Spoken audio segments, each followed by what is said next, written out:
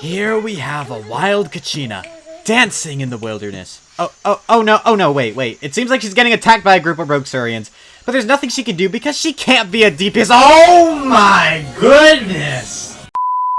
Hey everybody, my name is TyPom and welcome to Season 2 of Off Meta. Today we're going to be turning Kachina into a devious DPS and see if she can clear Abyss and take down some bosses as well.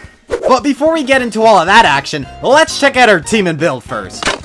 Alright everybody, let's get started with today's showcase by overviewing Kachina's build. So she is going to be running Footprint of the Rainbow, which is the only defense scaling polearm in the game. It was the new craftable released in Lan Yan, as I'm sure many of you know. It is a really good weapon on her if you want to make her into a DPS, as it of course has a very high defense secondary stat, and it also increases your defense when you use an elemental skill. So it is just a very good polearm for Kachina. Maybe I should be using my 5-star options, but you know what, I was like, I want to give her the polearm that looks the best on her, because let's be honest, we're playing this game because of the fashion, right? Right.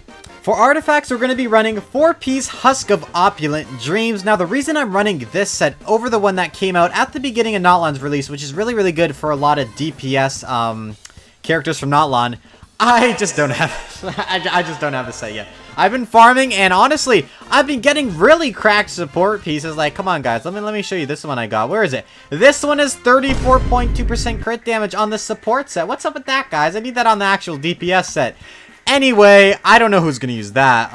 That's just kind of funny. I don't know what's going on there. But anyway, we are going to be running Husk of Opulent Dreams, and all the stats are displayed on your screen now, just in case you want to go ahead and overview my artifacts. Some of them are pretty good, some of them aren't though, you know. We try to balance it out though, Anyway, for this showcase, Kachina is going to be C1, and you're like, why are you doing a C1 showcase? Well, C1 is actually pretty important for sustaining her uptime on the field. Now, C2 is also really good, but you know what? I didn't really want to do that much pulling. I did get lucky, and I actually did snipe this copy on stream, which you should check out my stream, guys. I stream mostly every Tuesday. But anyway, enough selfless promotion. This is actually really good because it helps get her burst up, and her burst is actually a really big chunk of her damage. So it's actually pretty important. This one helps generate her energy, and this team is very energy efficient. I'll go over the team in a second. And finally, the talents. This is what everyone's waiting for. They're going to be 1, 9, and 8. And you guys are probably like, what the hell are you doing putting almost a crown? No, I didn't put a crown on her. But leveling this talent up to level 9. Since Kachina is, you know, she has multipliers that are, you know, interesting to say the least. We do need to invest quite a bit to make DPS Kachina a reality. So that is what I've done, 9 and 8 on the skill and burst respectively. I have got decent success with her as a DPS as long as we follow a very strict rotation. I'll get to the rotation when we go and test her out. But this is what I found gets decent numbers out of her. Again, if you want even more investment, you can do more investment. But personally, I think this is fine for me. So that's the overview of my build. She's also going to be running 67.2% crit rate, as well as 144.8% crit damage, as well as 2,098 flat defense. But that's not going to stay like that for very long because we're going to be running Goru. Now, Goru is actually very good in this team because he provides so much, especially at C6. It's kind of brutal win, guys. Get your C6 Goru out here. It's time to build DPS Kachina. But he has a lot of very nice talents, a lot of very high level talents that are going to help boost up Kachina's defense. He's also just going to be running Favonius. And, of course, Husk of Opulent Dreams. And, of course, we have Zhong Li who's going to be running Golden Troop. Now you're like, what are you doing running Zhong Li and Golden Troop? Because I wanted to list a little bit extra damage in there. This is off meta, guys. We got to do it right. So we're going to be running Zhong Li on Golden Troop, Favonius, C0, and some decent levels on the towns as well. And then finally is Freminet. Now, Freminet is actually very interesting in this team because she is actually going to be working in tandem with Goru's C4, believe it or not, which is actually a healing constellation. So we're going to see how well we can make that work together. There's a lot of interesting components that come together to work with this team. But yeah, that is pretty much my whole team, and I'm sure you guys want to see this team tested out. So let's go ahead and do that against World Level 9, which is, you know what, World Level 9 is quite a doozy we're dealing with here for the beginning of the off-meta series. But you know what, we're going to deal with it, and Kachina is going to show us how she can take down those bosses. Alright, Kachina, let's go do it. Let's go do it, girl. Alright, first boss we're going to be fighting today is indeed the Dendro chicken. Let's go ahead and start this rotation real quick. Let's see if I can remember it, actually, because you know what, I'm sometimes not the best at doing this stuff. Okay, so we're actually going to start off with Zhong Li's skill here. Then we're going to burst and skill with Freminet. And then we're going to go ahead and use Goru. Press his E and skill. And then we're going to go ahead and switch to Kachina. Burst. And let's do some ground pounds. 81k on that burst, by the way, guys. 21ks, 22k on those drill attacks. I guess that's what we'll call them. We're going to switch back to Zhongli now. And we're going to work on getting our energy up for everybody here. Here we go. Let's go ahead and burst with Freminet, use her skill. Then we're going to go ahead and burst with Goru as well. And then we're going to go ahead and go back into drill mode. Let's see if we can take this guy down. And one last burst. 78k on the last hit. Oh my gosh, guys. That is super duper satisfying. But the rotation, guys, is actually pretty solid. I think she works pretty well as a DPS in this team here. And of course, we do have Goru for that little bit of extra healing. It's pretty interesting how Goru and Freena's interaction is here. I really do like using Goru as the healer to proc Freminet. And you know what? In a mono G team with Kachina, it actually works pretty damn well. So I'm honestly pretty happy with that. Anyway, let's go ahead and fight one more boss. Okay, everybody. The next boss we're going to be fighting is indeed the Aeon Blight Drake. Another one of my favorite bosses to fight. Alright, let's go ahead and start up this rotation as quickly as we can here. Let's go ahead and switch to Freminet, skill and burst with her, and then let's do the same with Goru here. Okay, we're gonna then activate Kachina, burst with her. 84k on the burst. That is honestly crazy, guys. Oh my god, I love seeing those big numbers. Okay, let's burst with Zhongli, put down his meteor again. Let's try to funnel some energy here. We always got to get some energy, guys. We always got to get our energy up. Okay, let's go like that. Use that with Zhongli. Then we're going to burst and skill with Goru again. And then we're going to go ahead and swap to Kachina. Let's do our ground pounds again right here. And then burst. Oh my god, 90k on that. And he's dead.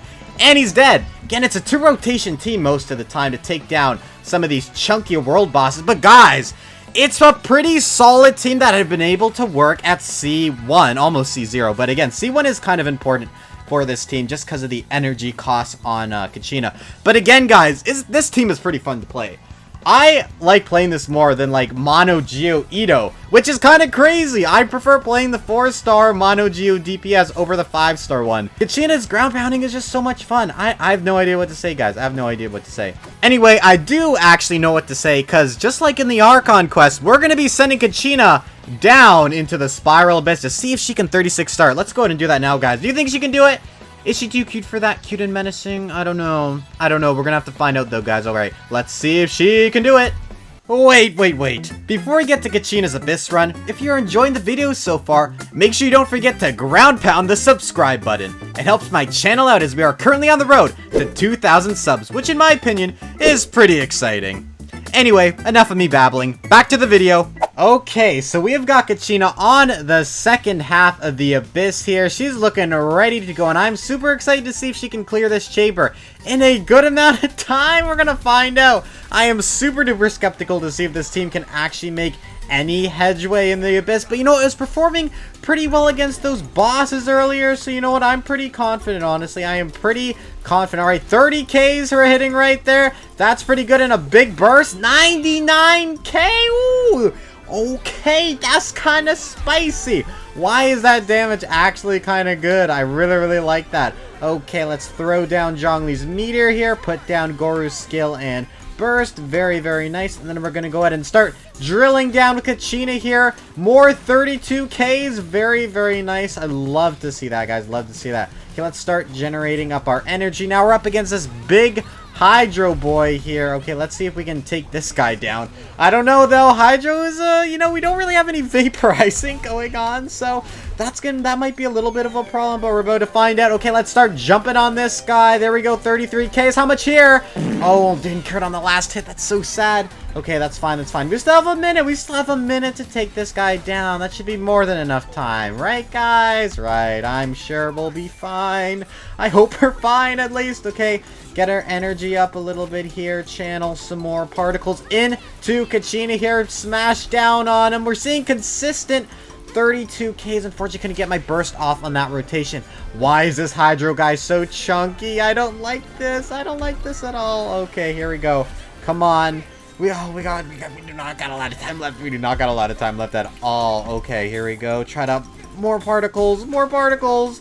Okay, yeah, put down this, and then we're gonna do this. How does he still have half of his house? half of his health left. What is this thing? Man, that guy's chunky. Okay. This guy might be a problem. I think it's time for a battle montage. Could you be quiet for a second? Let's do a battle montage. Let's see if I can kill this guy. Damn! Stop! Jeez. Okay, bye.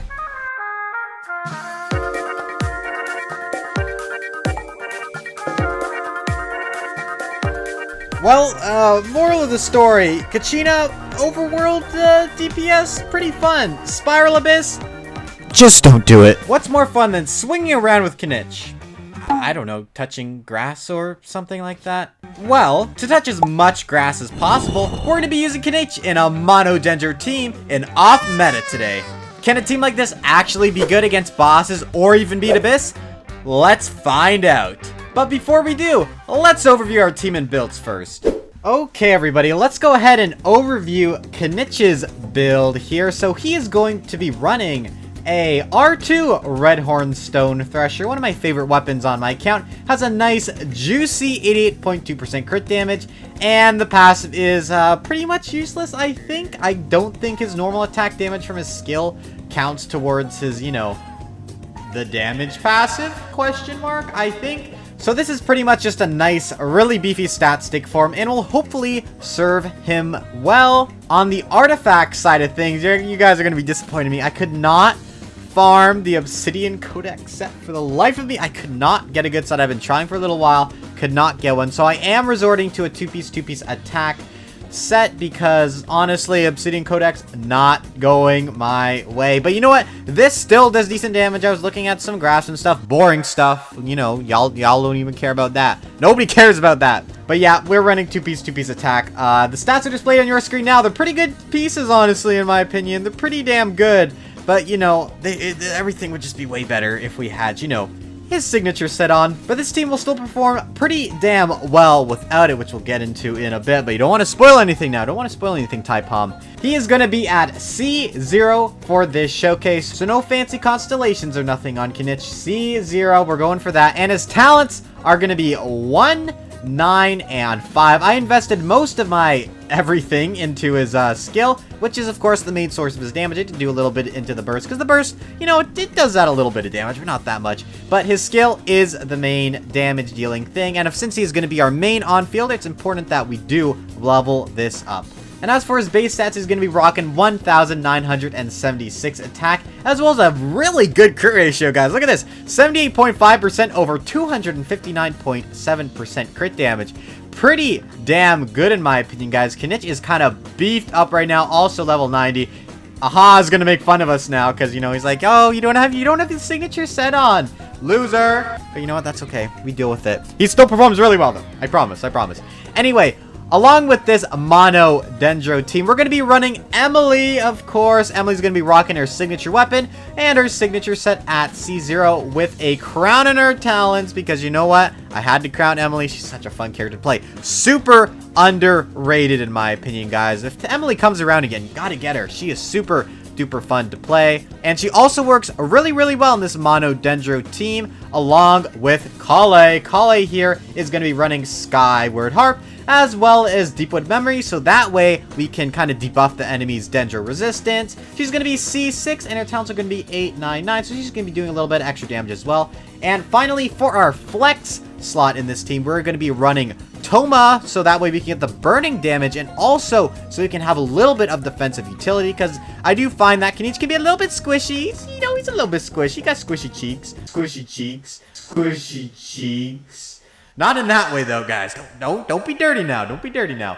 But anyway, he's going to be running an R5 Favonius Lance along with two-piece Emblem and two-piece Tenacity. He's going to be C6 and his talents are going to be 1, 12, and 11. So overall, a very solid team in my opinion. I know someone in the comments is going to be like, oh my god, Aha is actually being mean to me right now. Some of you guys in the comments are going to be like, why is the team not all Dendro? Mono teams can have a flex slot in them. A lot of very popular mono Animo teams, like Mono Animal Wander, Mono Animo Xiao. I know a lot of people also run Mono Electro with Kazo, which is also pretty fun. And then obviously Linny. Linny loves to have a flex slot in his teams. So that is indeed why we were running one Pyro character, but this is still a mono Dendro team. So I don't want to see any comments about this. Don't want to see any comments about that. Anyway, I do want to see comments about how good this team performs, because you know what, guys? Let's go ahead and test it out. I'm super excited to showcase to you. Let's go do that now.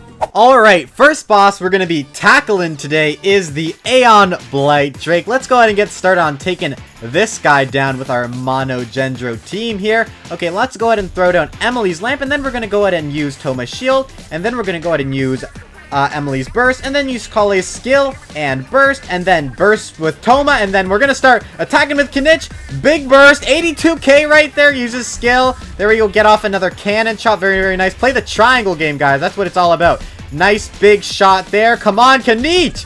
Oh, look at that damage. Oh, that is dead. Oh, it is dead. Very nice. Oh, this team is honestly surprisingly fast at taking down bosses. Like, I don't know, this might be one of Kinich's best teams. Like, of course it has Emily in it, which is obviously very, very good for Kinich, but adding in Kale, and you know what, the little bit of extra defensive utility from Toma is also really, really nice. I don't know, guys, I really like this Mono Dendro team. It is pretty damn fun to play, and also really good at killing bosses. Anyway, well, let's see how fast it can kill another boss, because I just thought of this, and I'm really curious to test this out. So stick with me here, guys. Stick with me. Alright, guys. Here is my idea. I wanted to see how fast we can take down the algorithm. That's what it's called, the algorithm. Let's see how fast we can take this down. Let's see if we can actually take it down before it actually starts its... What is its phase even called? I don't even know, guys. I have... honestly, no idea. Okay, let's start, though. Okay, doing some big attacks here with Kinich. Oh, 82k, Kinich. Calm down, boy. That is some crazy damage we're seeing right now. Can we take it down, though, in time before it goes into its little... Oh, my goodness. Wow. Okay. What? I'm not even using a signature set, and we're doing that kind of damage. That's crazy, guys. Wow. This team is so powerful. I can't actually get over this. Wow. Maybe this is Kinich's one of the best teams. I don't know. Is this off meta? I'll let you guys decide in the comments. Is this an off meta team, or did we just discover a meta team? I don't know. But I think there's only one real way to find out, and that's by testing this team out against Floor 12 of the Spiral Abyss. Alright, we are here on the second half of Chamber 1 on the Spiral Abyss. Let's see if this team can take down this half within a minute 30. That is the guideline, right, guys? That is what we always try to take these floors down. And let's go ahead and start our rotation here. Very, very good. I'm very happy with this. Okay, big cannon shot. Boom! Oh my goodness, how much damage even was that? I have no idea. I have honestly no idea. That was a lot of damage, though. Okay, I love what's going on here. Oh, I missed the big boom. That was my fault, guys. That was my fault. Okay, let's go ahead and reset all of this. Put down Emily's Burst again. Okay, very, very nice. Let's go ahead and start ringing around the rosy here as always. Oh, I love doing this, guys. This is so fun. Mono Dendro, guys. Who would have thought? I would have never thought. Oh, and look at how well Kinich is actually dodging those attacks from that dude. That is actually really awesome to see. Let's go ahead and put down all of these bursts down again here. Get Emily back out here as well. Emily's Burst is also very, very nice to have. Okay, let's get this out. Big boom from Kinich. Again, he is slaying this chamber. Holy mo, 130k! What in the world? Wow. Kinich has made Mono Dendro absolutely possible. What was that chamber? What was that chamber? Oh my goodness me. That was amazing. Okay, let's continue. I gotta continue. I'll meet you back on the next floor, because oh my god, I'm freaking out a little bit, guys. Okay, now we're on the second half of Chamber 2. Let's see what we can do here, guys. I'm kind of excited. Okay, let's start with Emily. Put down Toma. We're gonna have to get a little bit of our burst back here, so we're gonna start off this next rotation just a little bit slower, guys. Not too slow. Don't get it wrong now. Not too slow. It's just doing so much damage, by the way. It's kind of nice. I'm kind of failing that triangle game, by the way, but it seemed it didn't even matter.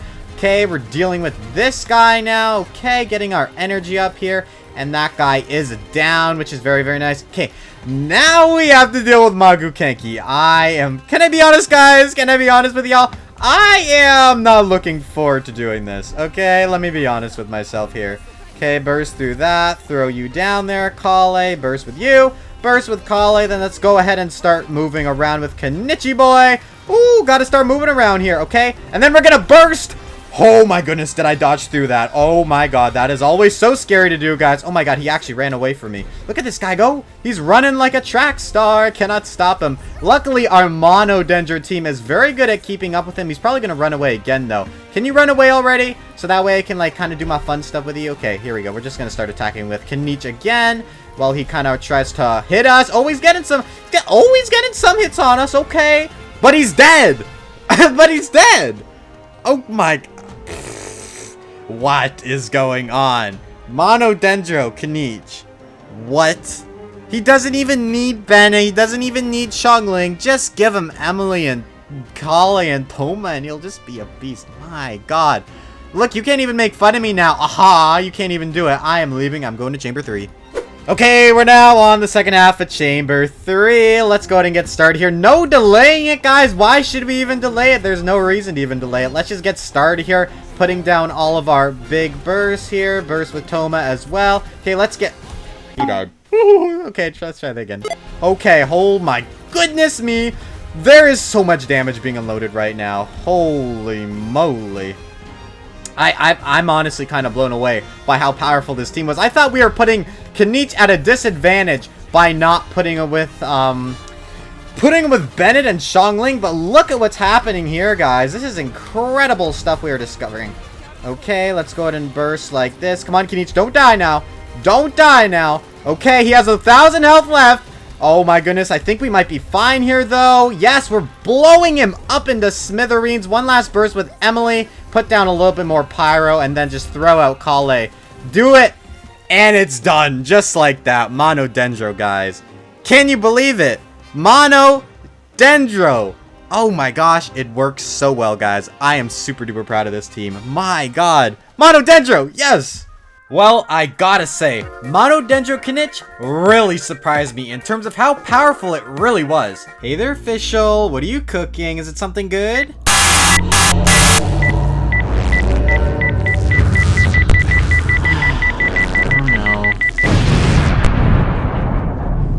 Besides my third-degree burns, today I'll be showcasing a Soup Fischl team against a variety of different challenges to see if it's off-meta or not. Let's begin by taking a look at the builds and team we're going to be using today.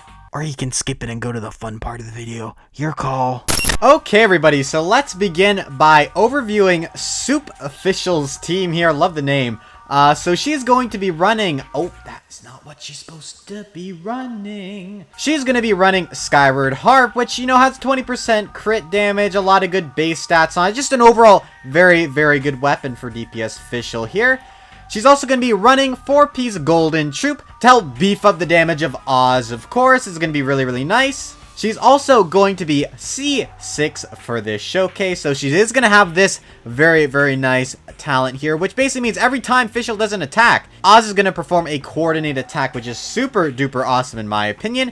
And finally, her talents are going to be 4, 10, and 9, so we basically have a fake crown on Oz here, which is going to be really, really good. So Oz is going to be doing a lot of damage, hopefully, in this team. Again, this is a Soup team, and the whole point of this team is basically to play Fischl on field and have her normal attacking and proccing Oz as much as possible. That is the main point of this team. And I don't see that being done very often. I've very, very rarely seen on-field Fischl team. So that is why I'm kind of trying this out on off-meta today. See if this is any good. But you know what? Probably will be decent because we are going to be running everybody's favorite, Furina. Furina's obviously here to just help buff up Fischl's damage. She's going to be running Favonia's Sword, Golden Troop, and she's also going to be a very, very lovely C1. So we get a little bit of extra fanfare, and her talents are going to be 6, 10, and 10. And along with Furina, we're also going to be running another Archon, which is Nahida. Nahida is going to be running Sacrificial Fragment, and should be on the Dendro set. Let me fix that. There we go, that's better. Deepwood Memories on Nahida. She's also going to be C0, and her talents are going to be 1, 8, and 8. Along with Nahida, finally, we are going to be running Jean with Favonia's Sword, a nice bit of Viridus and Veneer to help swirl some of that electro damage that Fischl's going to be doing. She's also going to be C2, and her talents are going to be 1, 6, and 6. So pretty decent. Maybe we could do more on the healing. Maybe I should level it up more. But honestly, Jean heals so much, guys, that I don't think we even really need to do that. Anyway, that is my team layout for Miss Fischl. Yes, Fischl, I can't even pronounce how your name is, but you're so cool, girl. Before I forget, her attack is going to be 1,857, along with a very, very nice crit ratio, 71.4%. Over 200.6% crit damage. Very, very nice in my opinion. Anyways, guys, let's see if this Fischl Soup team can work. I'm really, really hoping it does, because honestly, I really want to start using Fischl on field. I love using Fischl, but I've never really tried to use her on field before. So let's see what this team can do, guys. That's why we're here, right? Let's see what this team can do. Be quiet, Fischl. Jeez. Alright, first boss we're going to be fighting today is going to be the Aeon Blight Drake, of course. This is always my go-to boss to fight. Alright, let's go ahead and get started by running in here with Fischl plopping down the bird, and then we're going to skill and burst with Freminet, and then do the same with Nahida here, and then we're going to skill and burst with Jean there, and then we're going to go like that with Fischl, use her burst, and then we're going to start normal attacking, do some normal oh, look at the damage, 17 Ks, look at that, what is going, look at that damage, whoa, that is so awesome. Okay, hold on, Fischl, you're kind of slayed too close to the sun there, finish it off, my goodness, okay, on-field Fischl Soup. That was kind of awesome right there. I'm not even going to lie, guys. I really liked how that went. Okay, let's go ahead and fight one more boss. That went pretty well, though, guys. What do you think? Soup Fischl? Soup Fischl? What are you guys thinking? I like that. I liked how that went a lot. Alright, let's test this team out against the algorithm. Next, let's start by placing down Fischl here and going through our exact same rotation as before. Honestly, guys, I'm pretty happy with how this little team is performing right here. Okay, go like that, and then we're gonna go ahead and burst, do like this, and then we're gonna start on fielding with Fischl. 17 Ks, look at that, 17, 16 Ks, look at that. That's actually so awesome. Oh my god, I love seeing those numbers. Those are really, really awesome. Oh my gosh, we're so close to killing it. Oh, I bet with a little bit more investment, we could get to that point. Hold on, can I knock you down? Dude, hello? Wakey, wakey, wakey, wakey. There we go, kill him. Kill him with kindness, Fischl, or kill him with style. Kill him with slaying. There we go, guys. Fischl Soup. Not able to take it down quite fast enough, but you know what? I bet if you level 9'd your Fischl, put a little bit more in her talent, she'd probably be able to do that pretty easily. Okay, you know what, guys? Now I'm really interested to see how this team will perform against the Abyss. Let's go ahead and see that now, guys. Honestly, I'm a little bit nervous to see how this team performs, but we're gonna find out anyway. I hope we do good. I hope so, Fischl. I'm rooting for you, girl. I am rooting for you. Alright, everybody, let's go ahead and see if Fischl Soup team can take down the second half of Chamber 1 here. I am super duper skeptical about this, guys, but you know what? I'm pretty confident. I have confidence in this team, and I'm hoping I am not placing it prematurely, guys. I'm hoping I'm not. Okay, let's go here. Switch off the Fischl again. There we go. Fischl's doing good damage. Fischl's doing good damage. Okay, now let's start rushing over to this guy over here. There we go. Get our little thingy applied on him. There we go. Push with Jean a little bit. Do a little push.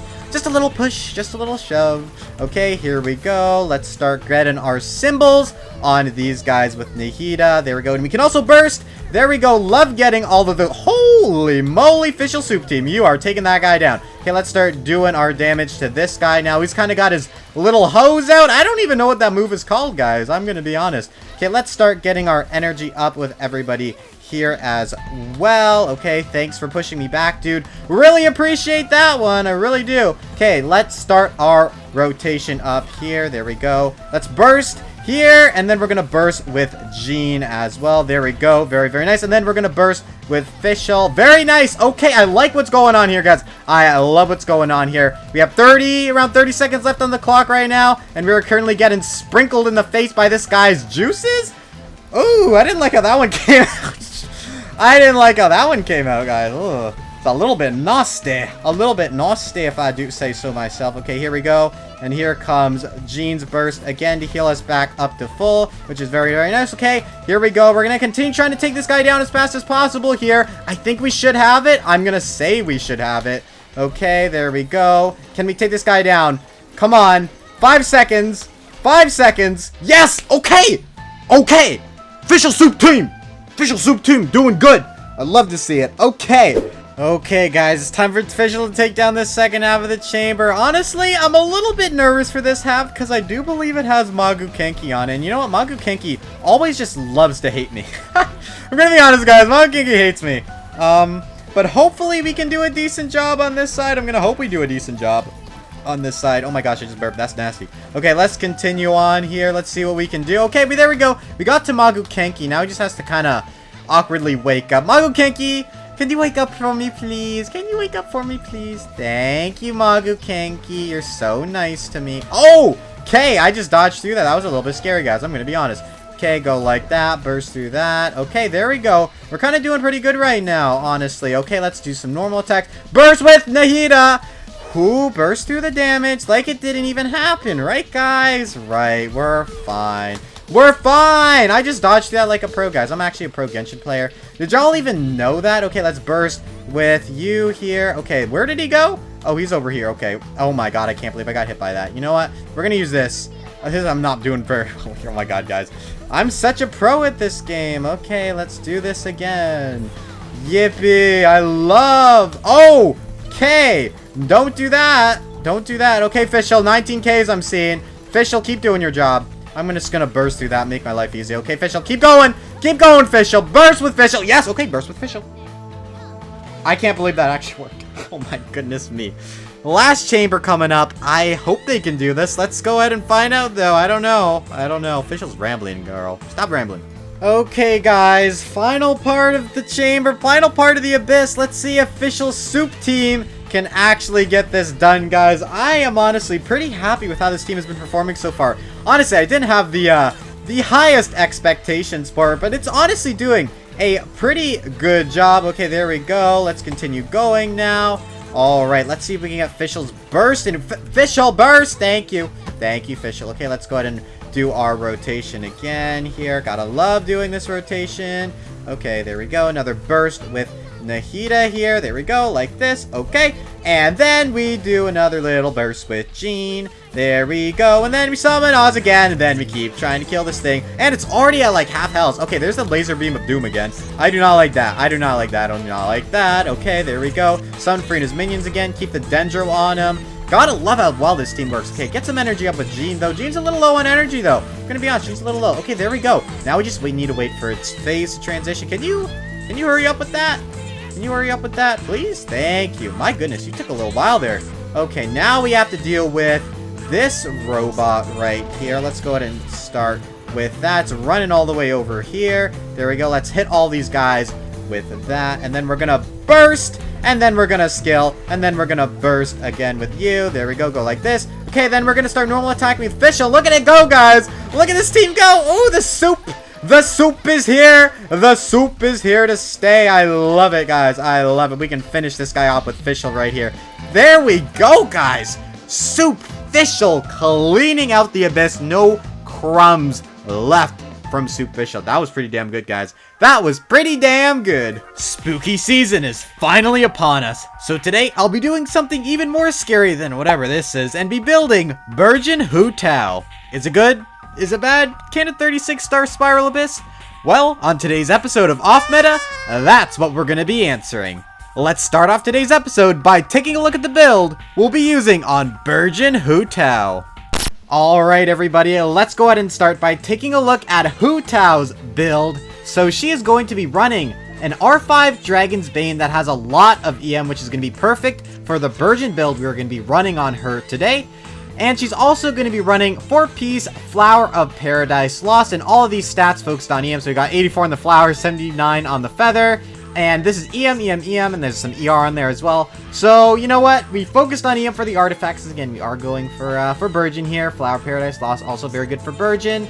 And her constellations are going to be, well, none. And for her talents, they are going to be 8, 8, and 7. So her talents, don't really matter here that much, besides really her burst, because her burst can heal her up a little bit, and also does AoE Pyro, so it may be able to help hit a couple of extra, Burgeons, but besides that, these don't really matter. Again, the only thing that really matters for this is the fact that she is level 90, because of course, Burgeon damage does scale off of your EM, which she does have 1023 EM, by the way, guys, lots of EM. Along with Hu Tao, we are going to be running Nahida with Sack Frags with Deepwood Memories. She's also going to be C0 with 188 on her talent. Along with Nahida, we're also going to be running Sigewinne. And Sigewinne is like, why are you running Sigewinne in this team? Sigewinne's actually pretty important just for Yelan. You're also running Yelan, but we'll get to that later. Because Sigewinne actually helps provide some extra particles for her. But then you're like, why not just run Xingqiu? Xingqiu also works. Well, the healing is actually pretty important from Sigewinne in this team, I found. Because Hu Tao loves to die. She loves getting her HP drained. So Sigewinne helps sustain us while also adding in a little bit of extra damage. While also adding in a little bit of extra damage with her Ocean Hued Clam set. She's going to be C0, and her talents are going to be 2, 9, and 10. And yes, that is right. There is a crown in Sigewinne's burst. Go check out the video in the corner if you want to go see why that happened. Frankly, the freakiest thing about this video is that we put a crown on Sigewinne's burst. But you know what? That is for another day, guys. That's for another day. And of course, as I mentioned before, we're going to be running Yelan with her signature weapon. She's going to have 2-piece tenacity and 2-piece emblem. She's going to be C0, and her talents are going to be 4, 9, and 10. Crown on her burst as well. Helps with the extra damage. But yeah, that is pretty much everything with this team and build here. Honestly, I'm pretty excited to try it out. Hu Tao Burgeon is, you know, I don't see this being run very often. Maybe there's a good reason for that, but you know what? We're gonna find out why. Maybe it's too scary for everybody. I don't know, but you know what? Let's just go ahead and try it out. Okay, everybody, let's see if we can blow up this boss with Hu Tao Burgeon. Let's hope so, honestly. I don't know if we'll be able to do this. I don't know how strong this team is going to be, but we are about to find out. You know what? That's what we do. Okay, do that with Sigewinne. Then we're going to burst with Yelan and scale with her. Make sure she gets all of her particles. Then we're going to start burgeoning, hopefully. Do we see some burgeon? 36k on that burgeon? Is that what I saw? Okay, that's some kind of crazy burgeon if that's what I'm seeing. I don't know if that's what... Yeah, 37k on that burgeon. Did y'all see that? Okay, that was actually kind of nuts. That was a little bit crazy. All right, let's go ahead and get everything set up here again. Very, very nice. Okay, look at the burgeon. Oh, I love the burgeon. Yelan is also helping out a lot with her consistent damage here, and it's dead. Oh, and it's dead just like that. Okay, Burgeon Hu Tao kind of working pretty well right now. I'm kind of shocked. Usually you just want to use Toma for your Burgeon, but maybe Hu Tao, it's not as bad as I thought. Okay, we need to test this out more. Let's go fight another boss. Alright, let's go ahead and see if we can blow up the Aeon Blight Drake just as well as we blew up the Primogeovishap here. Honestly, I think we can, because, you know, it did go pretty well last time, but you know what, we're about to find out. Okay, let's do some Burgeon. 36Ks on those Burgeons is actually kind of crazy, guys. I love seeing those big numbers. Okay, he's going to start smacking around a little bit. Let's go ahead and burst with Hu Tao. Try to keep her alive a little bit here. Okay, let's go ahead and start our rotation now. Here we go. Do that with Sigewinne again. Get Yelan's burst back up, which is very, very nice. Okay, let's start doing some more Burgeon. Yes, okay. You know what's also really nice about this team? Yelan vaporizes her damage, I think, a little bit. I'm not 100% sure on that. I'm going to have to take a little bit of a look back at the footage there. But that also really, really helps with the damage, which I really like. And it's something you don't really see with normal Toma Burgeon teams. I'm not entirely sure what you run with normal Toma Burgeon teams. I'll have to take a look at that. But guys, Burgeon Hu Tao, I kind of like how it works, and I'm kind of interested to see how this team can perform against floor 12 with the Spiral Abyss. Maybe I'm going to be running out of there with my hands between my legs. My hands between my legs? No. With my tail between my legs. I don't even have a tail. You know what? We'll figure that out later. Let's go to the Spiral Abyss. Okay, let's see if we can take down this chamber with Burgeon Hu Tao. Honestly, I'm pretty skeptical if this team can actually do it or not, but you know what? We are here to find out, aren't we, guys? We are here to find out. Okay, let's start by doing some big Burgeons against that guy. Some big Burgeons against that guy. That guy's dead. Okay, let's try to take this guy out now. Ooh, 38k Burgeons? That is some crazy, crazy numbers right there. Let's just do a burst with this. Okay, very, very good first rotation. I loved how that went. Okay, now let's start again with Yelan here. Okay, there we go. Let's go ahead and burst with her. And now we're going to go ahead and do some more Burgeons. Nice. These guys are grouped together, which I really, really love right now. This is great. Okay, can we knock this guy's cryo shield down? Yes, we can. Okay, this is going really, really good right now. Let's go ahead and switch off. That way we can try to get everyone's burst back up here. Let's go ahead and do a burst and a scale with Sigewinne. There we go. Do a little bit of damage with her. Very, very nice.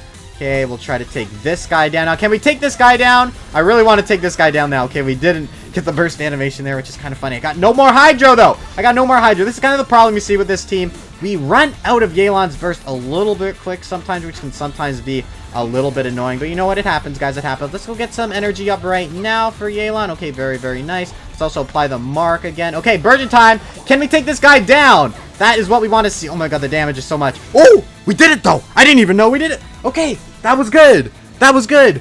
Okay, now we just stepped Arlecchino finish off this half, which I'm sure she can. Okay, let's Let's go let her do that. Okay, I'm sweating a little bit, guys. That was a little bit scary. That was a little bit scary, but we're good. We're still good. Okay, Arlecchino, time for you to go. All right, let's start off on this next chamber now, guys. Hu Tao's a little bit low on health, but you know what? That's okay. We're going to use this first half to kind of just get our energy up a little bit, honestly. Let's go ahead and run through these guys. Yeah, Yelan definitely needs a little bit of energy here, so let's go ahead and just do a couple bursts with Sigewinne. Now it's a bloom team, guys. Look. Okay, here we go. Let's go with... Oh! Look at the burst. Okay, that was a little bit crazy. I don't know why that made me so happy, but it really did make me happy. Okay, I love that. Burst with Yelan now a little bit. There we go. Okay, let's go ahead and start up this next rotation now, guys. Here we go.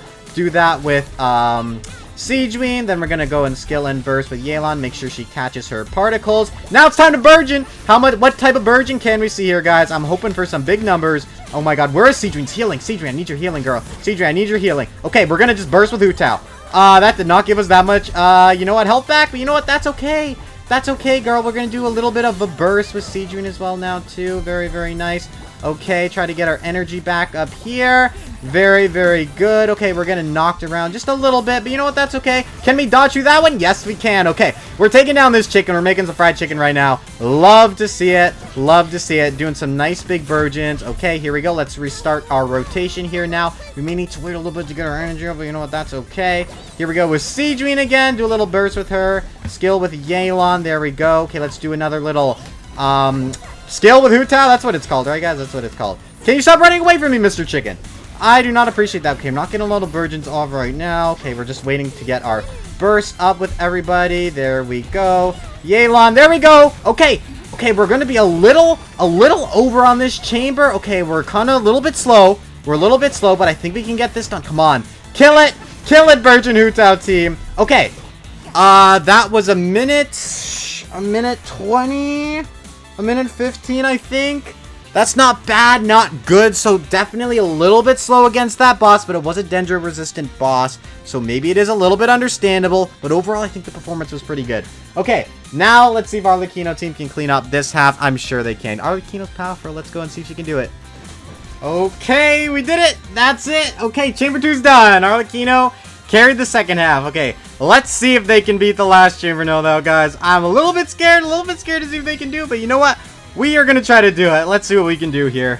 All right, everybody, Chamber 3. Let's go ahead and see if we can do this with this team. I am rooting for this team, guys. I am rooting for this team. All right, let's go ahead and start off a little bit slow here. Again, we don't want to go too fast. Just want to start it off nice and easy. Okay, let's go with that. And then we're going to burst with Yelan and then hit her with another skill. Then we're going to start the burgeoning. Okay, we're getting some nice damage, it seems. Make sure we hit all of these. We want to activate all of these little eggs here. Can I hit that one? Yes, we can. Okay, very, very good. That is exactly what we want to see. Okay, now we can start getting our energy up here. Hit that with Sigewinne. Make sure we get up all our energy there. Okay, we're not doing too bad so far, guys. Not doing too bad. Let's go ahead and do it a little burst with Sigewinne here. I don't know why I said her name so wrong there, but I did. Oh, we spin to win. Oh, I hate when you spin to win, dude. I hate when you spin to win. Okay, here we go. Let's burst like that. Very, very nice. Hit that. Okay, more Burgeon. More Burgeon incoming. Can you please not spin? Oh, he spun to win. Oh, I think I can still... I'm like chasing him. I'm like chasing him, trying to stop him from spinning to win here. He's at half health, though. And we are almost halfway through our time, so we're not doing too bad right now. Okay, let's go ahead and hit that with Sigewinne. Make sure we're getting all of our bursts and skills in here. Hit this with Hu Tao. Did I hit that in time? Yes, I think I did hit that in time. Very, very nice. Okay, let's burst with Sigewinne. Get that. Go. Ha! Can't hit me! You can't hit me! Oh, he hit me. Okay, you know what? I was kind of proud of myself. Kind of proud of Sigewinne there. Okay, here we go. Make sure we get our burst up with Yelan. Go like this. Go like this. Oh, my gosh. Another spin to win. This guy's spinning to win like an actual maniac right now. I hate when he spins to win, guys. I hate it so much. Okay, come on. We're almost done trying to take this guy down. Oh, okay. That was not bad. The fine explosion at the end killed him. Very, very nice. Okay, now it's all up to Arlecchino. Take this home. I'm rooting for you. I'm rooting for you, girl. Let's do this. And there we go, guys. Finishing the chamber off with Arlecchino with just a few seconds to spare. We have just beat the Abyss with a Burgeon Hu Tao team that has Sigewinne in it. It's a little bit cursed. Just a little bit. But you know what, guys? We did it. We're done. My goodness. My goodness. My goodness. Wanderer is an Animo hyper carry. This means to get the most value out of him, you should try to invest into him as much as possible, so you can get the best possible damage out of that big ol' hat. It's safe to say that he fits into this role pretty comfortably, despite the fact that he belongs to Animo, an element usually used to support a team, not carry it. Well, in the spirit of off meta, we're going to be throwing out all of those premium Animo support options to see if we can make Wanderer into a good support, specifically for a Taser team. If you're wondering how I could have possibly came up with this idea, well, I didn't. In honor of hitting over 2,000 subscribers, this episode of Off Meta was decided by our amazing community. So if you want the chance to suggest and vote on more ideas for more Off Meta videos, make sure you subscribe and bonk that silly little bell so you can get notifications for the next time I upload. Anyway, back to the electric car team, which is what I'm calling this comp. Wanderer is going to be utilizing 3 main components to make him achieve this support status. Number 1 is Viridescent, number 2 is TTDS, and number 3 is his A1 passive talent. The first 2 are pretty self-explanatory. Viridescent debuffs the enemy to the swirled element while also increasing the swirl's general damage, and TTDS will give Fischl a juicy 48% attack boost. Finally, we have Wanderer's A1 passive, which will be pretty useful for keeping Wanderer on the field longer. This, of course, being reliant on swirling Hydro, which is easier said than done in this team. But having 2 Hydro units does help a lot with that. Enough about all that boring team jargon now, though. Let's go ahead and see how this team does against some bosses. Alright, let's go ahead and see if this team can actually take down this first boss here. That is honestly what I am most interested in finding out here. Let's go ahead and use Xingqiu. Then we're going to burst with Yelan. Do a little scale. Okay, now let's make sure we swirl everything, which I think we did. Oh, look at that damage. Look at the taser damage. Electro charge kind of popping off here. Unfortunately, we did lose Fischl, but the Hydro damage is pretty strong, and that thing is freaking flicking me around. I think that's what I'm saying. Oh my god. Kind of stuttered there, but look at that, guys. Look at that. And there we go. It's dead. I mean, hey, that's working pretty well. I mean, all the characters are doing their job. Wanderer is supporting. He's not doing too much damage, and he's also boosting up Fischl's damage with the 1,000 year door. No, that's a game. With what is it called? Oh my gosh, I forgot the name of the book, guys. The Thrilling Tales of Dragon Slayers. Yes, this is helping a lot with boosting up Miss Fischl's damage, which we love. Okay, pretty good. Let's fight another boss. I kind of liked how that went. Alright, next boss, Desert Dorito. I'm kind of curious to see if this team is, you know, fast enough to take this thing down. So that's kind of what we're going to be finding out really, really fast here. Let's go like this, and then let's make sure we swirl everything. There we go, very nice. And what I like is Wanderer is still an on-fielder in this team, but he's just a driver, right? Still doing a decent amount of damage with Wanderer, though, which is pretty funny. Doesn't look like we'll be able to Wanderer take this thing, because he's probably going to go into his goodbye mode very, very fast. We almost got him, though. That was pretty fast. Just attack these things. Here we go. Wanderer, killed him. Or you know what? Xingqiu's helping out a lot there. Okay, can we kill him in his invincible mode? He's kind of disappeared. Oh, no, we got him. Fischl helped a lot. Oh, my God, we killed him with the plunge. That's kind of funny. Okay, not bad as well. This team is doing pretty good. Wanderer is a very good driver and a very good support in this team. Swirling up all those elements. Honestly, I really like this. This is going pretty well. You know, you don't need that expensive C6 Farzan to make Wanderer a good on-fielder. I think that's kind of what we're finding out here. Regardless, though, very, very good. Overall, the team is performing pretty well against those bosses, especially considering this team would probably perform a lot better in a multi-target scenario, but you know what? Who's keeping track? Well, I guess it's now that part of the episode where I probably will tear my hair out to see if this team can actually 36-star the Abyss. Also, I just gotta ask, why are these ugly things back in the Abyss?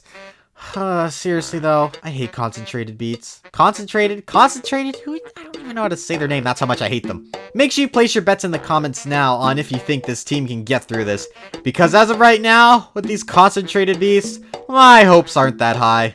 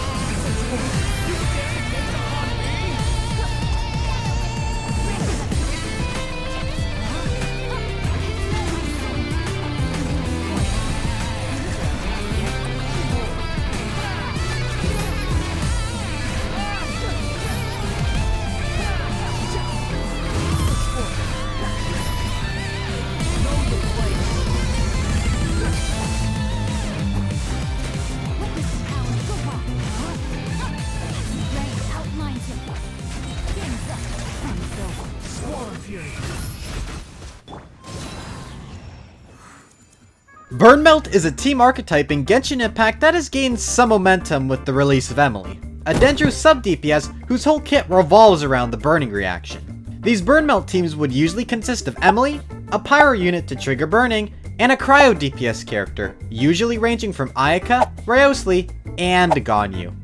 This got me thinking though, what if instead of using these premium units, we used Freminet instead? But wait, I know what you're thinking. Freminet is a physical unit. Sure, he is a part of the cryo character roster, but he doesn't do any significant cryo damage.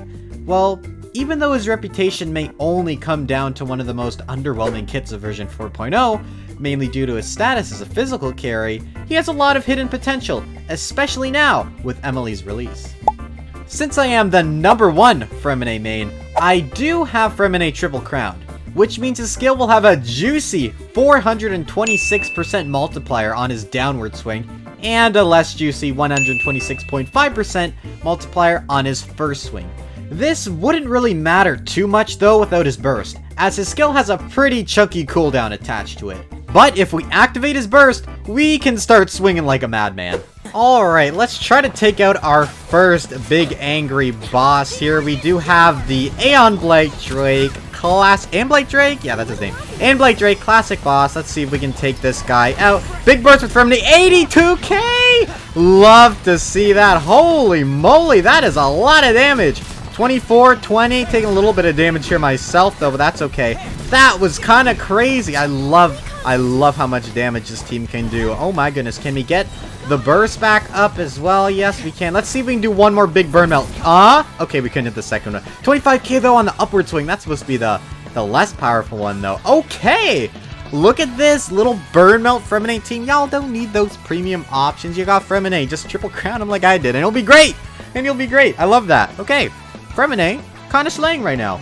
To achieve all that juicy damage you just saw, I put him on a 2-piece Blizzard for the extra cryo damage bonus and a 2-piece Wanderer's Troop, so that way we can really hit those strong melts with all that extra EM. Speaking of those strong melts, I believe Freminet is probably the best 4-star character you can use to achieve a Burnmelt team.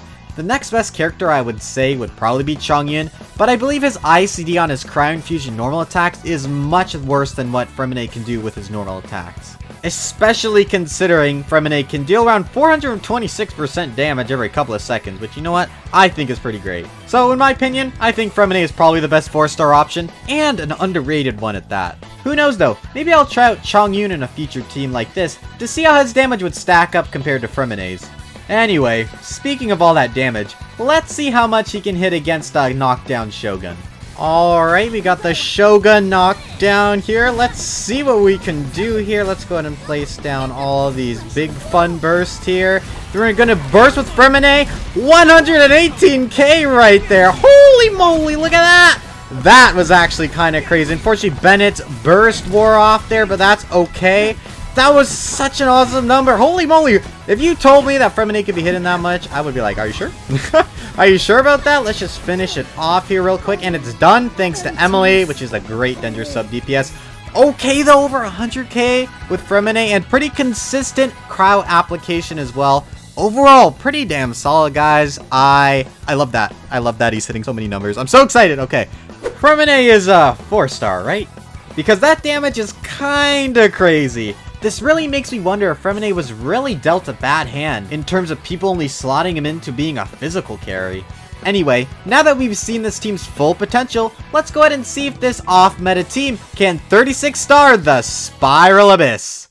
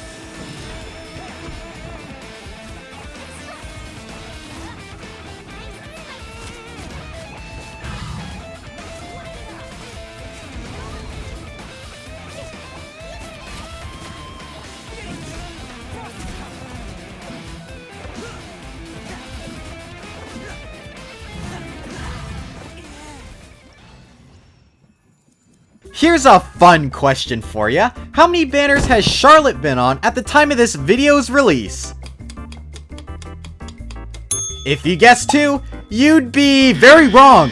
Even though she was released over a year ago, she has not gotten a rerun once. This makes having her exceedingly rare, especially at C6 like moi.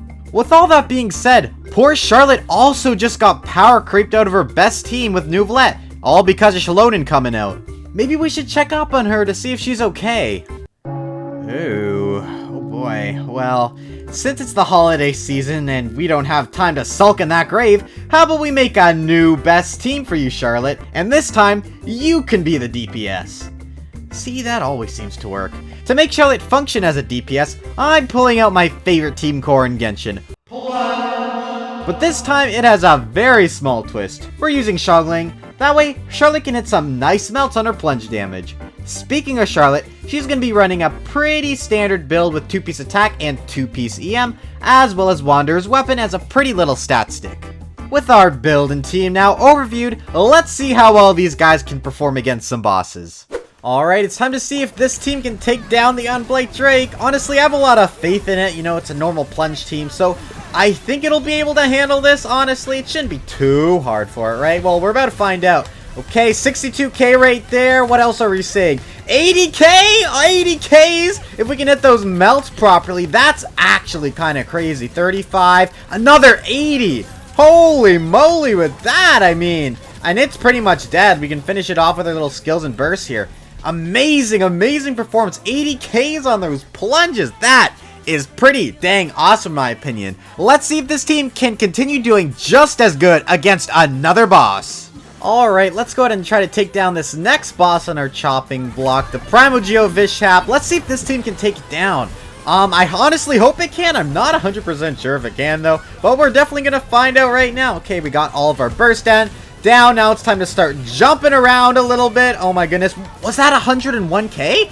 What, did I see that correct? Oh, I saw the 80k. I know we've usually been hitting that. I saw some crazy numbers there though. Okay, let's burst with Charlotte now. Here we go. Unfortunately, we couldn't take it out quite in one rotation there. Let's go ahead and try to get all of our bursts up again here. Burst with Xilonen. And then if Xiaoling's ready. Yeah, Xiaoling's ready for once. That's good. Okay, can we get him one more jump in? No, we can't. But again, that's like a solid like 1.5 rotation on the team, which is pretty good considering we were using Charlotte as our main, you know, plunge carry here. I love that. I love that a lot. Charlotte's doing really, really good right now. I didn't really know what to expect going into this, but damn, this team is actually pretty strong.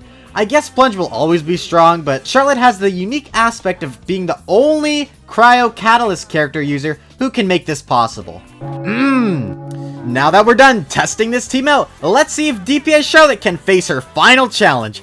Hitting that subscribe button. Oh, no, that's for the viewers. Hey, hit that subscribe button if you're here. It helps my channel out a lot. But no, Charlotte's challenge is to 36 star the Spiral Abyss. Okay, it's time to see how well this team can do against the Abyss. This is where everything comes down to. I'm a little bit nervous. I'm stumbling over my words a little bit because I'm so nervous. Okay, let's go ahead and go like this. Let's see if we can freeze the enemy. It looks like we can't. That's okay. That's okay. We're just gonna... Unfortunately, it's kind of hard to hit sometimes. It really likes moving around a lot, which makes our job a little bit harder here. But we are still getting some decent hits off right there. I mean, that wasn't too bad. Half health. I mean, that's good. That's pretty good. I've seen a lot worse, honestly, on guys like this. It can be a lot more scary. Let's see if we can get Xiaoling's burst up here. Burst through that little thing right there. There we go. Now we're pretty good. 80k again. We don't even need to hit this little thing. Okay, that was really good. Let's see if we can run over here as fast as we can. There we go. We managed to get a couple hits off on these guys. Let's make sure they don't kill me though.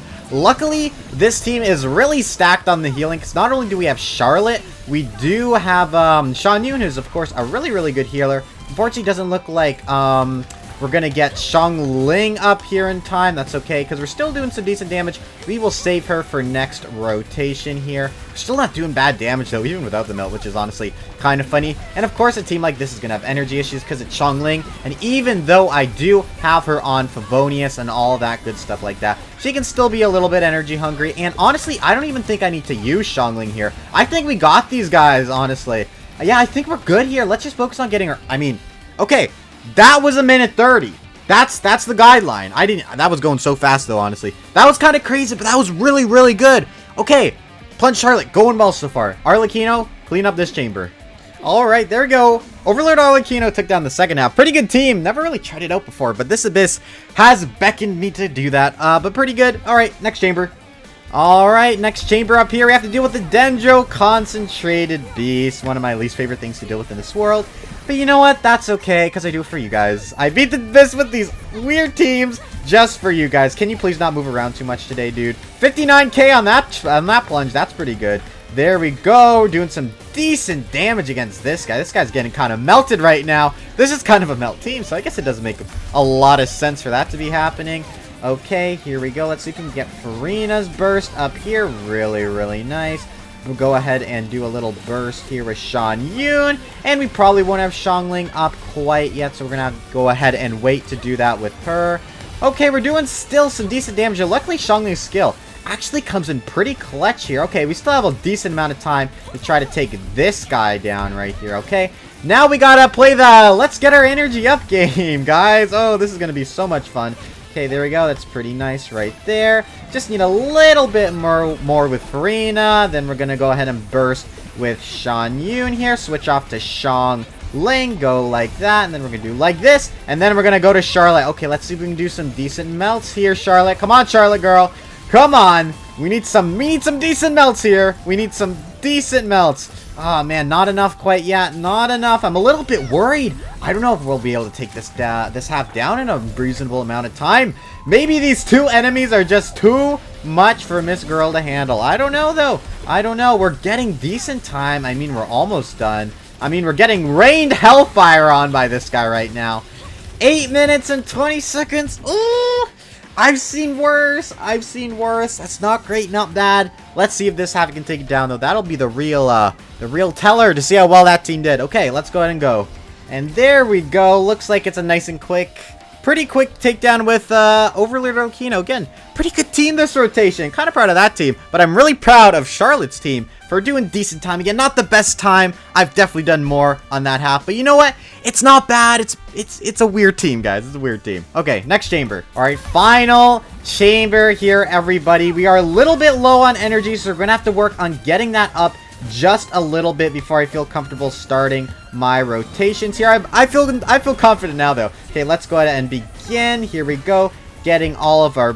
Oh, what the heck? Shan Yun getting freaking launched across my screen. That is not good at all. Okay, we got these guys nicely grouped up, though. We're hitting... Charlotte died? All right, let's go ahead and try this chamber again, shall we, after that very embarrassing death.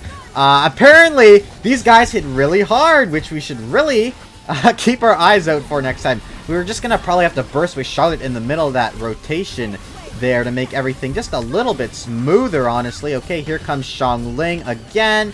And here we go. How much can we hit against these guys? Seeing a nice 80Ks again. Very, very decent damage we're getting on these guys. We're going to have to burst again with Charlotte here, though, because we're getting a little bit low. Maybe Charlotte's pretty good. Okay, we are out of our little plunging rotation here, so let's go ahead and start that back up again. Here we go. Oh my god. Oh! Shan Yun! Where are you going, girl? It's not time for you to die yet. Holy moly. Okay, these guys actually hit like a truck. And why are you over there, dude? Now you're just being mean. Freaking trying to separate yourself. Okay, there we go. You're done. You're done, Zo. You're done. Okay, now we have to deal with this guy. Can you summon your pet, please? I should not have frozen him. Okay, I need to focus on the pet. Because the pet is where it's at, chat. Trust me, the pet is where it's at. We need to target this guy to make sure we can take down the big dude, and then he gets disabled, and then that's when we can do the big damage. But unfortunately, the pet likes to run away. Where did the pet go? Oh, he's gone. Never mind, he's gone. Okay, let's try to take this guy down. Do some big last plunges, and there we go. Okay, that was within a minute 30.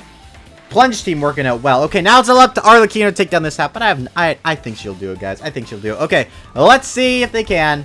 Alright, Overlord Arlecchino takes down the Hydro Tulpa pretty easily. DPS Charlotte kind of did really good against that second chamber. I'm really proud of it, honestly. Very, very proud. Heizou finally found himself back onto a banner after almost like 200 days or something. So I feel like now is probably a good enough time to build him into a DPS, more specifically into a hyper carry. Plus, I think I kind of owe it to all those Heizou mains out there after I, angered literally every one of them out there. Yeah, my mad. So, what are we going to do to make Heizou into the best Animo DPS? Because that's what he is. Well, it's just wondrous stuff. Yeah, I basically robbed the guy in broad daylight, so Heizou now gets the privilege of holding his signature weapon to Talia's remembrance, or however you pronounce it. Along with that, we also have him on Desert Pavilion Chronicles, which I have an on-set Animo damage bonus goblet for, which is like my only on-set goblet ever. Maybe I should use that typewriter to try to actually get more good stuff, but to be honest, it kind of scares me, so I really don't want to touch it because I don't want to waste my sanctifying elixir, because Holy Voice only gives us like 2 per patch, and I'm like crying. It's just me crying over here. Along with those artifacts, Heizou is also going to be C2 because, to be honest, he just hasn't been on enough banners for me to have more copies of him. Regardless of that, though, I liked him enough upon his original release in 2.8 to put a juicy crown on his skill. Please, Hoyo, give me more copies of this guy in the standard banner or something, I beg of you. Or maybe put him on a banner I actually want to wish on. Ugh, life is hard. Switching gears to his team now, though, we're going to be running the GOAT, C6 Farzan. I mean, she's got to be one of my favorite support characters in the entire game. She is just so amazing. We're also going to be running Farina alongside Farzan, and also... hold on. Sigewinne? Now I know what you're thinking. Hold off on that hate comment. Not only does she provide a ton of healing for sustain and fanfare stacks, she's also running Clamp to provide the team with some extra damage. So overall, she actually makes a decent teammate in this specific Heizou comp. Now, before we showcase this team, it's time for just a little bit of selfless promotion. I have an official Discord server for all things Genshin Impact and TyPom. If you want to join and meet some new friends, make sure you check the description down below. Okay, selfless promotion over. Let's go ahead and see this team's full potential against some bosses. Alright, let's go ahead and see how much damage we can hit with Heizou here. Let's go ahead and let this guy just get up just a little bit. Not too much. Okay, then we're going to move to Sigewinne. Then we're going to burst with good old Farzan. We're also going to burst with Heizou there. Nice 47k right in the bum. Right in the bum. We hit him for 95k. That's going to be sore tomorrow. That is not great for him. That was a lot of damage. That was pretty dang good. Okay, let's see if we can finish it off here. Go like this and another burst. Okay, not bad at all. Let's continue the rotation here. We can get another thing off with Sigewinne. Another burst with Farzan. Can we get one more nice big punch? Oh, I died just before. Not bad though. That was about a 1.5 rotation on the end Blake Drake. Not too shabby. I'm curious to see though how much damage we can hit against a weekly boss. So let's go ahead and check that out right now. Alright, we got the Raiden Shogun knocked down here now. Let's go ahead and see if we can hit a nice big crit with Heizou here. So let's go ahead and charge up this here. And big punch, 120k. Oh, that's not bad at all right there. Oh, and we took it down really, really nice. Okay, not too shabby from Heizou here. I'm really, really liking how he is performing so far. It's pretty damn good. Now that we're done fighting the weekly boss, let's go ahead and see how fast they can take out another boss, which is, you know, the Dorito. The blessing of water. Girl, what are you talking about? Okay, as I was saying, we're gonna try to take down this boss as fast as possible because, you know, it does have that little timer that it does, you know, happen to go down into its special mode, usually pretty quick. 46k. Oh, Heizou, crit on your punches. I don't know if that's even gonna matter because we might still be a little bit too slow to take down this boss here. About to find out though. Can we get one more punch? 53k. Oh no, I don't think we're gonna do this one. Maybe for a little bit faster. That's okay though, honestly. All right, there we go. You're back. Okay, one punch. Heizou can't even punch. Anyway, it could not take this boss down before it goes into cooldown mode, but honestly, that's okay because it was still able to take out the other bosses pretty fast, so you know what? I'm still pretty happy with how this team's performing so far. Now, I don't know about you guys, but after reviewing that footage, I gotta say, that is some pretty damn good punching. Honestly, it's almost knocked me out of my chair. Anyway, it's about time this team faces its true challenge. Can hypercarry DPS Heizou 36-star the Spiral Abyss? Let's go ahead and find out.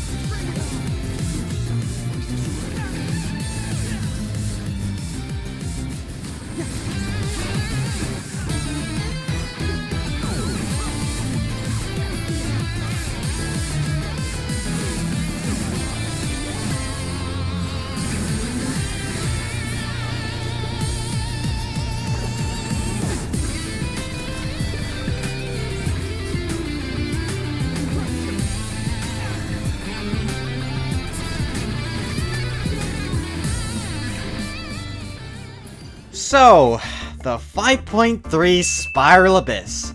It's probably one of my least favorite abysses I've ever seen or ever had to deal with. I mean, the first half is terrible, and this purple flower, even worse.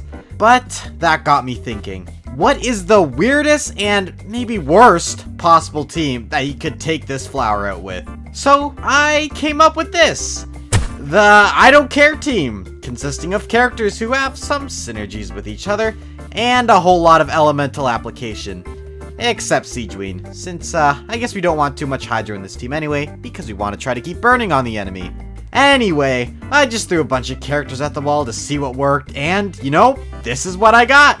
So, let's just showcase this team against some bosses to start. Okay, let's go ahead and give this team the best shot it can have here. This is just one of the best teams of all time, isn't it, guys? Oh boy, let's go ahead and start with using a nice little burst with Emily there. Then we're gonna go ahead and throw in Sigewinne along with Yanfei, and then we're just gonna start attacking, I guess. I mean, that's kind of, this team just kind of throws everything out there and kind of hopes to do something. And you know what? We're not even doing bad damage right now, honestly. We're doing pretty good, in my opinion. Okay, let's go like this. Sigewinne's almost, bubble is almost ready to be launched again. There we go. Go like that. You know what? This team's doing some pretty decent damage, in my opinion. One last burst with Emily should finish it off. Are you dead yet? Yeah, you're dead. I mean, that wasn't bad at all. I mean, it basically did it in like one rotation. I don't even know what you'd call a rotation in this team, but it was pretty good, I think. It's a weird team. It's just the I Don't Care team. I don't care anymore. I don't care. This just made me not care. Okay, let's fight another boss. Alright, next boss we're going to be fighting is the Mushroom Chicken. But you know what? It's probably Dendro resistant, but you know what? I don't care, guys. I don't care. Again, I don't care. Okay, let's go ahead and start putting out some nice stuff from Fischl here. Do a nice little burst with Yanfei. Let's see how much damage you can do against this guy. I mean, we're not doing too bad. He's definitely dying. Very slowly, but you know what? He's dying. The rotations in this team are just very strange. You kind of just throw everything out whenever you want to. And you know what? Damage will happen. Damage will definitely happen. That's kind of the fun thing. You know, let's even do a Sigewinne burst. Whoever burst with Sigewinne, right? Okay, there we go. That was enough Sigewinne. Okay, I mean, like, it's working. We're doing some really interesting damage right now, I would say. Okay, he definitely smacked me up a little bit. That's okay. I don't really care, though. Again, I don't care. I don't care. Can we actually get some more stuff out here? This is such a weird team. Okay, another burst with Emily to finish him off, hopefully. There we go. Are you dead yet? Are you dead yet? Do you want to die? No. Okay, one more charge attack. You're dead. Congratulations! Yay! Wow. This is such a great team, guys. What do you think? Will this team beat the Abyss? Because that's what we're going up against next. Oh, boy. Well, it's definitely working. I mean, it's a little bit clunky to play, and honestly, the rotations are kind of scuffed, but hey, it's working, and you know what? As long as it works, I don't care. But now, I think it's time to see if this team can do what it was made to do. Take down the Spiral Abyss, and more importantly, that stupid purple flower. This will brighten up the place.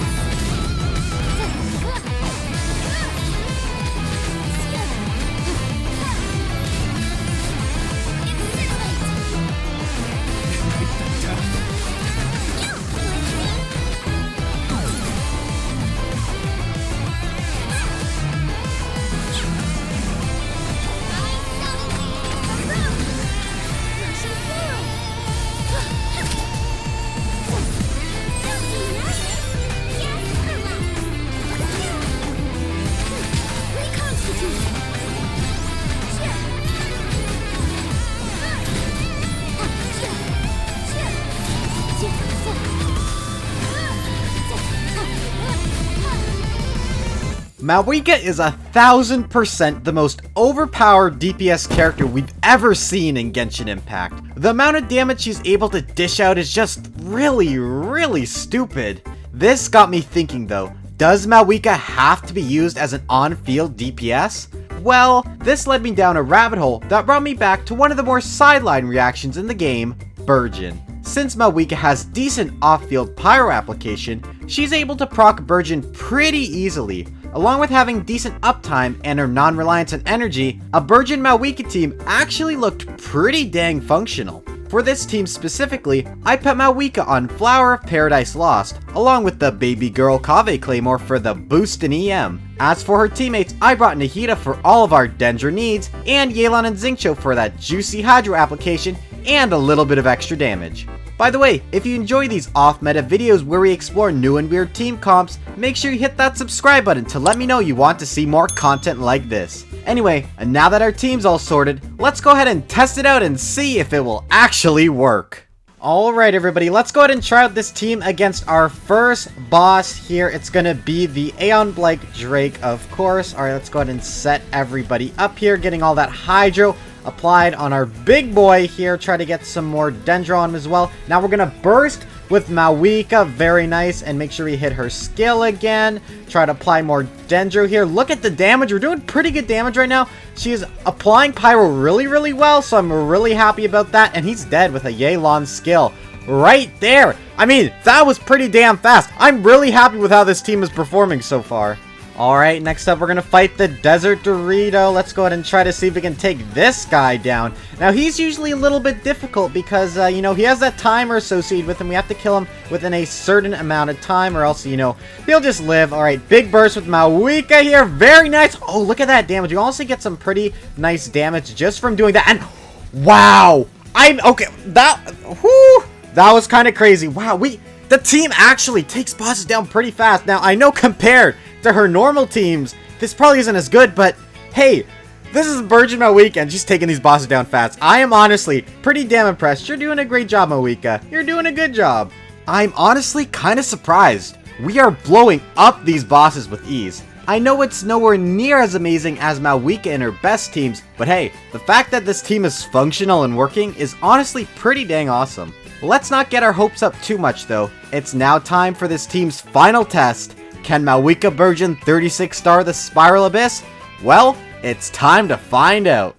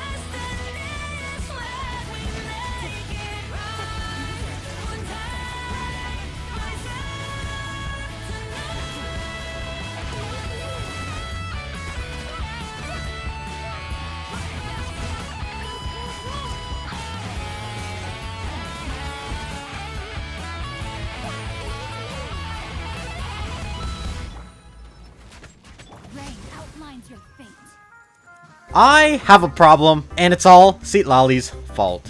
You know, I've been trying to figure out how to make Miss Girl here into a DPS, and it has been surprisingly difficult, honestly. Really difficult. So today is basically going to be a compilation of me trying out different Citlali teams, seeing what works for her, and seeing what doesn't. So let's just go ahead and start by jumping into some builds and seeing what we can come up with. First off, we're going to gear her to be a burst DPS, or at least try to. I have been trying to make her into a decent burst DPS, and I've had a little bit of success. Not that much, just a little bit. Been using Widsith on her, because apparently that's her best weapon between all these 5 stars. And as for artifacts, I don't know if Obsidian Codex is better, or a 2-piece attack, 2-piece EM. But for this, I guess we're just going to start with Obsidian Codex, because, you know, it's a solid set for all Night Soul characters. So, you know, we're just going to start with that. Now we got this crit ratio, which is really good, because we're going to get the extra 40%. We are very low in ER, though. But we do also have some nice EM, and hopefully if we get some good Widsith buffs, we can actually improve our damage. But who knows? Who knows? Okay, now let's put together our team. Alright, we're definitely going to add Bennett for the attack boost, and Kazuo to swirl Pyro, and then Xilonen for the extra damage boost and resistance debuffs and stuff, because she does hold scroll, so that is pretty good in my opinion. This is the team I've seen people trying to run, so let's go ahead and see if this team specifically can deal some decent damage. Alright, we're going to start by trying to kill the Aeon Blight Drake here, as always. Honestly, I hope we can hit a nice big crit. I've seen people hit some impressive crits. Not me, though.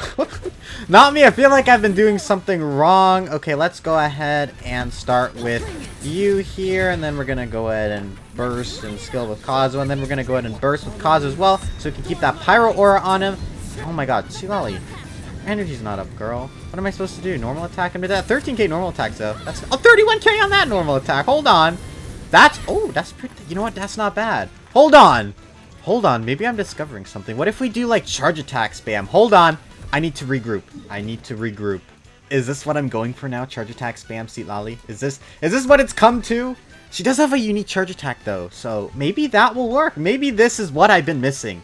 Is charge attacks for Citlali. I hope that would honestly be really funny if that's what I needed to do. Okay, let's get our energy up. You know what? If that's the case, should I try Nouvelette's weapon then? Because this increases charge attack damage. Yeah, maybe we should. Let's try Nouvelette's weapon. See what happens. Maybe it'll be worse. I don't know. All right, one more try against Aeon Blight Drake, dude. I think this could work. Let's see. Okay, get you up. Can you do a spin attack for me, please? There we go. I always want him to do one big attack. That way he's kind of in a little bit of a cooldown mode. He did hit me, though, which is a little bit sad. Okay, let's do this. Swirled. Where's my rotations? Okay, let's try that again. Hit me, dude. Actually, don't hit me. Just fake hit me. There we go. Okay, so we're going to go like this. Swirl that. Do our Xilonen stuff. Then we're going to burst with Bennett and swirl that right there. And then we're going to go like this. Burst. Can we get a big burst? Oh my god, you didn't crit, girl. You never crit. You never like critting. Now we're only doing 14k charge attack, which is a lot more sad. Alright, here we go. Big burst. Come on, crit. Why? Come on, please crit this time, Citlali. Please crit. Please. Why?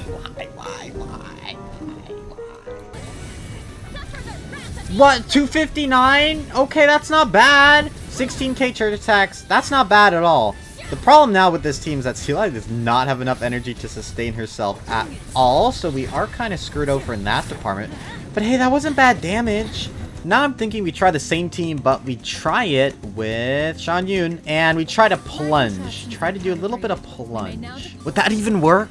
Because if we do that, her plunge multiplier is not really that great, but I feel like it may work better. I mean, I have no idea. We can try it. We can definitely try it. All right, I guess to switch things up, we'll fight the Dendro chicken now. All right, so what should our rotation be here? We'll start by swirling the cryo. Then maybe we'll go like this. Burst with you. Burst with Bennett, and then put his burst down right here. We're going to set the chicken on fire, which I don't know if he's going to like that. Okay, big burst, and now we're going to start doing some plunges. What was that damage? 26k? That's not that great. And then we lose the aura. See, I don't feel like it's better, because this guy's still at half health now, but maybe it's more energy efficient. Are we? How's our energy, guys? I mean, we can go for another rotation. Let's go for it. I don't see why not. Burst with you. Burst with Kazuo, and then we'll just... Oh my god, this chicken's angered, man. Let's see what we can do. 70. Ooh! 71k was that? That's not bad. The melts aren't that bad. I mean, it's so slow, though. Charlotte plunge was better than this. Can I charge attack you when you die? 6k. Okay, that's sad. Ugh, this doesn't really feel that good either, unfortunately.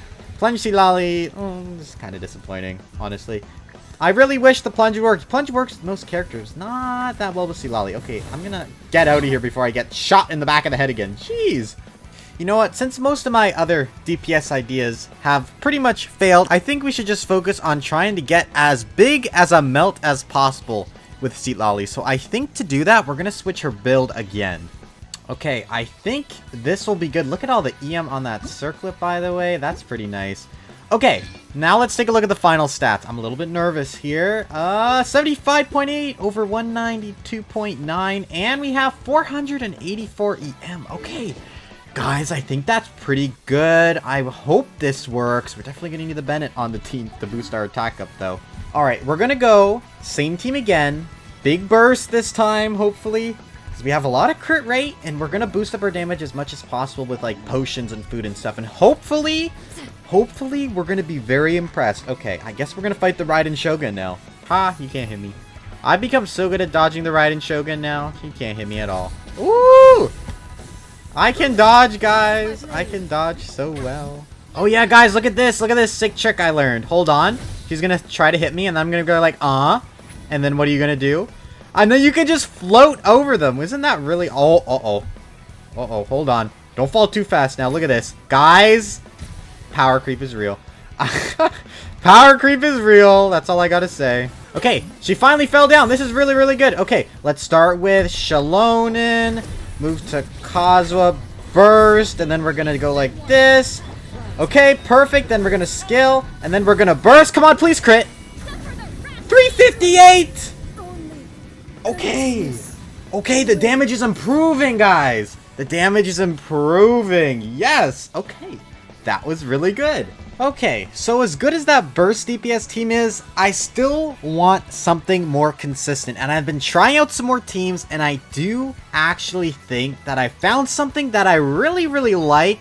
And we're going to try it out, and we're going to see how it works with this team. So I've gone ahead and switched Citlali's build again back to Tutali's Remembrance and also back to Obsidian Codex. And for her team, I have put Freminet, Shenhe, and Jean together. This way, we can try to have consistent off-field damage along with Citlali's normal attacks happening at the same time. They're going to be buffed up by Shenhe and Jean and Freminet as well. So with all these buffs coming together and the off-field damage, I think this will work a lot better for consistent damage. Because again, the burst is nice. It does like, 200k if you don't have whale equipment. Which I don't. Which is so sad. Alright, pretty big moment of truth right here. So we're going to start off by making sure we swirl some cryo. Then getting Freminet out here. Doing another attack with Jean. Hold and then burst with Shenhe. Then we're going to skill and burst with Citlali. Okay, that was pretty good. 15Ks, 20Ks. Oh, wait, look at how fast she's attacking. This is actually so funny. Normal attack damage goes down quite a bit, but Freminet helps carry us. That's not bad, though. For consistent damage, like, that's not bad at all. Like, we are actually doing decent here. And then we're going to do another skill and then another burst with Shenhe. And that guy's flying away, but we can hit him with Citlali, which is kind of nice. And there he's dead. I mean, come on. That worked really well, right? That was pretty good. I mean, I know Freena's doing a lot of damage there, but as terms of having Citlali on field and doing normal attacks, she was doing some decent damage, which is just the whole point of this thing. So this is good. This is really, really good. Now I'm just kind of curious to see if maybe her charge attacks will do better with Nouvelette's weapon. That could be better. Let's try that out next. All right, now that we got Nouvelette's weapon equipped, hopefully we're going to see something a little bit more impressive here with her charge attacks. So her charge attacks have bigger multipliers, so technically it is better. Okay, here we go. Start with Jean. Then we're going to apply that. Make sure we get that swirl on there as well. And then hold, press, and then skill and burst. Okay. That was 84k right there. 30k's on the 13. Okay, consistent 13s on the charge attacks. We're out of charge attack now, though. We're doing less than the normals. I feel like they're kind of similar, honestly. But, oh, did you see that? We actually destabilized the guy there, which is kind of interesting. He flew away, so that's a little bit of an issue. But I think normal attack is what I prefer a little bit, honestly. Kill him, Furina's minions. Kill him! Kill him! There we go. Okay, I think I like the normal attack better. Okay, this is actually a decent team. Okay, now we're going to see if we can kill the Desert Dorito in one cycle. That's going to be really, really interesting to see. Okay, time to see if we can indeed take down this boss. I am a little bit nervous for this one, honestly. Okay, here we go. Oh, 34k on that, Shenhe. You're kind of going crazy. Okay, skill and burst. Nice. Okay, lots of big damage, which I really like to see. Furina's honestly getting buffed up so much here. It's kind of funny. I don't think it's going to be quite enough, though. Look at how close we're getting, though. Oh, we're so close to killing it. Dang. That's so sad. We're so close. Honestly, if Citlali had better scalings, that's honestly a lot of the problem Citlali has, is that her scalings, they're kind of poo-poo garbage. She has one of the lowest scalings in the entire game, but honestly, it's okay. We deal with it. One last big burst, Citlali. Yeah, you didn't even crit, but that's okay. Okay, well, you know what? I am pretty happy with how this team actually performs and rolls out. Citlali may not even be doing the most damage in this team, but she's a decent on-fielder, which I really, really like. All in all, though, guys, I am honestly really happy with what we've kind of discovered today. You know, Burst, DPS Citlali, definitely not the best if you don't have, you know, a lot of the stuff to buff her up, like all these 5-star weapons and stuff.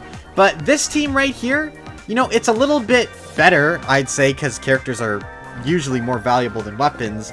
So, I don't know. I feel like this is the best team you could probably play for DPS Citlali. Of course, you can do the big bursts and stuff for the big damage numbers, but for something a little bit more consistent, I feel like this team is a lot better. Shenhe is 1000% the most slept on character in Genshin Impact. And it's not just because she hasn't gotten a rerun in over 2 years. She's one of the best crowd supports in the game, and arguably one of the best designed, especially with her Lantern Rite outfit on. This got me thinking though, we don't get to see Shenhe on field like at all.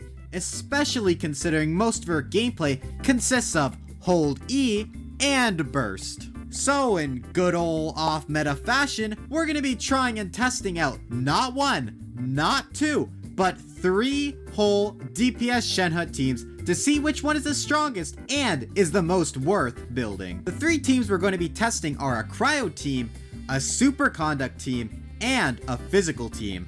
For all of those teams, Shenhe is going to be running the exact same build, consisting of a beautiful Staff of Homa that I did steal from Hu Tao, along with some of the strongest Gladiators artifacts I have. I mean, just take a look at this piece. It's, kinda disgusting. Anyway, now that the build and teams are all overviewed, let's begin by testing to see which one of these teams is the best. Alright, first team we are going to be testing out is indeed the Cryo team. This is the team I'm honestly the most excited for, because you know what, you want to make Shen into a Cryo DPS, so I'm hoping that it works pretty well here. Okay, let's go ahead and burst with Changyan, put his skill down, then we're going to burst with Shenhe, hold her skill, and then we're going to do a nice big charge check. 32k! Okay, that's not bad. We're going to lose her stacks very soon, but look at that damage. That's not bad, and all in, we're very close to actually one-phasing the big boy here, which is not bad at all, especially since enemies have gotten a lot more health recently. I am actually pretty happy with this. Another big charge attack there, 24k. I mean, that's not bad at all. I really wonder how this is going to hold up to some of the other DPS Shenhe teams we're going to try.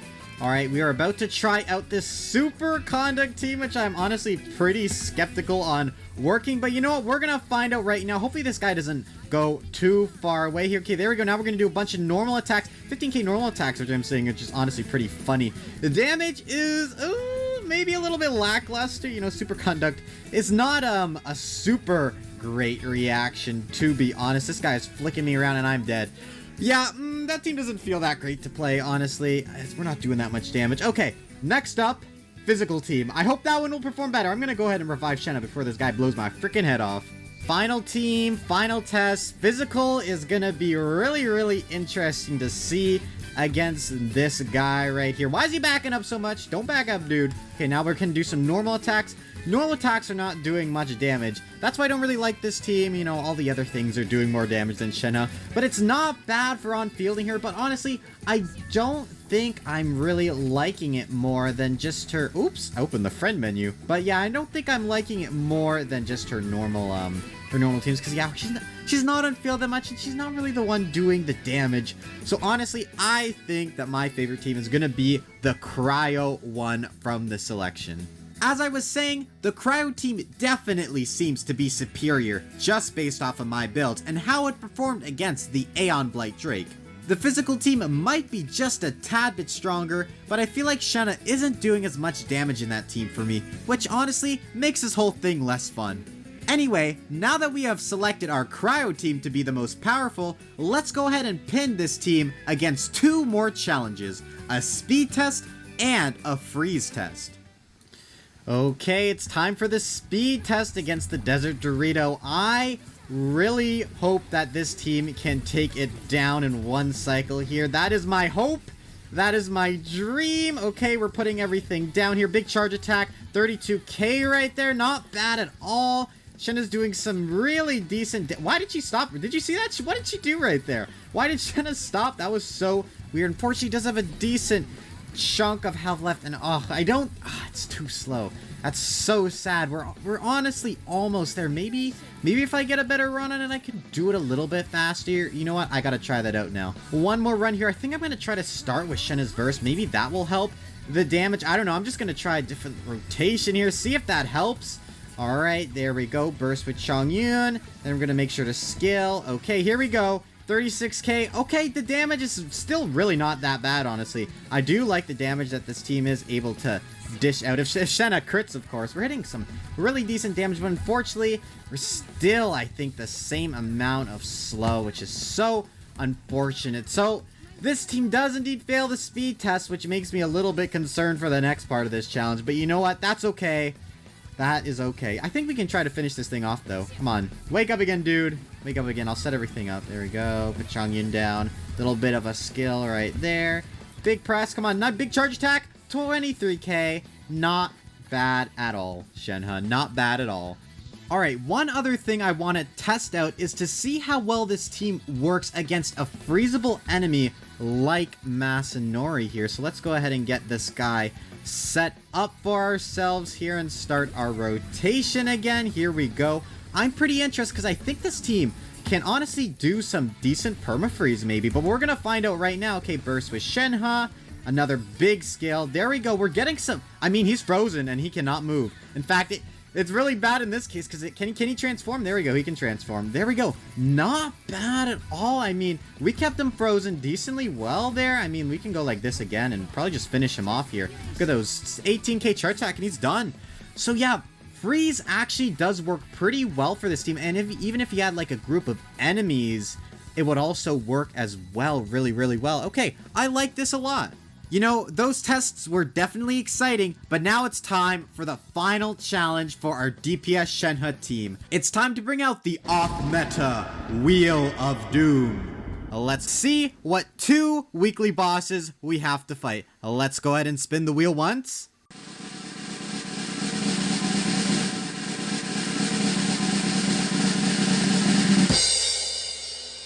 And it's a pep. Okay, you know what? That's not bad at all. And then we'll spin it again.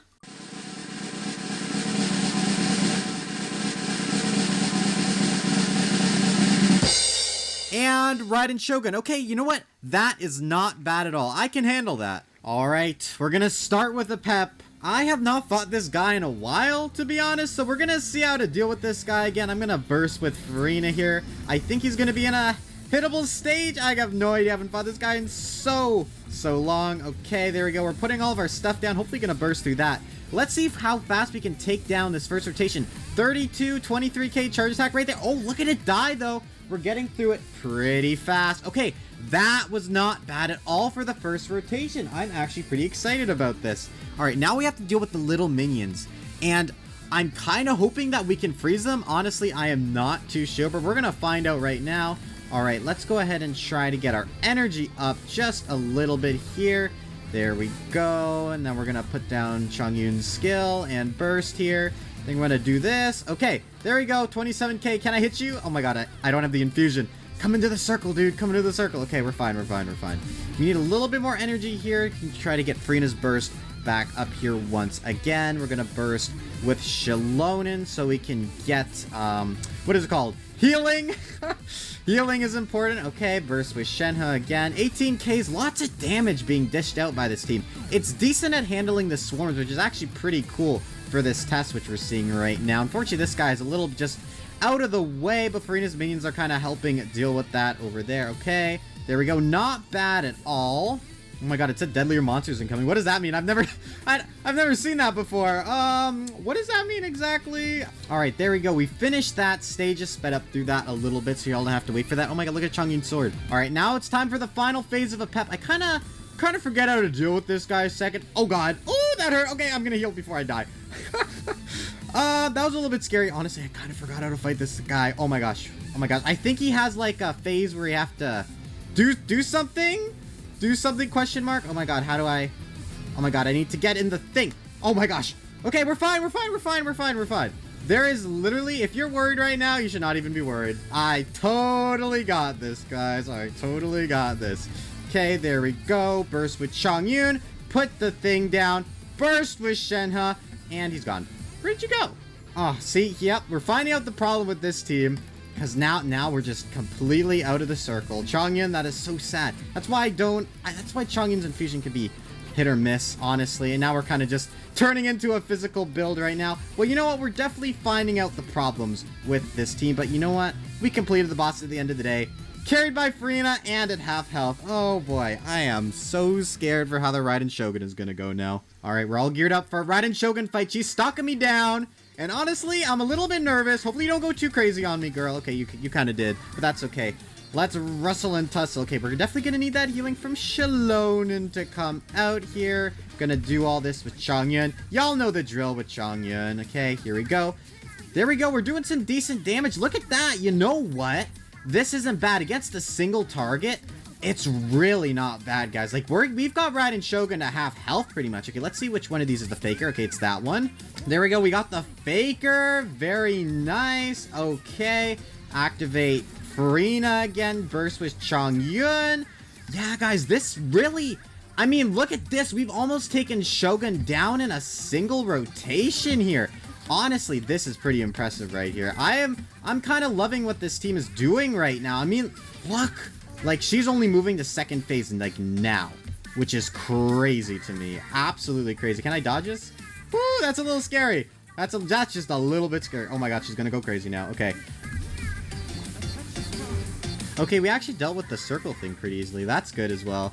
You know what? This team might not be bad for fighting the Raiden Shogun. This is hilarious. Ooh, nice dodge. Alright, time for hopscotch. This is easy. I bet we can hopscotch with Shenhe and we'll get hit. Here we go, guys. Hopscotch with Shenhe. There we go. This is what we all wanted here. Okay, there we go. And then, Oh my gosh. Yes, I did it. I did it without getting hit. Oh my gosh. I'm actually proud of myself. Y'all should be proud of me. Oh my gosh.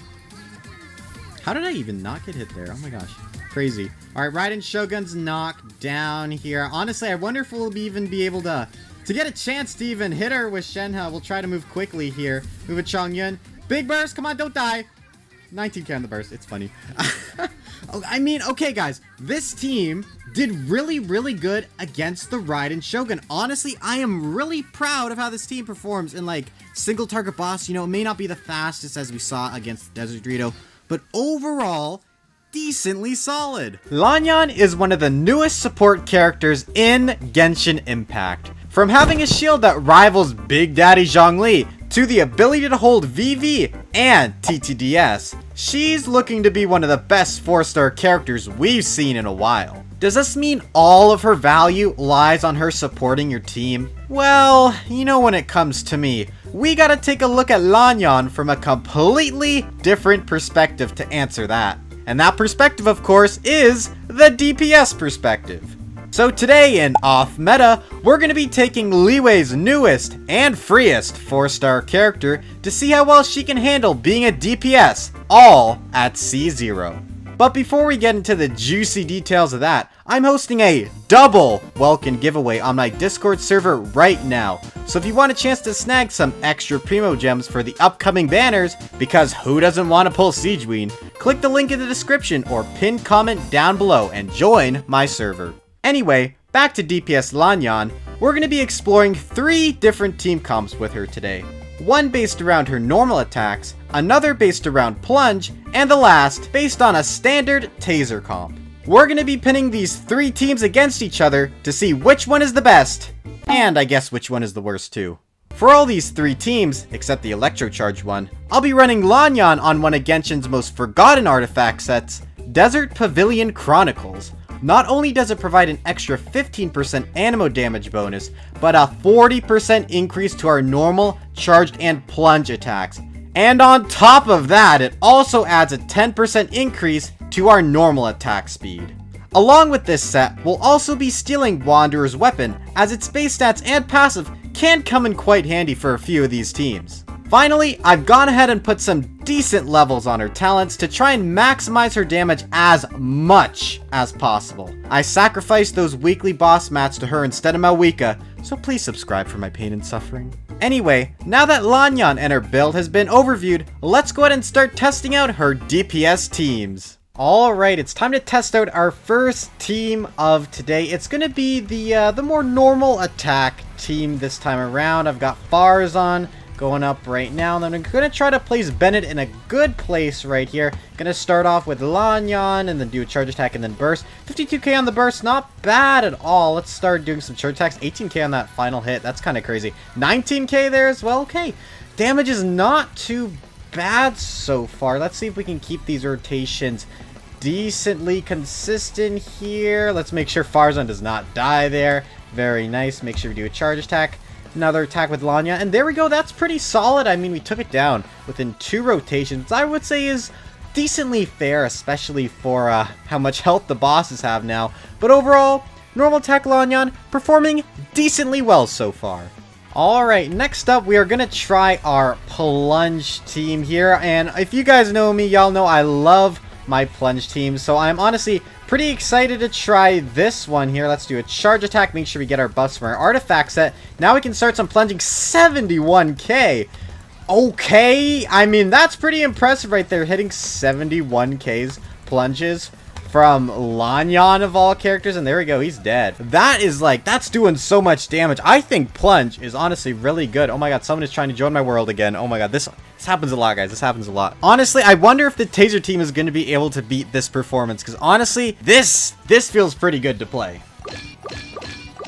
Okay, time to test out our final DPS Lan Yan team here. We're going to try out the taser team. Alright, let's go ahead and let that guy go crazy there. Then we're going to put down Fischl, get Xingqiu all ready here, and then we're going to go ahead and burst with Yelan right there as well.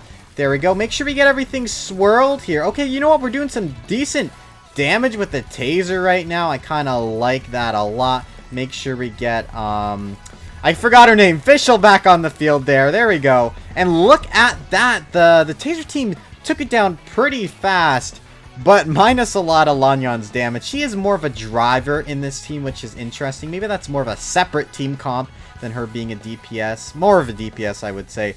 But it's still a decent team to try if you don't want to really put as much investment into her talents. Just throwing this one out there for y'all. At this point, I think Lan Yan is becoming free to play Xiao, as those plunge numbers were pretty damn impressive.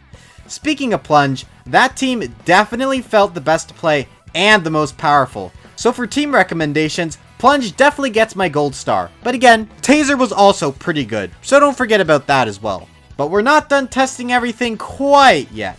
Let's go ahead and throw Lan Yan up against 2 more tests. A speed test and a swarm test. Okay, it is time for the speed test. And honestly, I think that this team can honestly complete the speed test. It has been really, really good in all of my testing. Make sure we get that burst in there. Okay, 65Ks. Come on, if we crit really good here, I think we can take this guy down. 63, 59. I mean, look at it's dead. It's just completely dead. This team is so freaking fast for no reason at all. Why is this team actually good? I know I put some decent levels on Lan Yan, but oh my gosh, it's so funny. She literally works as like a pseudo Xiao. This is free to play Xiao. That is what Lan Yan is. She is literally a free to play Xiao. Oh god, I've just activated the Ruin Guard. It's time for that little grouping test. It's been a while since I've done one of these tests before with all these Ruin Guards. I'm gonna see how well I can try to group these guys up. Hopefully I don't get absolutely shot. You know what? We may have to activate Lan Yan's shield. It might be, oh my god, pretty useful here. Okay, Lan Yan's dead. Oh my god, that is embarrassing. Okay, you know what? I'm putting up Lan Yan's shield. Oh my god, it broke. Okay, you know what? I think it's time to start that test, guys. We don't have a burst up, but you know what? That's okay. Oh my god, we need that heal. Okay, you know what? She's dead. You know what? I think I said that shield was pretty good, right? Oh my goodness. Let's see how well she kind of can deal with this, though. We're seeing... Oh my god, did I even activate Frieda's burst? I think we're doing decent damage. I can't even see what's going on. What is going on in this massive swarm? Did we kill it? Did we kill them all? I mean, we did it. We killed him pretty fast, despite the fact that, you know, Lan Yan and Farzan did die brutal deaths, but it worked, right, guys? It worked. We were able to hit. It's just like Xiao, guys. It's just like Xiao. Oh my gosh, that was a little bit crazy. Another pretty impressive showing from the Lan Yan plunge team. She was able to hit down the Desert Dorito with ease and deal with a swarm of enemies pretty well. But, you know, Farzan did die, so, you know. But now it's time for DPS Lan Yan's final test. Let's bring out the off-meta Wheel of Doom and see what 2 weekly bosses she will have to fight. Okay, first up is Arlecchino. I think this team can handle that.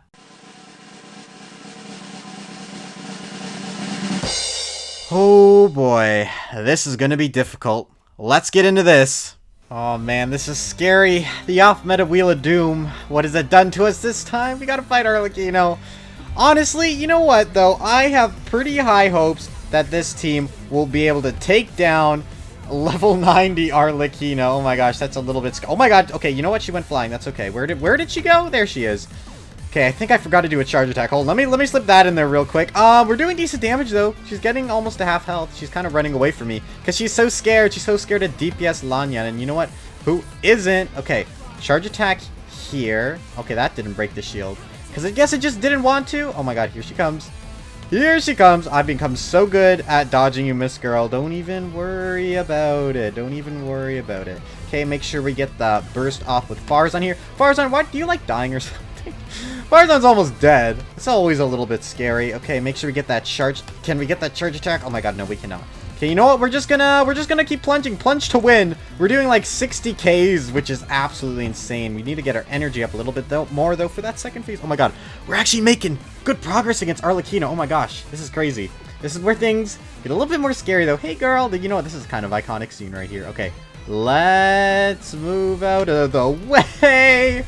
Okay, that was not scary at all. I'm fine. I'm completely fine right now. Okay, burst with Farzan. Now it's time for Shan Yun.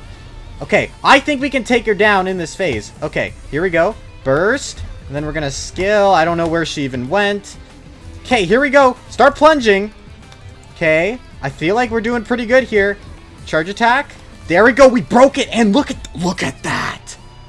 Oh, that honestly, this is completely viable. I don't know what to like. It's legitimately just good. Like the fact that Lan Yan has a shield that protects you is genuinely really good because I mean she gets knocked out of the sky less and we're doing like really good damage. We don't have to rely on the reactions with this team, which is honestly pretty nice. Oh boy, but now we have to take down the narwhal and that is gonna be even more scary than this, but I believe in this team. I believe in DPS Lan Yan. Alright, it's time for the scariest part of this challenge, the all-devouring narwhal. I am very, very skeptical to see how this team can do against this big guy. I'm honestly pretty scared, but we're gonna see what happens. Oh my god, this guy's gonna be so difficult to get good hits on with this team. I don't even know how we're gonna do this. Okay, let's wait for it to just come back a little bit here. Actually, let's burst right now. Maybe we can start setting up here just a little bit while this guy starts going crazy here. Hey, can you hit that? Yeah, go ahead. No, you cannot hit that. Okay, where did it go? Can you come back down here? Yeah. This is... Okay, we completely whiffed that, but you know what? That's okay. Can we get some damage in here? Yeah, we can do some damage. That's all. That's good. As long as we can fit just a little bit of damage. Just a little bit. That's all I'm asking for. Okay, it's about, like, almost at a quarter health, maybe. That's not bad at all. Okay, it's coming over here now. Can hit it a little bit over here. Honestly, this phase is just about kind of waiting for it to get to its second phase just a little bit. But we're still trying to tank on just a little bit of extra damage here. Alright, not bad at all. Alright, we gotta just dodge a little bit here. Hopefully it'll go to its eating mode very soon. There we go. Just bonk that right there. Very nice. Alright, final phase of this. Well, not final phase, but it's the scary phase. Now, I like to play this part pretty safe, to be honest. So I'm gonna just try to dodge this guy the best I can here. I know Freminet is kind of a cheat code for this guy because she does have access to the Numa and Osa, which is really, really nice. Okay. He's dodging around a little bit, trying to get him to go into his final mode here. We're going to switch. Bonk him. There we go. Very nice. Okay. Can't really do too much in this phase, but we're just going to have some fun. We're going to try to beat him up.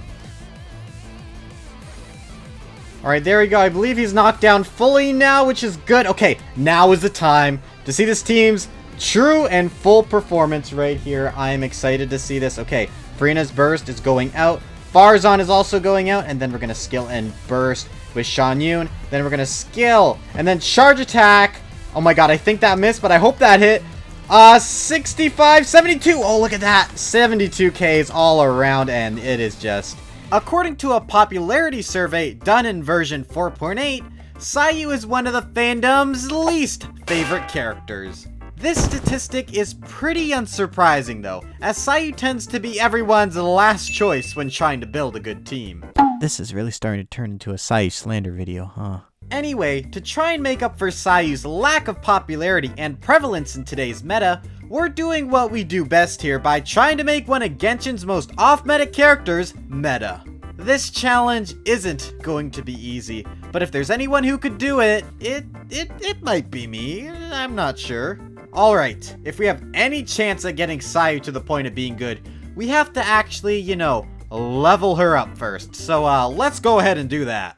Alright, Sayu, it is finally time for me to build you. This day has been coming for a long, long time. Okay, let's start by seeing how many levels we can get her up here initially. So here's level 40. I've done a little bit of pre-farming. Level 50. Very nice. She ascends with EM. Very interesting. I didn't know that. I didn't know that. I'm learning so much today about Sayu. And I'm already out of Whopper flower materials. We're off to a great start today. I am, oh my, so broke. It's not even funny. Dory, give me your best shot. 2 bonus. That's actually not bad. Okay, level 60.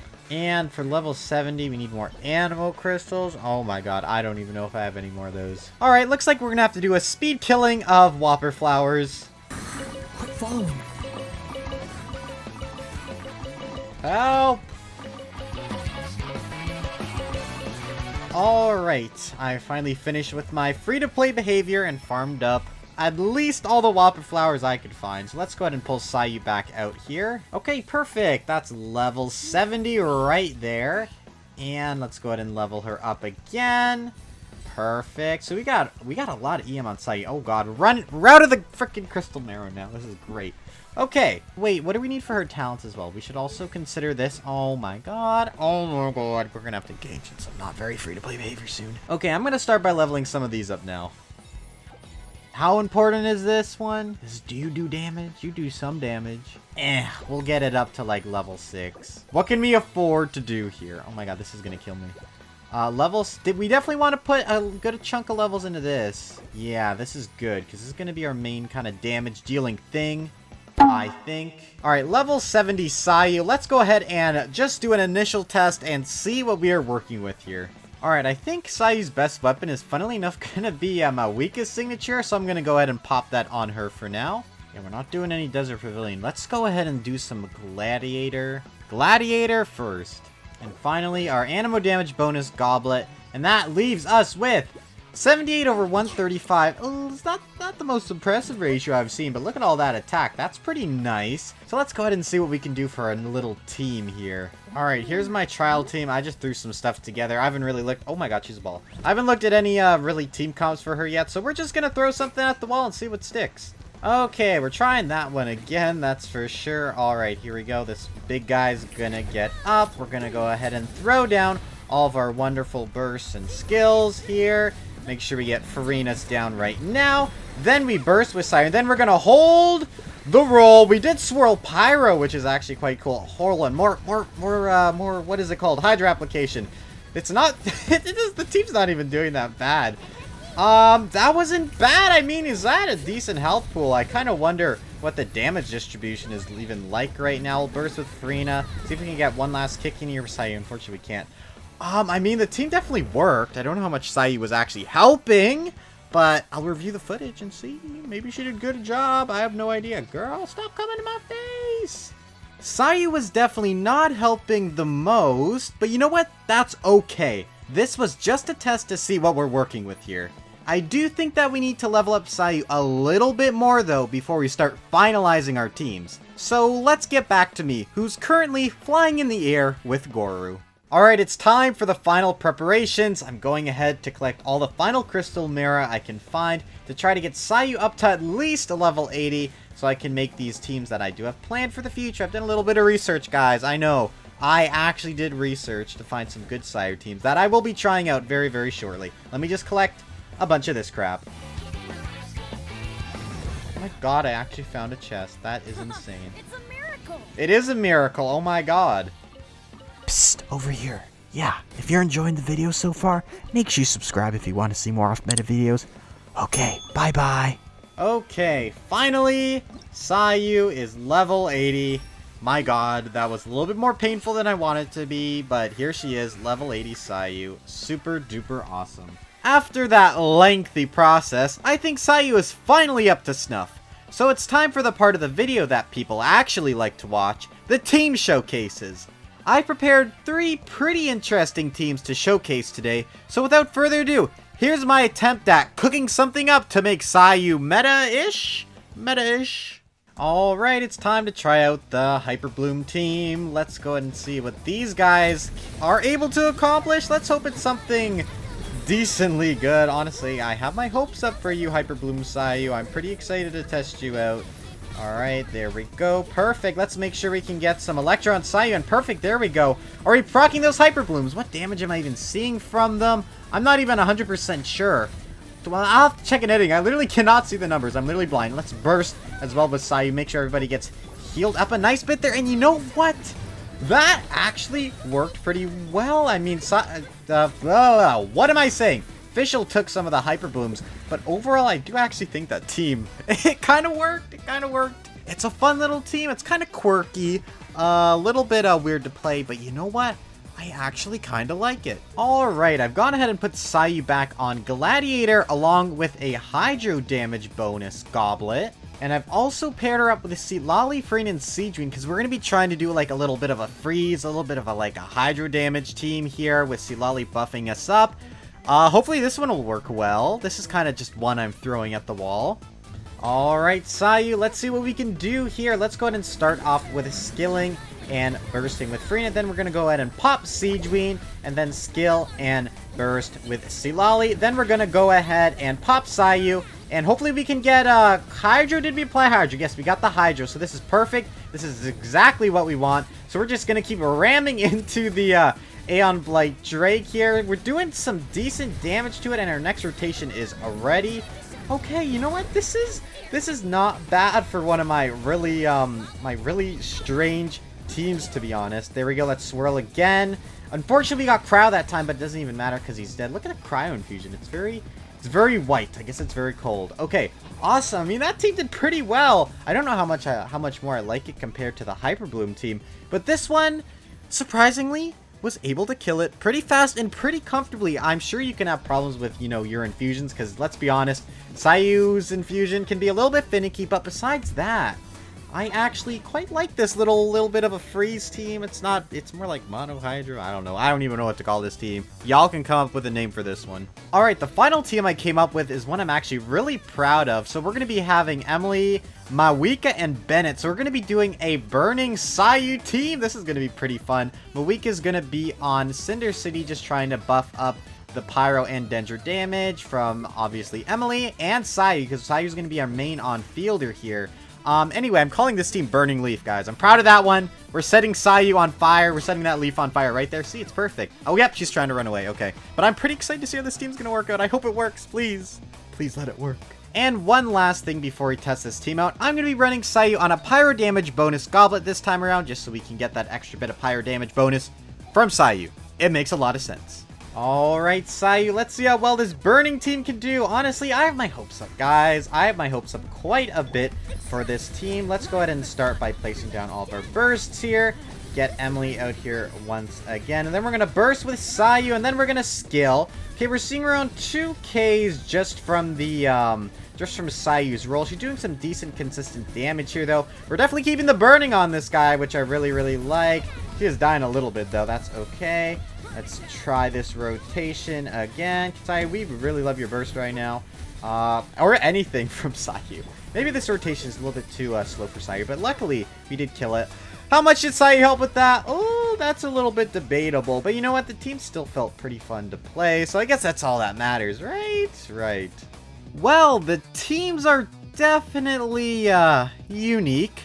It's hard to make a really fun team with Sayu work, okay?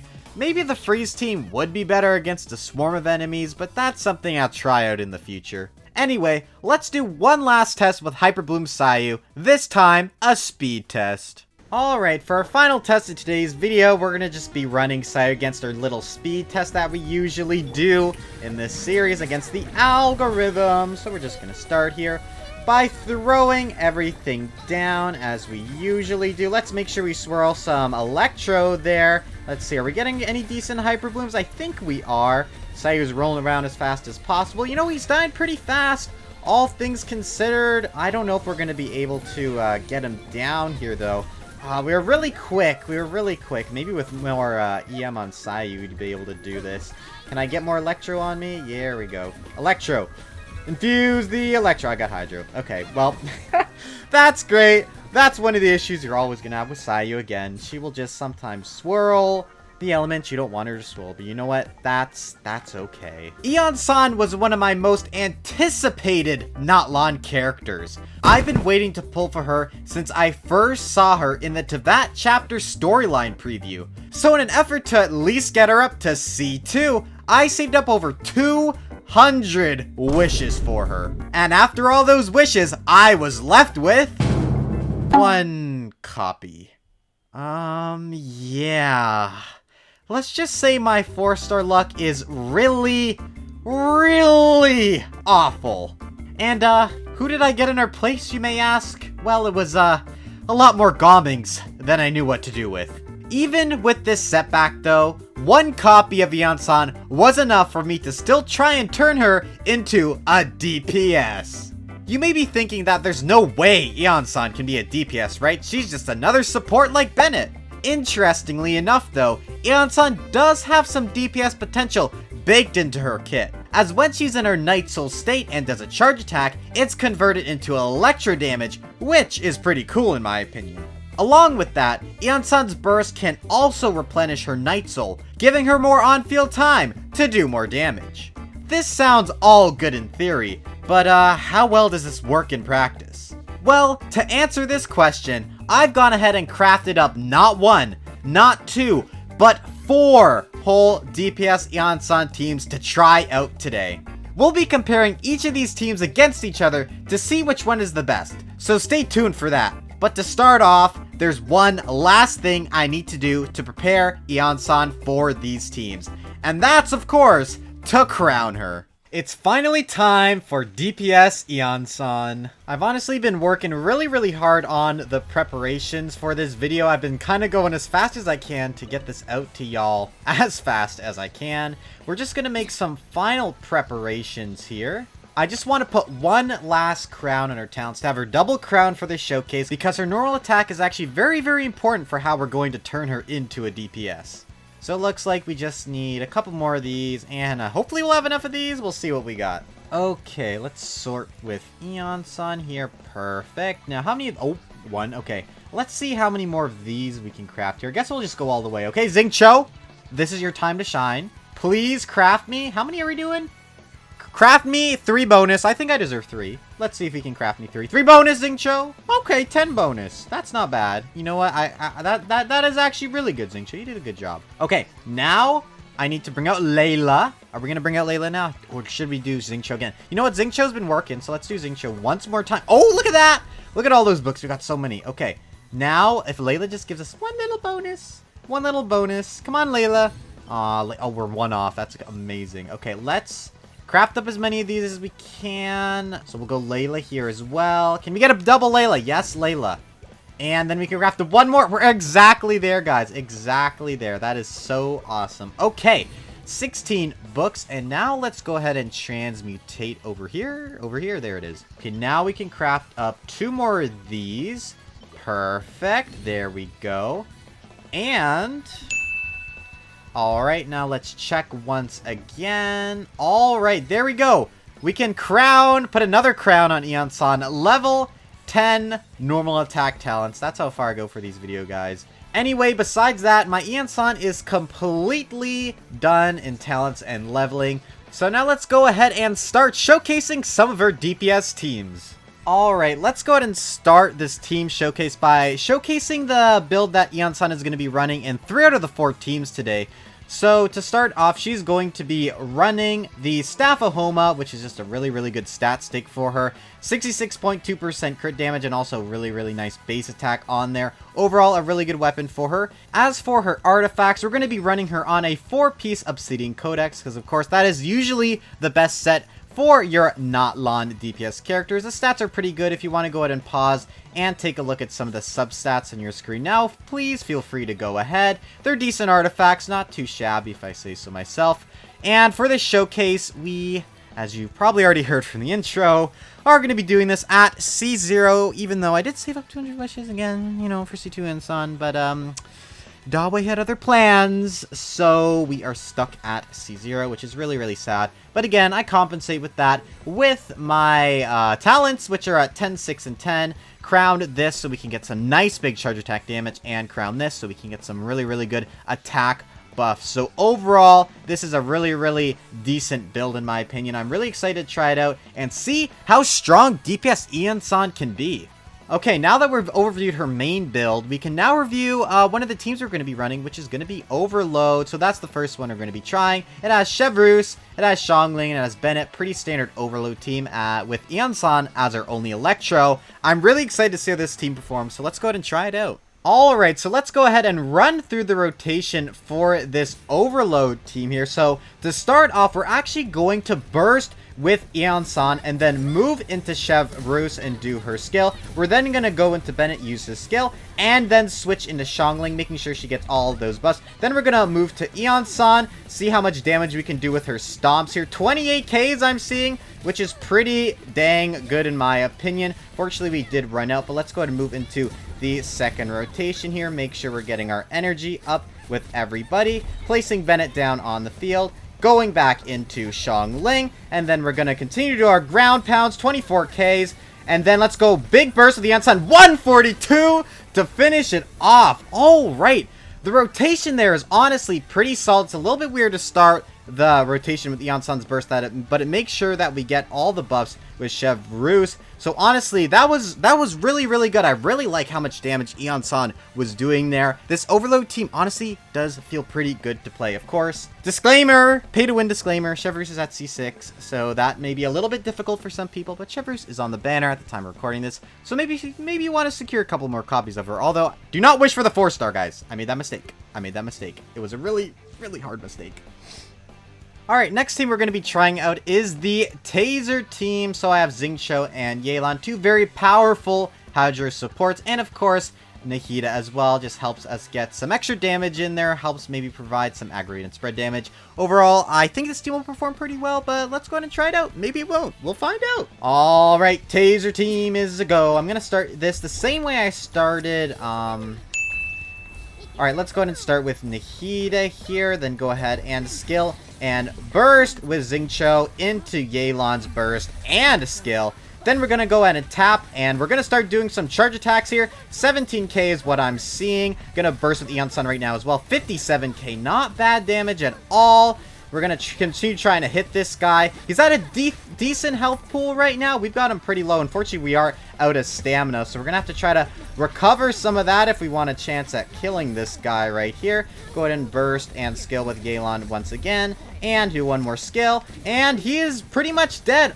Overall, not a bad rotation. Not my favorite team I've played today, but it performed pretty well. I do still think there are stronger teams for her, like the Overload one we just tried out. But you know what? We still have 2 more teams to test, so who's to say? This may be one of her stronger teams.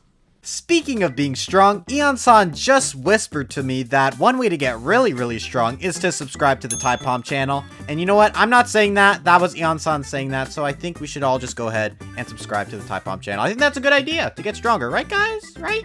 Okay, back to the team building. Alright, for this next build, we're going to be starting with Iansan as she drinks a nice little soda there. As you can see here on the right, we have a ludicrous amount of EM, 1073. Pretty awesome. That is because Iansan is going to be running the Dragon's Bane polearm, giving us a nice juicy EM stat there. And she's also going to be running for artifacts, Flower of Paradise Lost, all statted towards EM. We got EM on here, and EM on there. A lot of EM all around, giving her 723 EM from the artifacts. That is pretty ludicrous in my opinion. Alright, that's the basics for this build, and as for the team, we have Xingqiu, who's just going to be our really good Hydra applicator, love Xingqiu, and of course Kale. Kale's actually really interesting in this team, because she's going to do a little bit more of Dendro applicating, she's also going to be a little bit of a battery, she's also going to be running Instructor set, which if you didn't know is a 4-star set that provides some extra EM to your team, and her C4 is also going to be providing some extra EM to the team as well, which is not only going to buff up Iansan's Hyper Bloom damage, but it's also going to buff up Nihida, who's also just going to be applicating all that Dendro and reducing the Dendro resistance. So overall, hopefully a solid team, but let's go ahead and try it out. Alright, let's go ahead and test out this Hyper Bloom team here. So we're going to start off by skilling and bursting with Nihida while this big boy gets up here. Then we're going to go ahead and use Xingqiu's skill and burst here, as always. Very normal rotation, honestly, very normal. Then we're going to go like that. Use Iansan's skill, and then we're going to do some normal attacks. And then we do this. And then we use her burst as well. Do some normal attacks, charge attack. Do some normal attacks, and charge attack. Do some normal attacks, and charge attack. I'm pretty sure you understand the rotation by now. It's pretty simple, all things considered. Pretty simple. But you know what? It gets the job done. And gets this guy to very close to death here. I think we can finish him off here. Just a couple more attacks, and there we go. He's dead pretty dang fast, all things considered. And Iansan is running away from the crime scene. She's like, I didn't do that. But she did do that because she's a good DPS. This is a pretty interesting team. I feel like it's pretty fast and also pretty consistent. It's a little bit finicky when you have to do the charge attack. Sometimes they don't register. But overall, I really like the Hyper Bloom team. I think it's a pretty fun, low investment option because, again, you do not need to use you do not need to level up her talents. So you can keep these at 0, and she'll be just fine. But again, you probably want to level this one up because this is actually really good for other teams. But yeah, that is the Hyper Bloom team. Overall, pretty damn fun if you want to use Iansan on field and you don't want to invest a lot. Alright, and for our final team we're going to be testing today, it's going to be a very much hyper carry aggro Iansan team. I don't know what to really call it, but I've worked really hard on this team, and I think it's actually pretty good. It uses Sara of all characters to buff Iansan up. She's at C6, so that definitely helps. We also have Xilonen as well, and Nihida again. Nihita's kind of the standout star right now in these DPS Iansan teams. But this team, I found, has worked decently well together, but again, I'm going to showcase it to you, and then you can decide if you like it or not. Alright, let's go ahead and get started on this final DPS Iansan team here. So we're going to go ahead and wake up this big boy who usually does not like me very much because, you know what, I beat him up a lot, guys. I really do beat this guy up a lot. Okay, now we're going to burst with Sara and skill with her. Then we're going to move into our skill with Iansan. Start doing some charge attacks here. We're seeing some decent 30Ks right now. We're also going to go ahead and burst. 85K right there. That is not bad at all. Perfect. One more charge attack in there. Awesome. All right. I don't think the team did too bad there so far. All right. Now we're going to go ahead and move here again with Iansan. Continue trying to do some charge attacks. Fortunately, we don't have our burst up and we are out of energy. Unfortunately, it doesn't seem like this team will be quite strong enough to take it down in its first rotation here. Let's go ahead and shoot down its little wings here if we can with Sara. That's the nice thing about having a bow character. We can actually shoot down its wings. Oh my god, Sara is at 305 health. That's a little bit scary, guys. That's a little bit scary. Let's see if we can murder this guy off with Iansan. One more skill here. Perfect. And we took it down right then and there. Honestly, guys, I think that the Overload team was honestly way better than this Hyper Carry team, where we're only trying to rely on Iansan's damage. The damage was just better with the Overload team. I felt we were getting, like, we got over 100k with one of the Overload shots. Unfortunately, this team, definitely not one of my favorites. After comparing all 4 teams against each other, I think there are 2 clear winners for me. That being the Overload team and the Hyper Bloom team. Both teams felt very comfortable to play, along with offering a decently consistent rotation. But to truly see which team is the best, let's finish today's episode off strong by pitting these teams up against each other in a speed test. Okay, as I said before, we're doing a speed test here to determine which one of the 2 teams that I've selected are the best here. So let's go ahead and get started by using Iansan's Burst, moving into Chev versus Skill, then plowing down Bennett here. I don't know if that's the right word to use. Xiongling comes out, use Skill, and then we're going to start doing as many charge attacks as possible. Decent damage here. Okay, can we get it to half health? That's what we want to see right now. We're actually doing really good damage against this guy. Move back into Chev Rus here. See if we can try to take this guy down.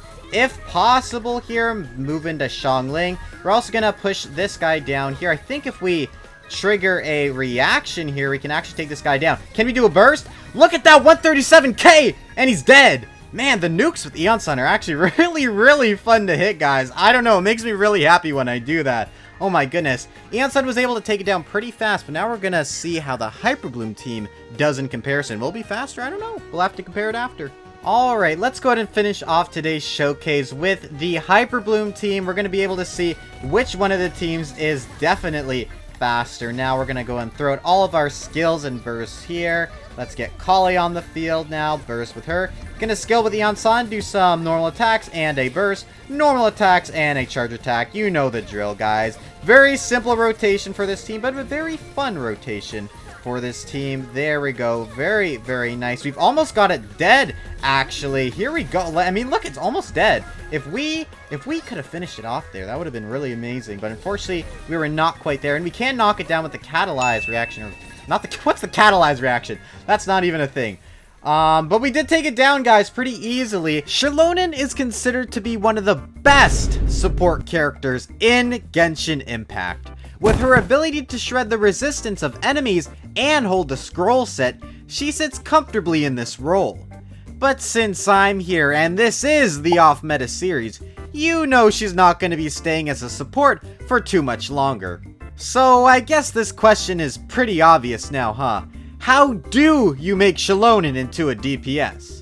Well, besides your artifacts and 3 teams we'll be going over today, Xilonen does have some DPS potential already baked into her kit. When in a team with more than 1 Geo characters, she can continuously do Geo damage when she's rollerblading around. And by taking advantage of this, we can actually do some surprisingly big damage. Along with that, when she does her burst, it will do more Geo damage when we have more than 1 Geo character, but this does come at the cost of healing, which to be honest isn't too important when you're trying to make her into a DPS. Now that that basic information is out of the way, let's go ahead and overview Xilonen's build so we can start testing out some of her strongest teams I could create. Alright, let's go ahead and start by taking a look at Xilonen's build first. So she's going to be rocking the Flute of Itzpitzel? Question mark? I think that's how you pronounce it. This sword's really, really good for her damage because it buffs up her defense by quite a bit. Obviously, we have the 69, a very nice number for her secondary stat on her weapon. And we also get the 32% when we use an elemental skill. So overall, very good weapon for her. And I don't have any other options for her, so I'm kind of glad I have this craftable, because I do not have a lot of DPS swords, guys. Not a lot at all. Along with that, we're also going to be running the signature set for Natlan Obsidian Codex. You guys know what this set does. Gives you a lot of crit rate. Yep, a lot of crit rate. That's what it does, and more damage. But you know what? You guys know that already. I knew that. Anyway, the stats of the artifacts are on your screen. If you want to go ahead and pause and take a look, you can. They're nothing too special, honestly, though. They could be better, honestly, but I'm pretty unlucky in that domain. Along with those artifacts, she's going to be C0, so no fancy constellations or nothing. No C6. But you don't need C6 to make her into a DPS. I don't think so, anyway. And finally, her talents are going to be 8, 10, and 8. We obviously leveled up her normal attack a little bit, so we can get some of this nice rollerblade damage, which scales off of defense, which is really, really nice. And this as well, because when you have more than one, I think it's just more than one Geo character in your party, this will help. This will turn into Geo damage instead of healing, so you'll get a really nice big Geo nuke, which is actually pretty cool. Anyway, that's going to be Xilonen. She's also going to have like 2,772 defense and a decent crit ratio as well. Again, this will go up to around 80% when the Obsidian Codex set is active. So yeah, pretty decent build in my opinion. And the first team we're going to be testing is going to be called Rock Punch. This is going to be her normal attack base team. We have Goru, C6 Goru, by the way. That's going to be really helpful, and that will help boost up our damage. And Freminet, again, for more damage buffing. We'll be able to get fanfare stacks because Goru heals, which is a pretty cool thing if you have at least 2 Geo characters, which we have at least 2 Geo characters, so that's going to be pretty awesome. And then Zhongli in here is kind of a copium pick, to be honest. I don't have Albedo or, what's her name? Oh gosh, I forgot her name. What's her name? Shiori! I wish we had Shiori, but unfortunately we don't, so we're just going to have to be running the sad Zhongli option, but at least he's good for generating some energy, which this team does need. But yeah, let's go ahead and test out this team. It's called Rock Punch. We're punching people with rocks. Pretty simple idea, honestly. Alright, Rock Punch team is a go. Let's go ahead and wake this guy up. I think we would like to start off this team by getting Zhongli, and then we're going to skill and burst with Freminet here. Then we're going to follow that up by doing the exact same with Gore. Then we're going to switch to Xilonen, use her burst. What number can we see here? 80k? 83k I think I saw in Xilonen there. That is honestly pretty good in my opinion. We're doing some decent normal attack damage as well, and he's almost dead. I mean, all things considered, that's pretty damn good in my opinion. We can finish him off here. We'll just have to throw in a couple more things with Goru. And 53k on that dash. Dang! Why is Xilonen so powerful? What? What? I'm actually genuinely shocked. I did not know Xilonen would actually be this actually decent as a DPS. You know what? What's honestly funny? I think I prefer playing her over Ito. I hate playing Ito. I'm sorry. I hate playing Ito. She's actually really fun to play as a DPS. Who would have known? Well, we still have 2 other teams to try out, so maybe they're better than this one. I don't know though. This one was pretty good. We'll try them out though. We have to try them out first. Okay, so for this next team, we made a pretty simple change and just switched out good old Zhongli for Shan Yun. And pretty much made this into a plunge team now. I don't know how well this is going to perform compared to the normal attack team, but we're going to find out. Maybe plunge is better. I don't know. That's why we're here. We're here to test things out. Okay, plunge team is a go. Let's go ahead and wake up our not best friend. He's definitely not my best friend, but maybe someone's best friend, the Unblight Drake. Alright, let's go ahead and skill and burst with Goru as well. Then we're going to go ahead and burst with Xilonen. Skill with her. Then we're going to start jumping. Normal attacking towards it. Look at the damage. 84k on those plunges. 89k. That is pretty... wow. I mean, damn. Damn. Why is everything dying so fast? I don't even know what to say. I'm actually kind of blown away by how fast we're actually how fast we're actually killing this guy. I mean, we're taking this guy down so freaking fast right now. I don't even know what to say. I mean, plunge was definitely better than the normal attack team, I think. I mean, that worked really well. I don't know. We're gonna have to wait to the speed test for us to really figure that out. But we have one more team to test out, and I don't know if that's gonna be faster than this team. But you know what? We're gonna find out. We're gonna find out right now. Okay, so for the last team we're going to test today, it's called Hot Coals because we are combining some Geo and some Burning for this really, really strange team. So we're going to have Emily and Bennett, of course. Bennett will be buffing up Emily and a little bit of Xilonen. Again, Xilonen doesn't skill off attack, but she will still get a little bit of a benefit from it. And then Gore will, of course, be buffing up Xilonen.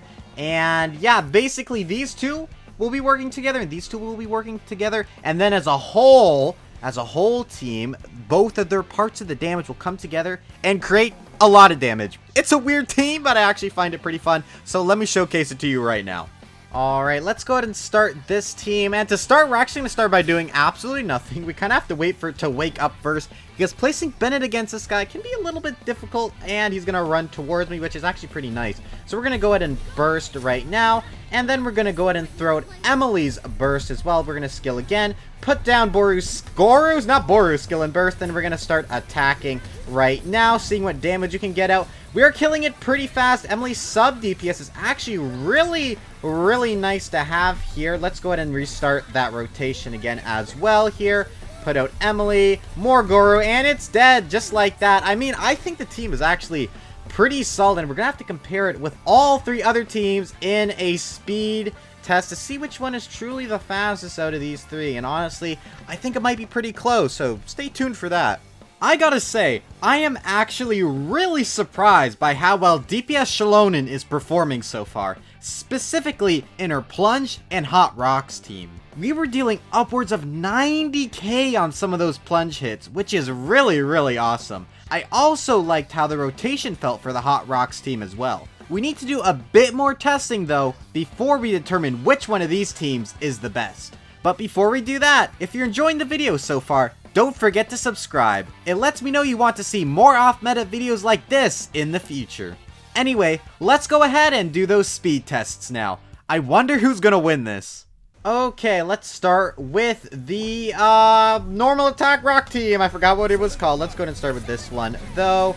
Simple rotation, you guys remember, right? Skill burst, and then we're gonna go ahead and use Shilonen's burst here. 83k on that burst. Look at how fast we're killing it, though. Shilonen's burst is actually really powerful. Powerful. I love it. Okay.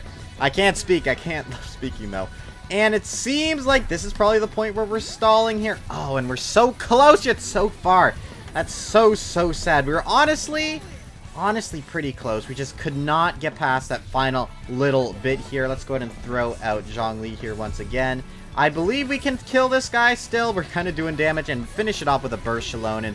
83k, not bad at all. Okay, so decently fast, but honestly, what we're really trying to see here is, can one of these Xilonen teams do it in run rotation? And honestly, let's see if the Plunge team can. I have a lot of faith in the Plunge team, alright? Let's see if that team can one rotation the algorithm. Yeah, that's his name. I always forget his name. It's time for the Plunge team. This is the team I have so much faith in. I'm really hoping that this team is able to bring home the victory for the speed test, but let's go ahead and find out here. Let's go ahead and put all that down. Start our burst with Xilonen. Now we're going to start plunging. I mean, look at the damage. 92k. 92k. Bye-bye. Bye-bye. It's gone. Okay, wow. Well, the Plunge team is really good. I mean, oh my god, it just kills things so fast, man. It kills things so fast. I love the Plunge team, guys. Oh my god. But we still gotta test out the last team. Honestly, maybe that team can even do faster. I don't know, but the Plunge team is so fun, guys. I love Xilonen Plunge. This may be one of the most fun Plunge teams I've played in a long time. I love it. I love it. Alright, time for the final team for the speed test. It's Bennett. Alright, let's go ahead and throw Bennett down on the field here. Burst with Emily. Reapply more Pyro. Skill and burst with Goro. Y'all know the rotation by now. Let's go ahead and start doing our normal attacks here. Seen some decent damage already at half health, which we really love to see here. We're going to go ahead and swap back into Emily and Bennett here. And I mean, look at that. Woohoo! It did it. Oh my god. I can't believe it. Wow! So, do you remember this guy? Yeah, I've been maining him for the past year and a half, eventually claiming the title of being the #1 Freminet main. That's why when I heard about EscoffierA and her potential to buff cryo characters to ridiculous levels, I got really excited. It's a little known fact about this guy, but he isn't just a physical carry and has the potential to be a great cryo DPS, with teams like Burnmelt, which I've showcased in the past. But now with EscoffierA, his ability to dominate as the best 4-star cryo DPS has been unleashed. So today in Off Meta, we're going to be committing the grand sin and reinventing Freminet by making him into a meta cryo DPS. I'll be showcasing his new best team and build today, while also comparing it to his physical team. I'll also be showcasing how this team performs against both sides of the Spiral Abyss, so stay tuned for that as well. Anyway, without further ado, oh god.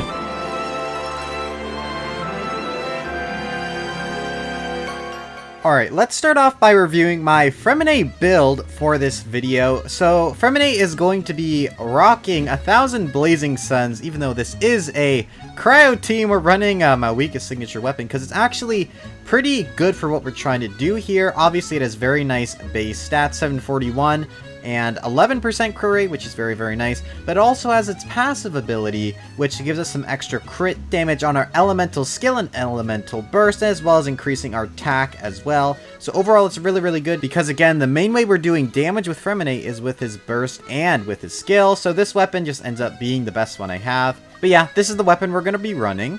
And as for artifacts, I've chosen to go with 2-piece attack and 2-piece cryo damage bonus. I've gone for this mainly because my substats are extremely good for this set. I think you could also do, let me see if I can find it here, Golden Troop as well. I believe that's a good set for him, but again, my stats on these pieces are not as great, so I've just had to substitute for the attack set on Gladiators, which is pretty good. And again, my substats are good, 21.8 over 10.1% crit rate on the flower. And then for my feather, which is also really good, basically the same stats on that one. Attack piece, also very good. Cryo damage bonus, again, very similar stats all around. And finally this one, this could be improved. Maybe I'll try to strongbox a better crit damage circlet, but this is really good, has a little bit more attack on there as well. And for constellations, there's a couple that we have to talk about here. Very importantly, his C1, which will increase the crit rate of his skill damage. This is what that means, by 15%. And his C6 is also pretty important here, providing some extra crit damage as well. And of course, this is going to help increase his skill damage, and this constellation will help increase his attack. So overall, all his constellations are pretty damn good to have here. Highly recommend if you're going to try this. Have C6 Freminet. It helps increase his damage by a lot. And finally, y'all already know this, but my Freminet is triple crowned, so we're going to be maxing out his damage. Very few people ever triple crown Freminet. So I'm one of the few who are crazy enough to do it, even on his burst, which is just 1 instance of damage. But again, Freminet is going to be triple crowned, which is super awesome. And finally, that leaves us with 2.4k attack and a crit ratio of a 69.7 over 189.9 crit damage. And again, these stats are going to be increased. This will be up to 85% for the skill damage, and this will be increased by a lot by a C6. And also, something very important for this video, Escoffier's C1, which I didn't mean to get, but I was lucky enough to get this on 6 pity in the same 10 pull, so it was fate, I guess, that we are doing the ultimate cryo freeze Freminet showcase today, because again, we have this really awesome constellation that increases cryo crit damage by 60%. It's just really, really good. It's fate, guys. It really is. I also did get pretty lucky on getting Escoffier's weapon as well, which is going to increase, I believe, Freminet's attack by an extra 32% as well. So we got a bunch of attack buffs coming from everywhere. Also from Shenhe, we're going to have her Icy Quills. And Farina's buffing as well. So honestly, this team is just all about buffing up Freminet and keeping that damage as consistent as possible. But yeah, that is my team and build overview there. Honestly, in my testing, this has been such a stupidly strong team that for the first time in this series, I've actually had to nerf some of my characters so we can actually showcase Freminet's damage. It's crazy. Let's just go ahead and showcase Freminet's team now, though.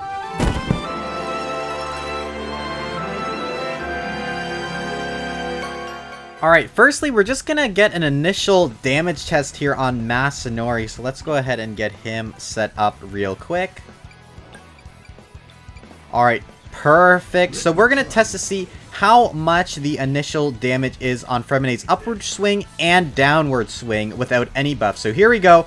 Upward swing, 10k, and downward... Oh, he blocked a downward swing. Upward swing, and then downward swing for 25k. Not bad at all. That is some pretty good damage. But now let's go ahead and add some different buffs in here. So let's go ahead and start with Escoffier. So let's go ahead and place down her skill and then see what damage we can see. 17k and 41k already. That is such a big damage boost. I'll go ahead and put that comparison on screen right now. Let's see if Escoffier tries not to kill this thing. Escoffier does so much off-field damage, guys. It's a little bit crazy.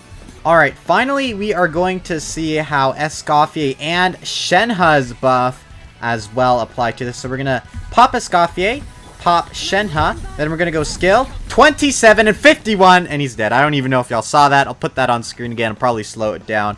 But the damage buffs we receive from both Escoffier and Shenhe are very, very big. And of course, that is all just going to get multiplied again by Freminet as well. Because again, Escoffier can heal, which is just, the meta, guys. The cryo meta suddenly comes thrusting in unexpectedly. It's so crazy. Anyway, I think that serves as our initial damage test for Freminet. Alright, now we're just going to start doing some tests with the full team here. See what we can accomplish with everyone here. Alright, let's go ahead and do that. Alright, for the sake of showcasing Freminet's damage here, I actually have to nerf my character. Escoffier, girl, we got to take that crowd damage bonus goblet off of you just so we can actually see Freminet's damage here a bit better. Because again, this team works too well, and it kills things way too quickly, so in order to actually showcase some more of Freminet's damage, we actually have to nerf Escoffier here a little bit. So let's go ahead and run into this battle, and you may think, oh, that's going to nerf the team so much.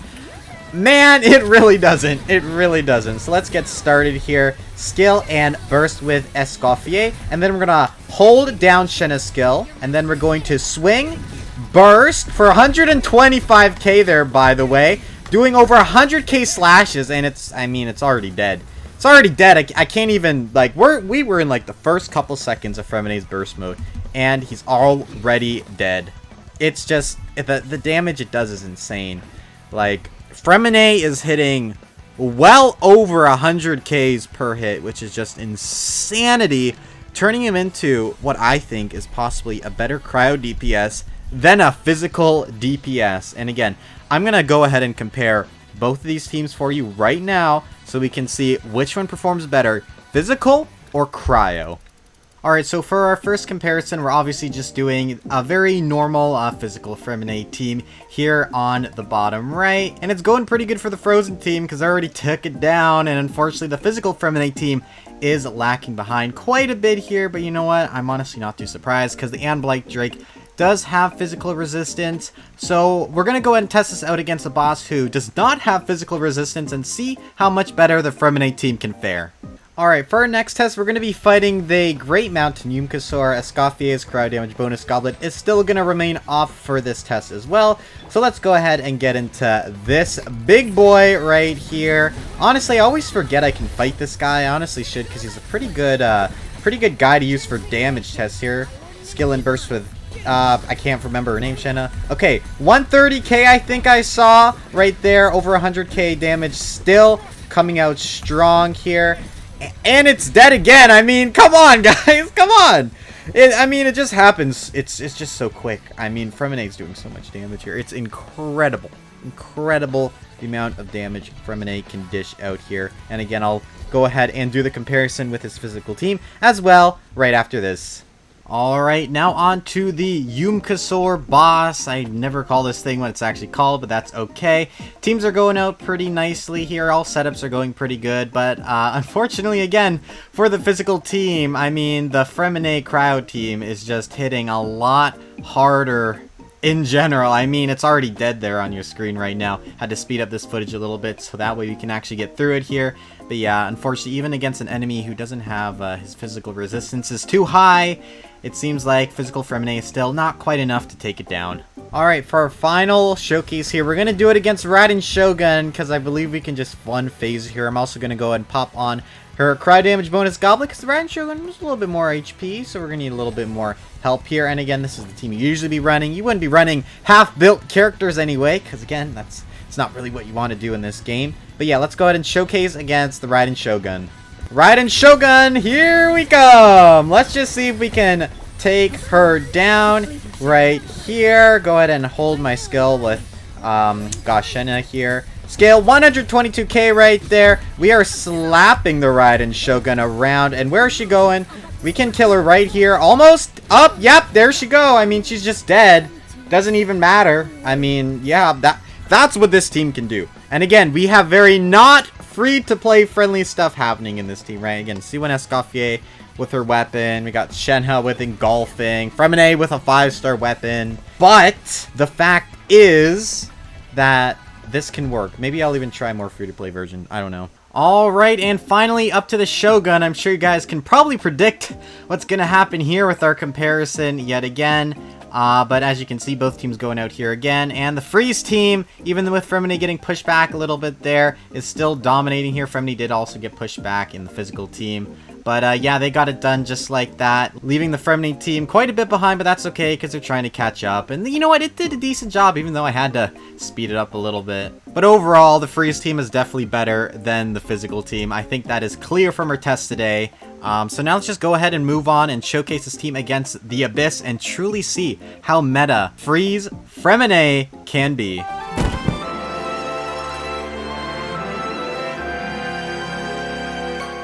Alright, so we're going to be running our Arlecchino Overload team on the first half, and on the second half, we're going to be running our Freminet Freeze team. But don't worry, I will go ahead and show a run with the Freminet team against the Hydrotulpa on the first half, because again, I think that's pretty interesting and important to see. Something else to note as well, we will be getting a Cryo skill damage increase by 75% due to the Abyss Blessing, which is pretty nice. But yeah, that's everything you have to know for this run. Let's go ahead and do it. Alright, let's go ahead and start this chamber here. So we're going to go ahead, gosh, I can't speak. Start with Freminet here and then switch to Escoffier as well. And then skill and burst with Shenhe. And this guy's already almost dead, which is just crazy, ridiculous right there. So we're just going to go ahead and normal attack him. Make sure he doesn't get too frozen here. Perfection. Okay, let's see if we can pop everyone's skill and burst here again. Then we're going to skill and burst with Freminet. Make sure we can get some decent damage in with him. He also helps kind of just break this shield a little bit better as well. Perfection. There we go. Continue skilling and skilling with him. Freminet's almost dead though. Is he dead? Did he actually die there? No, he didn't. Okay, had to make sure. I was almost sad. I was almost really sad there. Okay, perfect. And then we're going to get some healing on him. Perfect. Keep skilling and bursting. Try to break this guy's Corolla here. And we did get it down. I mean, there we go. Still doing some decent damage. I think it's kind of rested on my head a little bit, which is kind of funny there. Okay, perfect. Then we're just going to get some energy up. And honestly, this chamber will be dead. And that's it. Yeah, that's it for the first chamber. I mean, I'll put the time on my screen. But again, that was pretty damn fast with the Freminet team there. Really, really good. And it's just so good. Like, it's a genuinely, it's a very solid team for the Abyss this rotation. Freminet is meta, guys. Freminet is meta. Oh, yeah, by the way, I switched to teams because I realized I can't deal with that stupid thing right here. But anyways, that's that. Alright, time for Chamber 2. I don't even know what we have to deal with on this half, but we're gonna find out. Alright, here we go. Escoffier coming out. 81k on that burst. Hilarious. Alright, let's go ahead and see what we can hit here. Was that like 223k on that guy? Because we melted it. Yup, that's crazy. Almost a $250,000 there with a little old Freminet. That makes so much sense right there. That is great. That is some. Oh my god, what even hit me there? I got hit by a ghost. Oh my god. Okay, well, I don't even know what to say, man. All our energy's up. I mean, can you just die now, please? I mean, thanks. I mean, thanks. Yeah, this is great. I love this. I love this team. Freminet, so great. Alright, final chamber. This shouldn't be too much of a problem, right guys? Right, I mean, we just have the most overpowered little team here to just deal with all of this. How much on that burst, Freminet? Oh, 138k. Very casual. And then we just keep on swinging. 142 right there. Oh my god, look at the damage, guys. I mean, just look at the damage just coming out of Freminet right now. Y'all, this is the Freminet dream right now. It really is. Freminet doing so much damage, actually being such a viable option in Abyss, not just Copium. I mean, look at this, and we just keep swinging, and I mean, and it's just dead. And it's just dead, and that's the power of Freminet. Arguably, with some whale equipment, there's a little bit of whale. Just a little bit of whaling in there. But I only buy welcome, so it's not really whaling. It's achievable. It's achievable with a little bit of luck. But guys, it's just great. It's just great. Let me show you my Hydro Tulpa run now, because I did pretty good on that as well. And also just proves how great the team is. So let me just show you that. Alright, as promised, I'm going to go ahead and showcase my run against the Hydro Tulpa with the Freeze team here. So of course, Freminet isn't going to be doing that much damage because again, she's a Hydro character and obviously the Hydro Tulpa is immune. We unfortunately missed the crit on Freminet's burst here, but his slashes are still hitting for quite a decent amount of damage, 81k on that final slash. And as long as we crit, we're getting decent damage. But unfortunately, for this run, my critting was not as amazing as I would have liked it to be. But of course, we do have it to almost half health here. And one of the issues that I was kind of having with this is the energy. As you can see, EscoffierA barely got her burst up there, but she did get it off, which is good. And Shenhe, of course, also got her burst off. We're also doing some decent damage here. Unfortunately, missed that crit again. But over 100k damage on that slash right there, if you saw that. We're still doing decent damage here. Almost got it done a minute into the run, which is pretty damn good. Luckily, he didn't teleport near his little dude, so we are able to run over here and use Freena's burst. We unfortunately have to not do EscoffierA here because her burst isn't up, but we can get Shenhe off and burst with Freminet, which finishes it off. Again, it did 119k on that burst there, which is pretty damn nice. Overall, the team did pretty well against the Hydro Tulpa, only taking a minute and 9 seconds to kill it, which is pretty good in my opinion. And I think that just kind of really proves that even without Freminet, which does a decent amount of damage in this team, Freminet and EscoffierA can still handle the Hydro Tulpa pretty well. A lot of damage coming from Freminet, and of course a lot from EscoffierA, but still, Freminet is able to handle this, which is crazy, unconceivable. You'd see Freminet handling the Hydro Tulpa. It's insane. It's absolutely insane what EscoffierA has done for Freminet. Overall, I think that it's clear that EscoffierA has really changed how Freminet can be played. I really do think that going forward, his cryo team will indeed be his strongest team that you can play with him.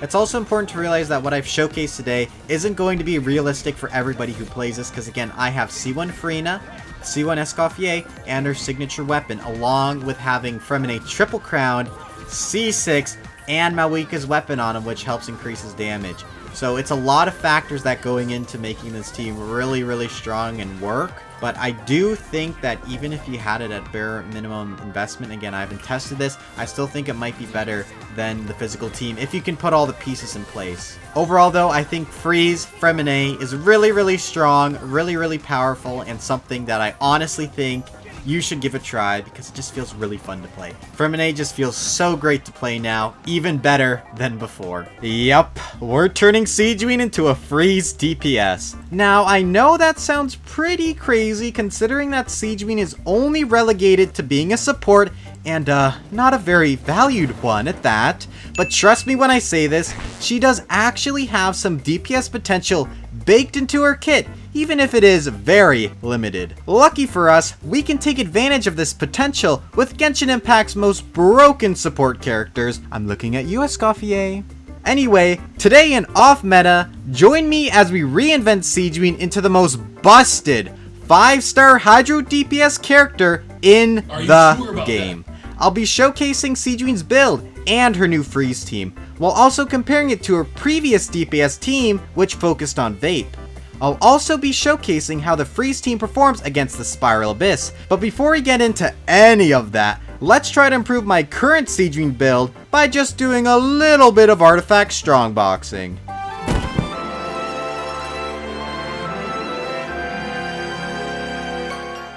Alright, let's go ahead and start by doing some strong boxing. We're going to be doing some emblem today. Let me find the strong box here. We're going to be doing some emblem because that is the artifact set that we're going to be running on Sigewinne. I'll go into that more in a little bit, obviously when I showcase her build. But you know what, let's just go ahead and start throwing pieces in. I'll let you know if I get anything good.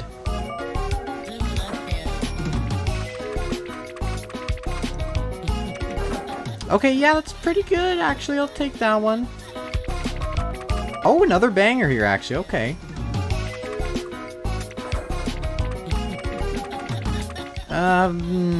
No. Okay, why is the EM one so good? That's actually frustrating. Oh my god, again! What's with the air timepieces? Oh my god, if this rolls crit weight, it could actually be good. Copium. Alright, let's try to roll this piece now. See if we can get anything good on it. Or is it gonna die? Yep, it's already dead. Great. Well, that strongbox did not go well. I'm pretty screwed, so I guess we're just gonna have to showcase the build as is. Alright, after that little disaster of a artifact strongbox session, let's just go ahead and review my Sigewinne build now. So she is going to be rocking Aqua Simulacra at R1. This is a pretty good weapon if you're trying to turn Sigewinne into a DPS because it has that nice crit damage stat and low base attack, and again, you really want this because Sigewinne does not scale off of attack, so this is just irrelevant.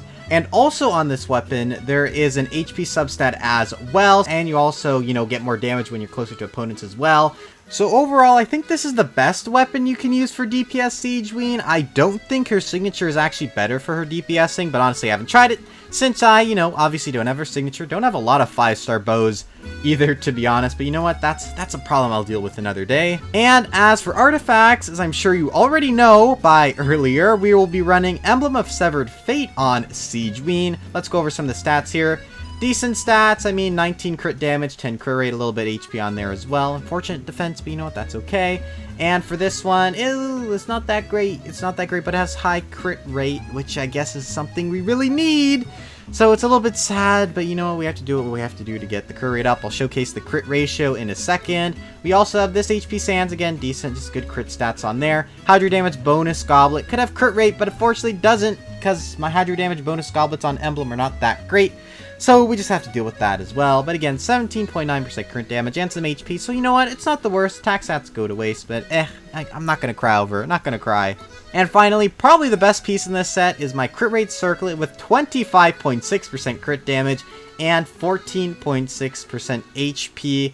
Honestly, this is probably the best piece I have for Sigewinne right now. It just saves the set. It just saves the build, actually. It just saves my build. Moving on to constellation, Sigewinne is going to be C0, of course, so no constellations. Not that a lot of them are really going to help. The only one that would really help is your C6, but, you know, not going to really, go for that. That's a lot of money for C6. I don't know how many people have C6 Sigewinne, but you know what? I'm not one of them. Not going to be one of them anytime soon, that's for sure. Finally, we have her talents, which are at 2, 9, and 10. And I have indeed put a crown on Sigewinne's burst. This is, of course, to try and maximize her burst damage as much as possible. People don't put crowns on Sigewinne's burst, man. I'm one of the few people who's done it, and honestly, I don't really regret it. It's really fun to play this team, and all the DPS teams with her I'm going to be showcasing today. So yeah, I don't regret this. I did it for you, Sigewinne girl. I did it for you. And yeah, that pretty much wraps up my Sigewinne build here. We'll go over the crit ratio now. 70.7% over 219.8% crit damage. Overall, a pretty solid crit ratio. I tried my best to get that crit rate up as much as possible. But when we go over the team, we'll be getting a little bit more. I'll talk about that later. She's also going to be having a little bit of energy recharge here, 125%, which is not bad.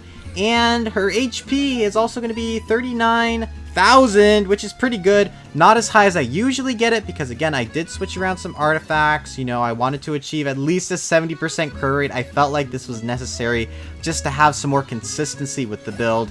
But yeah, overall, I think this team is pretty solid. The Freeze team, and we're going to be comparing that to our Vape team as well, so look forward to that. One last thing we need to talk about here is the Elemental Resonance. A few people said I should point this out in my last video, so I'm going to go ahead and do that now. But when an opponent is affected by Cryo, their crit rate is increased by 50%. Yep. I think that's pretty simple. Yeah, that's pretty much it for the team and all the Elemental Resonance and everything. I think I've covered everything. I hope so. Anyway, let's go ahead and start now by showcasing what damage we can see out of DPS Sigewinne.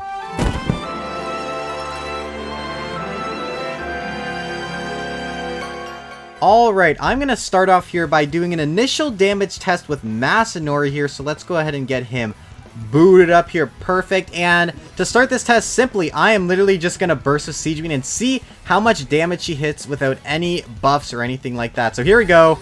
Burst with Sigewinne. How much are we seeing? 23k. You know what? That's actually not too bad for having pretty much no buffs at all. Okay, let me get my energy up, and then we're going to test it with EscoffierA.F.K's buff on Masanori. Alright, now let's go ahead and see how much we can do with EscoffierA.F.K's buff here. So we're going to go ahead and tap her skill, and then burst again. Masanori's frozen, which is hilarious. 31k, so that already boosted the damage by quite a bit by just having that condition met with having all Hydro and Cryos in your team, because that's what we need to do. Anyway, let's go ahead and move on to the more official test now. Let's start fighting some big boy bosses and seeing what kind of damage we can see out of DPS Sigewinne in our freeze team. Also, if you're enjoying these videos so far, make sure you subscribe. Lets me know you want to see more off-meta videos like this in the future. Plus, I really appreciate it. Okay, let's go ahead and start attacking the Aeon Blight here. Just trying to set up all of our skills and burst here. Get Citlali active as well. Then we're going to burst or bump with Sigewinne. Then we're going to burst. Here we go. 51 Ks. That is pretty damn good. And we can throw in some charge attacks in there and he's dead.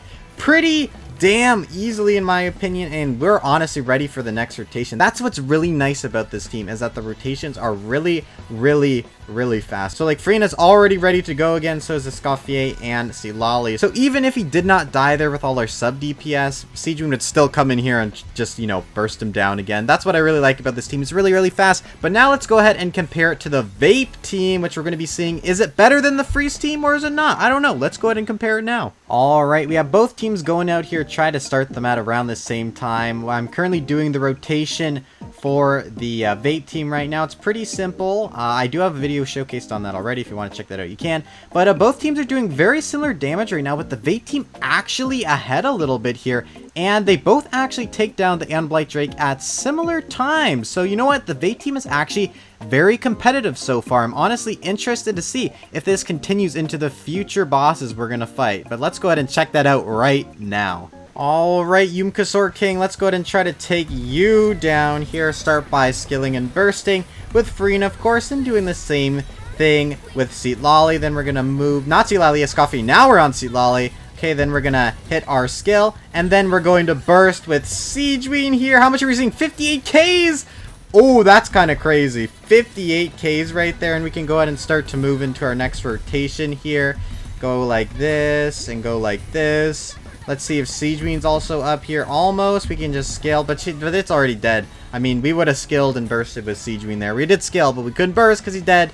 Again, the sub DPS in this team really helps make up for Sigewinne's, you know, not consistent damage, right? Again, this whole team is about trying to play Sigewinne on field. It's not about Sigewinne necessarily doing the most damage in this team, but everyone's running for Vonius. And Escoffier is kind of just busted in her own right. I mean, that's just how it is. But anyway, I don't know how this is performing against the Vape team, but I'm honestly really curious. I'm sure future TyPom is discussing that right now with himself. Alright, back to the comparisons. Both teams going out again. Kazuha, of course, swirling all that Hydro damage, and Xiangling coming back out here for some more sub DPS. And of course, swirling that Pyro so we can try to get some Vapes here. And Sigewinne's coming out again and doing some decent damage. 49 Ks, which is pretty damn good in my opinion. The Freeze team is hitting a little bit more, but you know what? It's still doing decent damage, alright? It's still doing pretty decent damage.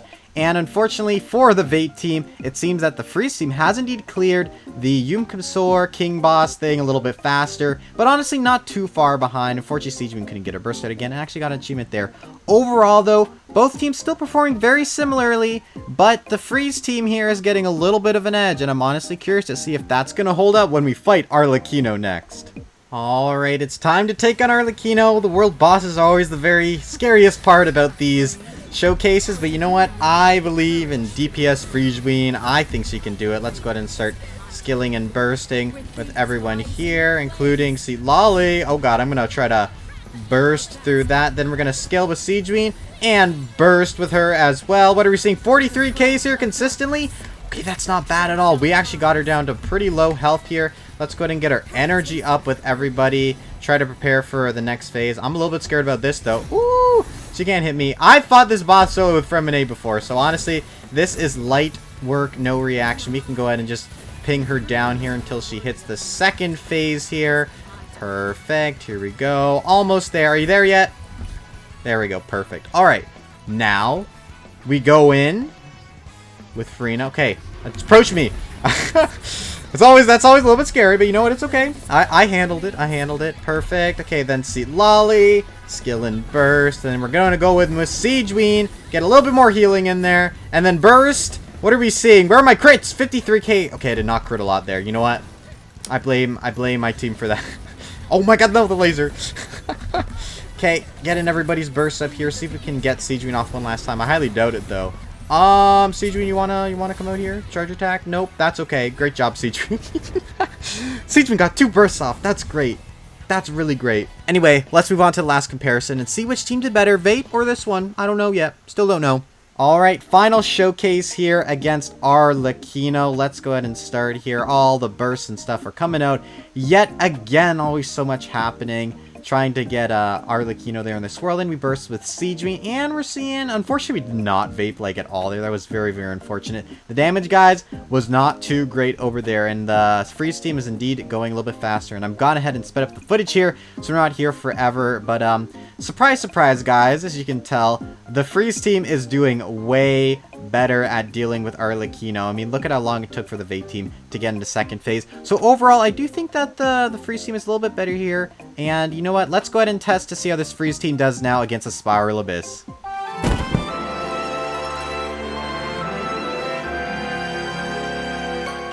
Alright, so for our Spiral Abyss teams here, we're going to be running a wacky team on the first half, and then we're also going to be running our DPS Sigewinne team on the second half here. So yeah, that's pretty simple. Abyss multipliers, this obviously applies more to EscoffierA than anyone else here, but you know what, that's about it.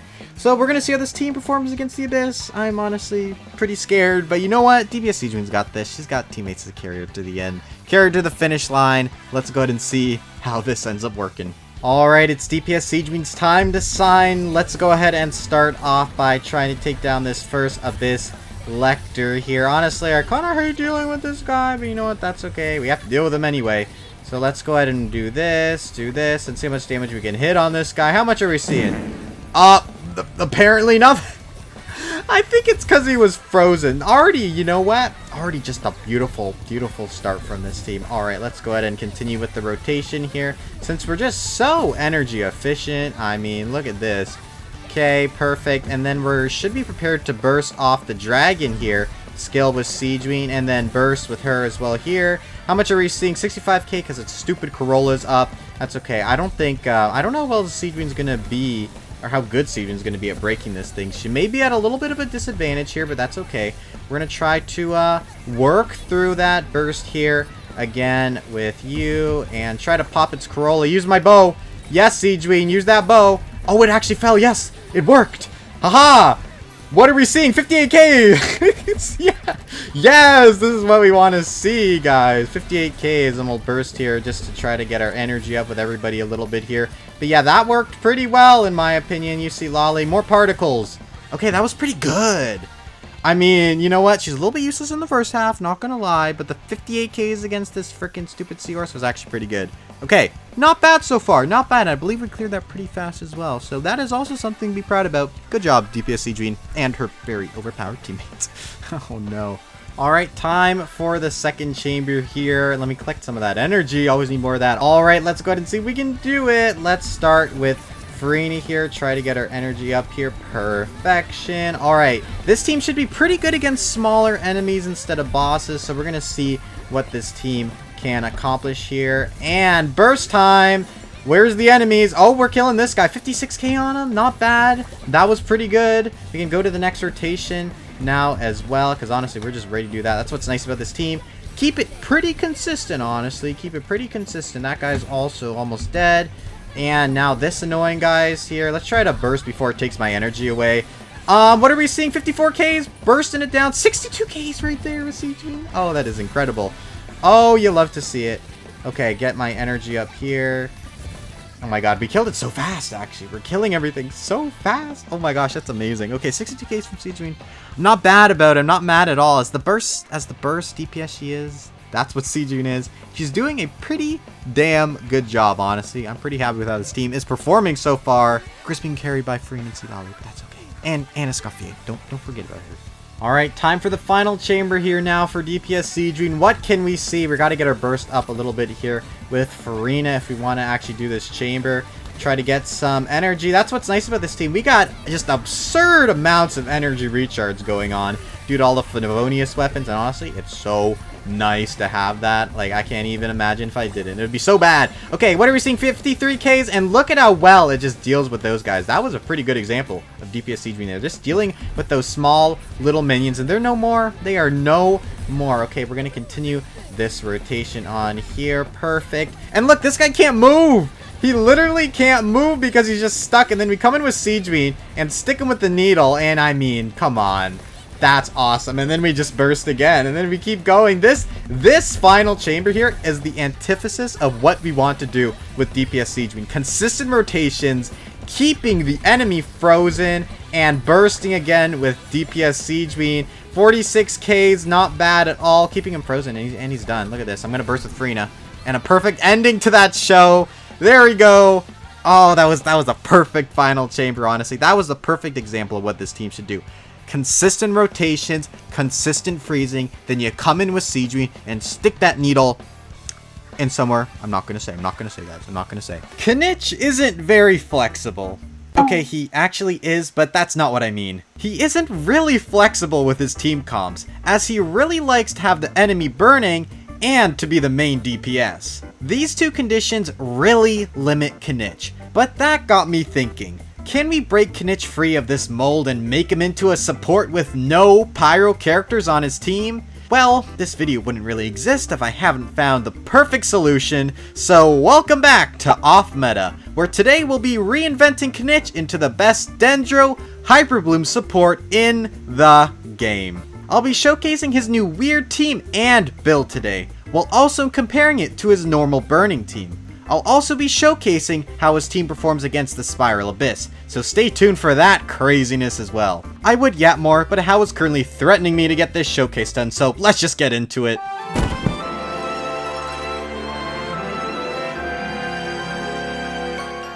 Alright, let's go ahead and start by taking a look at Kinich's build first. So he is going to be running Favonius Greatsword, which is pretty much a support weapon. Helps him get his burst up, which is actually pretty important for this team because we want to keep applying Dendro as fast as possible and as much as possible. So this kind of just helps get his burst up, helps get the energies team up a little bit as well. It's just overall a pretty good support weapon that we will be taking advantage of today. Lots of energy recharge, which of course we do like. And as for artifacts, this is where things get a little bit more interesting. We're going to be running Kinich on Scroll of the Cinder City, or whatever people call it nowadays. This is actually going to be really good for buffing up all the characters in our team, which is going to be Xingqiu, Yelan, and the Riding Shogun as well. But I'll get more to that in a little bit. So we're honestly going to be seeing how well Kinich can take advantage of that. Hopefully he can do a pretty good job. I think he can, but I guess you know what? We're going to find out today. For constellations, we're going to be C0. The only early-ish constellation that would really help here is his C2, which would decrease the Dendro resistance, which would be pretty nice for being a support, but you know what? Unfortunately, we do not got that going on right now. I'm saving up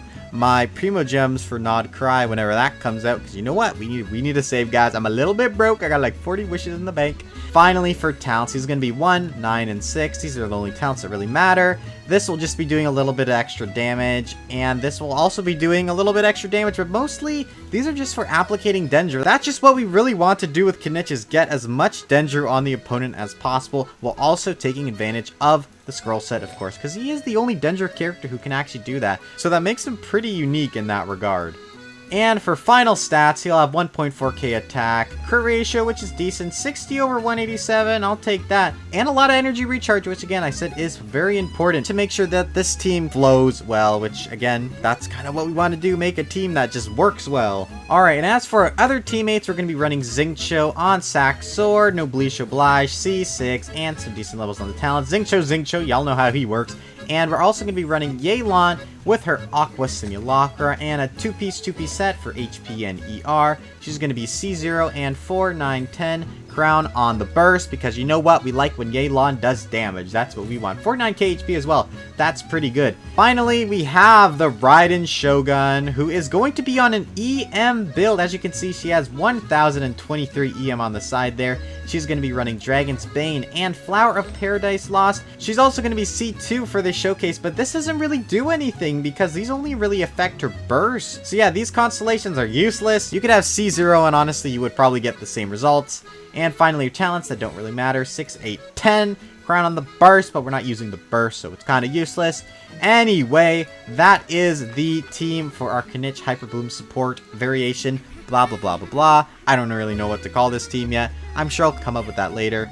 How is still taunting me. But yeah, let's go ahead and try to test out this team now and see what damage we can see from it. See if it's actually good. That's why we're here, right? Okay, let's go ahead and do that now.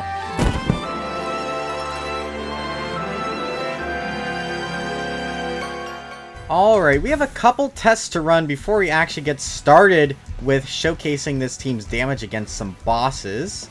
What I really want to know here is how much Hyper Bloom damage is the Raiden Shogun doing, and how is the scroll buff buffing up the character. So let me just do a full rotation here. So we're going to start with the Raiden Shogun, move on to Xingqiu here, and then burst with Yelan catching Xingqiu's particles, and then we're going to go like this with Kinich, definitely get the Dendro applied, and then I'm going to pause. We're going to pause. And then I'm going to take a look to see what buffs we got. So we got the Hydro buff and we got the Dendro buff. So it seems like most of the time we're going to be getting the Hydro buff, which again is pretty good because Yelan will be doing a lot of damage as well. And another thing that we're going to be doing mostly in this team is kind of just running in circles. We're seeing some decent Hyper Bloom damage, 28k from that Hyper Bloom. I'll slow that down so you guys can see that. That is pretty good in my opinion. I'm not mad about that at all. We'll do another little test here. Xingqiu, and then we will use you, get some of that applied, and then Electro, how much do we see? 27k, so overall, not bad Hyper Bloom damage either. Okay, I think we've actually learned some pretty valuable things from doing this test here. Alright. So, number one, Kinich can use Scroll and did buff up our Hydro damage dealers, which is pretty good because, again, Yelan will be doing a big chunk of damage in this team. And on the other side of that, he also buffed Dendro, which is the main way that the Raiden Shogun is going to be doing damage because, again, she's doing Hyper Bloom. So, overall, this team actually comes together in a really weird and beautiful way. The Scroll, Kinich, support, Hyper Bloom, team build. Yes, it works great. I'm honestly really interested to see how this performs against bosses now. Alright, let's go ahead and see how that goes. Let's go and catapult over there. Okay, ready? Alright, we're gonna go fight the Desert Dorito. I almost forgot his name for a second. Let's go ahead and get that done. Alright, let's see what a full proper rotation of this team can look like here. I'm just going to follow very similarly to what I did before. Yelan coming out here, which is good. Make sure she catches her particles there. And then we're going to start with Kinich here. Let's see what we do. And we don't really want to use his cannon. We just want to keep going in a circle, which is honestly hilarious. And look at the damage we're doing. I mean, he's almost dying. And then the cannon shot. And wow, he's dead. Just like that. I mean, that was pretty effective. Kinich without Pyro is actually working pretty well. I mean, look at how well he took down the Desert Dorito. That is pretty insane in my opinion. But now I'm just really curious to see how this team will perform against this Pyro team. Will it do better? Will it do worse? I don't know. Let's go ahead and see that comparison. Alright, I got both teams going out here. I got Emily, and I also got Mawika on Scroll as well. So the Hyper Bloom team definitely has a lot to keep up with, especially when it comes to the sub DPS. But Kinich is honestly just killing this guy so fast that the Hyper Bloom team does not really stand a chance. But you know what? That's okay, because we're going to go ahead and test it out against the other bosses that we're going to fight today. And maybe the Hyper Bloom team can handle it. I don't know. We're going to see. Before we fight the next boss, make sure you don't forget to subscribe. I'm getting really close to hitting 6,000 subs. And when we do, I'll be hosting another welcome giveaway on my Discord server. Link to join below. Alright, Kinich team, let's see what you can do against the Primogeo Vishap here. This one's going to be pretty interesting. Wait for this guy to get up a little bit. Perfect. Now I'm going to go ahead and start my rotation here. Switch to Yelan and make sure she also collects her particles. Perfect. Okay, let's go ahead and start with Kinich now and start spinning in that circle. Come on, let's... The damage is really good, honestly. I love how much damage this team does. We're gonna keep spinning in a circle. Here we go. Make sure we hit that final burst with Kinich at the end there. Alright, and then we can just keep going on the rotation. We're seeing how energy efficient it can be. And there we go. It's done. I mean, it's dead. Just like that. Bye-bye, Primogeo Vishap. And it was pyro resistant too. I don't know if that makes a difference or not because we got so much Hydro going on. But yeah, this team dealt with the Primordial Vishap also really fast. I'm honestly kind of shocked at how well this team is actually performing this really scuffed idea coming together really beautifully, in my opinion, honestly. But now I'm just really curious to see how he's going to perform against the freaking world boss. But you know what? We need to do our comparison with the Pyro team first, guys. It's really important that we do that, so we know how well this team is performing. And look at Kinich's nose. It's now a treasure chest. Isn't that nice? So back against the Primordial Vishap, both teams going out again. And you know what? The Hyperbloom team actually has a little bit of a lead here before Kinich starts blasting it down really fast. But you know what? The Hyperbloom team is not even doing too bad. And you know what I like about the Hyperbloom team? It gets Xingqiu's defense, so you don't get knocked back as much. But yes, the Burning team did indeed take it down faster. But you know what? We still have one more boss to test this out against. Maybe the Hyperbloom team will do better. Okay, we're gonna fight the Raiden Shogun with the Raiden Shogun. Yay, this is gonna be so fun. That's actually Kinich, but you know what? You get what I mean. Alright, let's go ahead and do this boss. Alright, Raiden Shogun. Honestly, I'm pretty scared of fighting you, but we're gonna do this. Here goes Xingqiu. Ooh, I'm a little nervous. I'm a little nervous to see how this team performs. I don't even know where she went. Where did she go? Okay, there she is. Make sure we catch her particles there. And now we're gonna bust out Kinich. Come on, Kinich, let's go. Keep going in a circle. Oh my god, this is kind of crazy. We're doing really good damage, though. I'm really happy about that damage. Okay, perfect. Alright, that was not bad at all. I'm a little bit scared about this eyeball thing, but we should be able to survive it. Yeah, we can tank that easily. Perfect. Okay, here goes again. We're gonna keep going here. Oh, I got hit out. That's okay. Burst with Kinich, and we can keep going in a circle. Look at the damage, though. It's great. Kinich support is amazing. What? I mean, we just destroyed the Raiden Shogun boss actually so easily. What? Support Kinich, man. Surprisingly good. I think that this team might actually be able to beat the Abyss. I don't know. We're going to find that out very soon. But we also need to see our final comparison with the Pyro team before we do that. So let's go ahead and check that out first. Alright, now going against the Raiden Shogun. This is actually a pretty difficult boss. I actually had to switch my Wika out for Toma, just because if I don't, Kinich will just die, which is really funny. So we're doing a little bit less damage here with the Burning team, but honestly, I don't think that's too much of a problem here, because again, you just need that defensive utility to really have Kinich shine here. And you know what? The Hyperbloom team is actually pretty even with the Burning team during this boss fight. So that is actually really interesting. Luckily, that sub DPS from Emily managed to carry this team to victory. But look at that. I mean, the Hyperbloom team did complete this boss faster, which I find really funny. But now we're going to go ahead and test this team out against Spiral Abyss. Let's see what happens.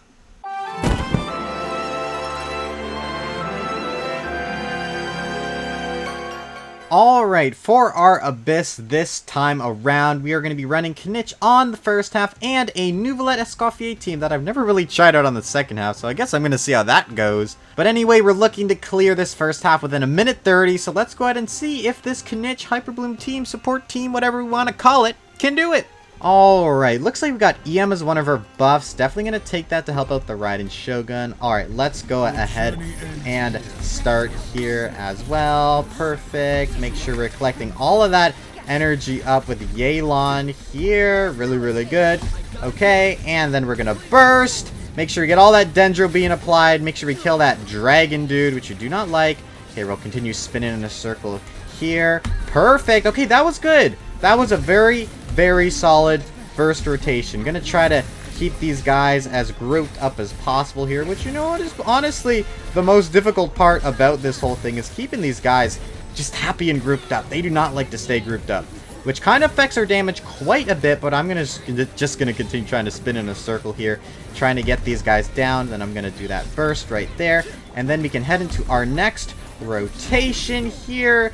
Very nice, making sure we get in all these guys down here. Another skill from the Shogun, and I'm just gonna continue circling. We're making decent time here, to be honest. Both these guys are dying pretty fast. Keep circling, Kinich. Okay, perfect. We almost got these guys done. I mean, yeah, I think we can just like kind of just kill them like this. Here we go. Can you just die already? Just die. Thank you. I'd appreciate if you died. You know, I'll burst with Raiden Shogun. Here we go. Guys, I'm wailing. I'm using the burst. That's so not free to play with of me, but I did it anyway. Okay, perfect. We got it done though. Chamber 1 done, and we made pretty good time as well. It's all up to the Nouvelle team to finish this half. Okay, Nouvelle team, let's do it. Had to switch out for an Emily team. Couldn't do it with Mawika. Alright, looks like we got EM here. Perfect. Let's go ahead and go with that. Let's start with trying to take out these dogs here. We want to take out these dogs. We do not like these dogs. Okay, perfect. Let's start bursting with Kinich here as well. And just start spinning to win. This is a different kind of spin to win team, honestly. You've seen the one with Nouvelle, but now we've got the one with Kinich Hyper Bloom. Isn't that fun?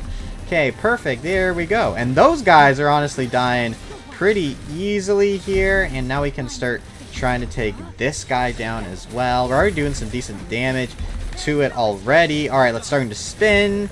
Ooh, we didn't get hit by that. I was honestly kind of shocked. Gonna burst with Kinich here as well, and continuing to spin here.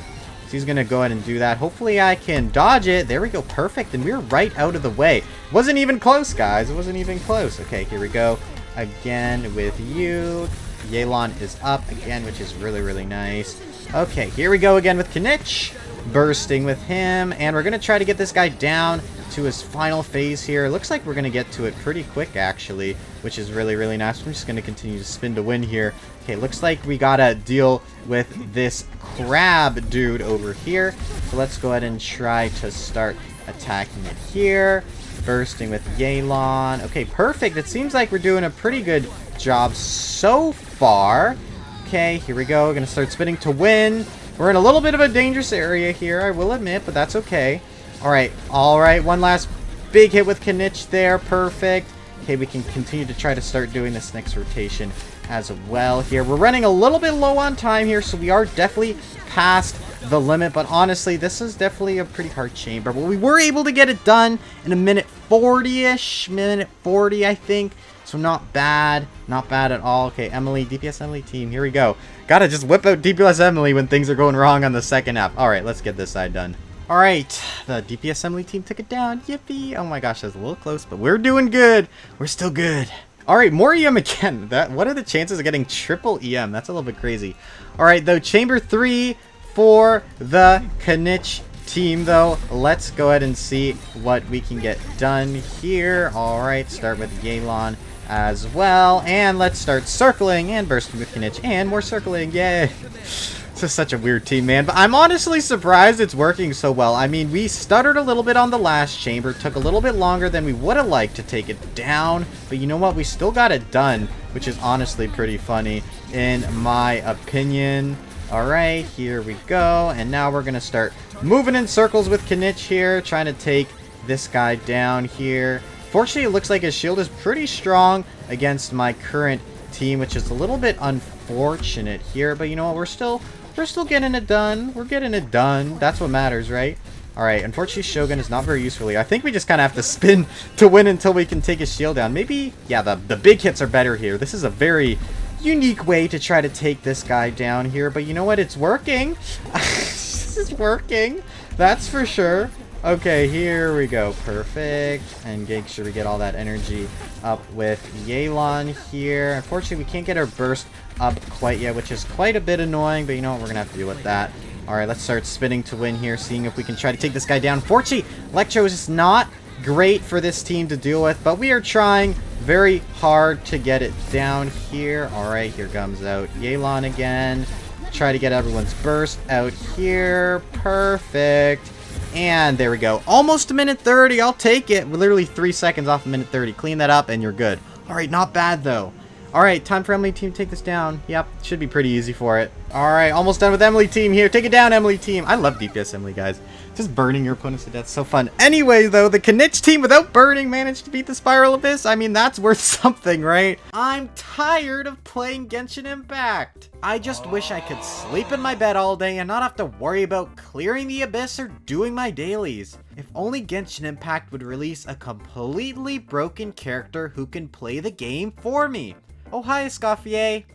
Wait a minute. Well, if you haven't caught on already, welcome to today's episode of Off Meta, where we're going to be playing a team that requires us to do as little as possible. A team that I like to call EscoffierA.F.K. We'll be testing out this team against a variety of challenges, while also reviewing the builds and characters that make it possible. After that, we'll be seeing if this AFK team can somehow manage to beat the Spiral Abyss. But before we start doing all that nothing, make sure you sign up for my free welcome giveaway currently happening right now on my Discord server. Link to join is below, so make sure you sign up for a chance to win. Now go ahead, get comfy, and grab a snack. We're gonna be doing a whole lot of nothing together.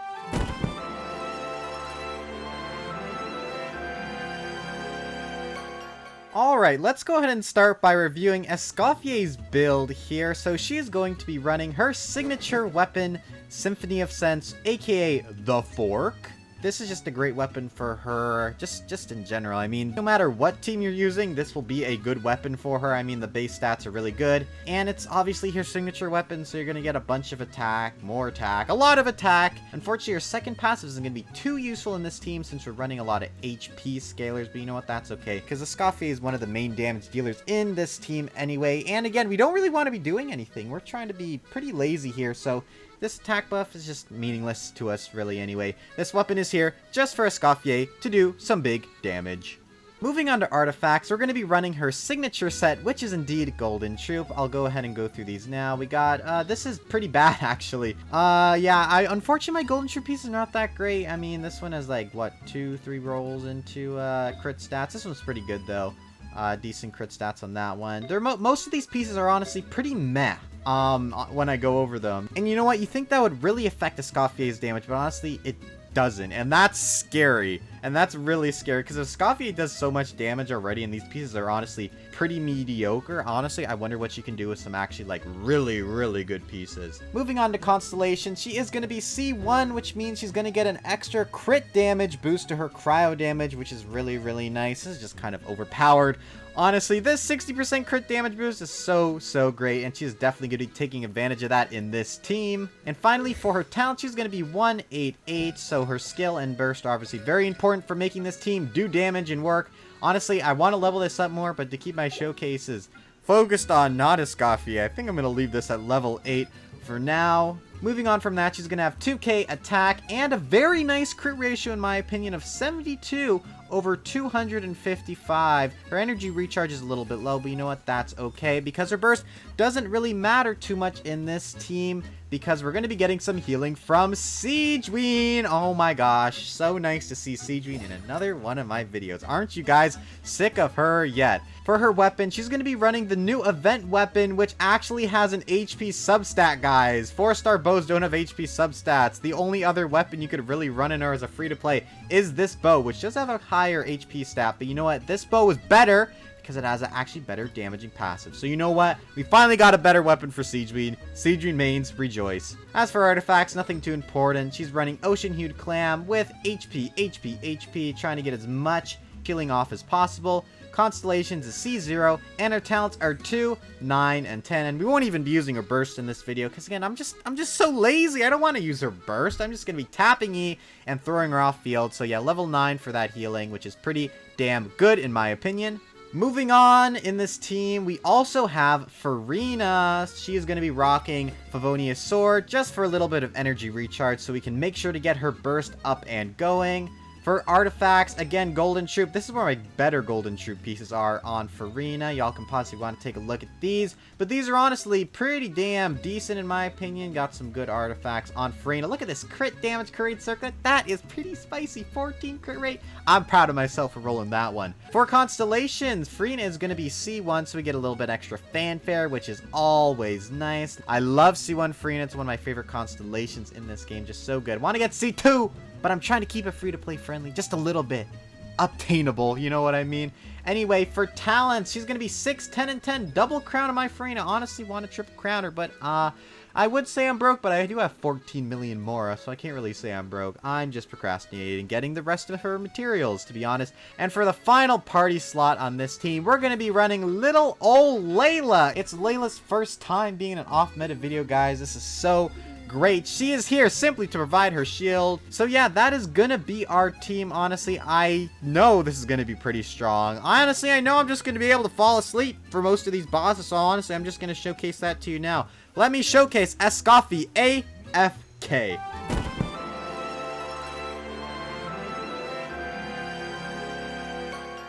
Alright, Evil Dorito, let's go ahead and see if we can take you down. We'll start here with Freena's skill and burst, then move to Escoffier and do her skill and burst, and then let's just pop Sigewinne, use Layla's burst, and then I'm going to bed! I'm not going to touch anything else. I'm just going to let this team do damage and see if it can kill it in time. Yeah, I'm just chilling here. Can it kill it in time, honestly? Yeah, look at that. I didn't even do anything. I'm literally just laying down with Layla, and look at that, guys. I mean, it's dead. It's just dead, and that's why this team is just so broken.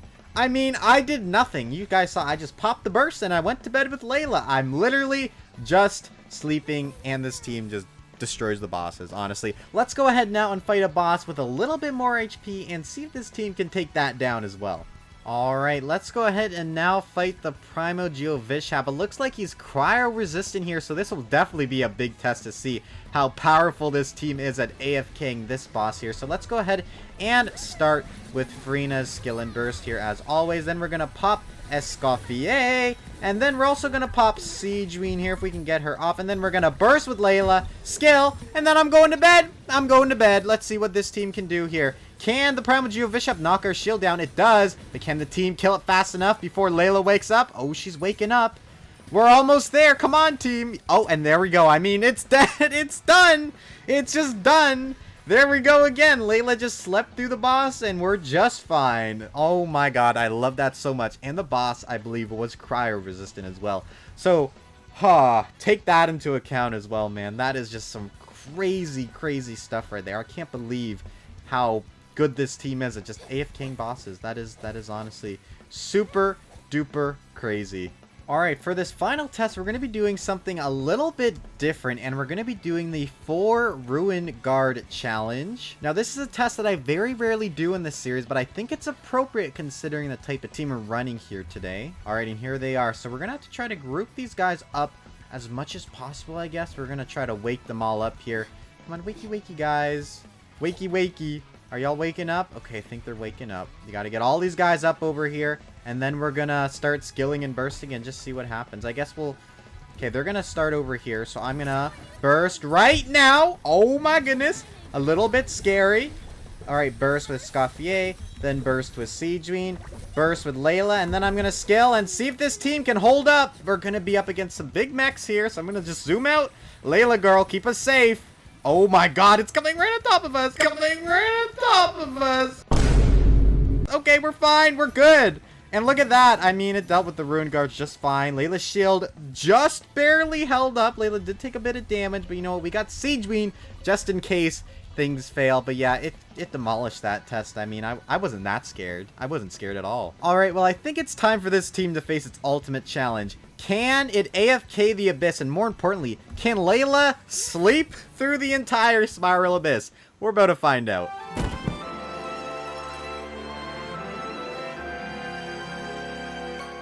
Alright, we're going to be running a standard Mawika team on the second half, and then EscoffierA.F.K on the first half, because we do get that elemental skill crowd damage increase. So I was like, you know what? May as well take advantage of that. But yeah, let's get started. Alright, let's get started with EscoffierA.F.K. Y'all know the drill. We're going to start by skilling and bursting with Freenet here, then doing the same with Escoffier, and then hitting Sigewinne, bursting with Layla, and then skilling with her, and then we're just gonna leave it. I'm gonna leave my hands off the keyboard here, and yeah, it's killing that thing pretty well, to be honest. Gonna move my camera a little bit over here, see what's going on. We got 2 Fatui people over here. Alright, let's go ahead and start the next rotation here, because we're actually gonna have to start doing rotations here, guys. I know that's really unfortunate. Okay, here we go. Back to Sigewinne, and then burst, and then scale, and then I'm back to bed, guys. Just gonna let the team do what it's doing here. I mean, it's doing pretty good so far, taking out pretty nicely. Not gonna move quite yet, though, honestly. I don't really want to move yet. Yeah, sorry, Layla. Sorry, Layla. Okay, that's enough. That's enough torment for you. Let's do another rotation here. I think we're just about ready. Yeah, there we go. Alright, burst with Escoffier, and then bop with Sigewinne. Burst with Layla, and I'm going back to bed. There we go. Perfect.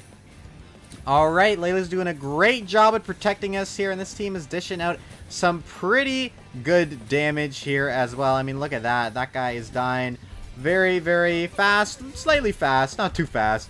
But you know what? We're literally doing nothing here. So honestly, what are we even supposed to expect here? Honestly, I'm just gonna leave it. Just kind of leave it. Can we beat this chamber in a minute 30? Almost.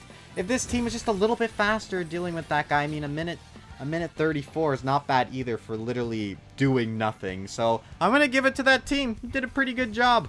All right, next chamber here. Let's go ahead and see how well this team can take it down. Let's try to get my burst up here with Freminet before we can, you know, honestly get pretty lazy here. Because honestly, I'm just so tired of touching my keyboard here, guys. Honestly, I don't want to do it anymore. There we go, perfect. And what are we even trying to kill here? Oh, the perpetual mechanical ray. Oh, that'll be easy.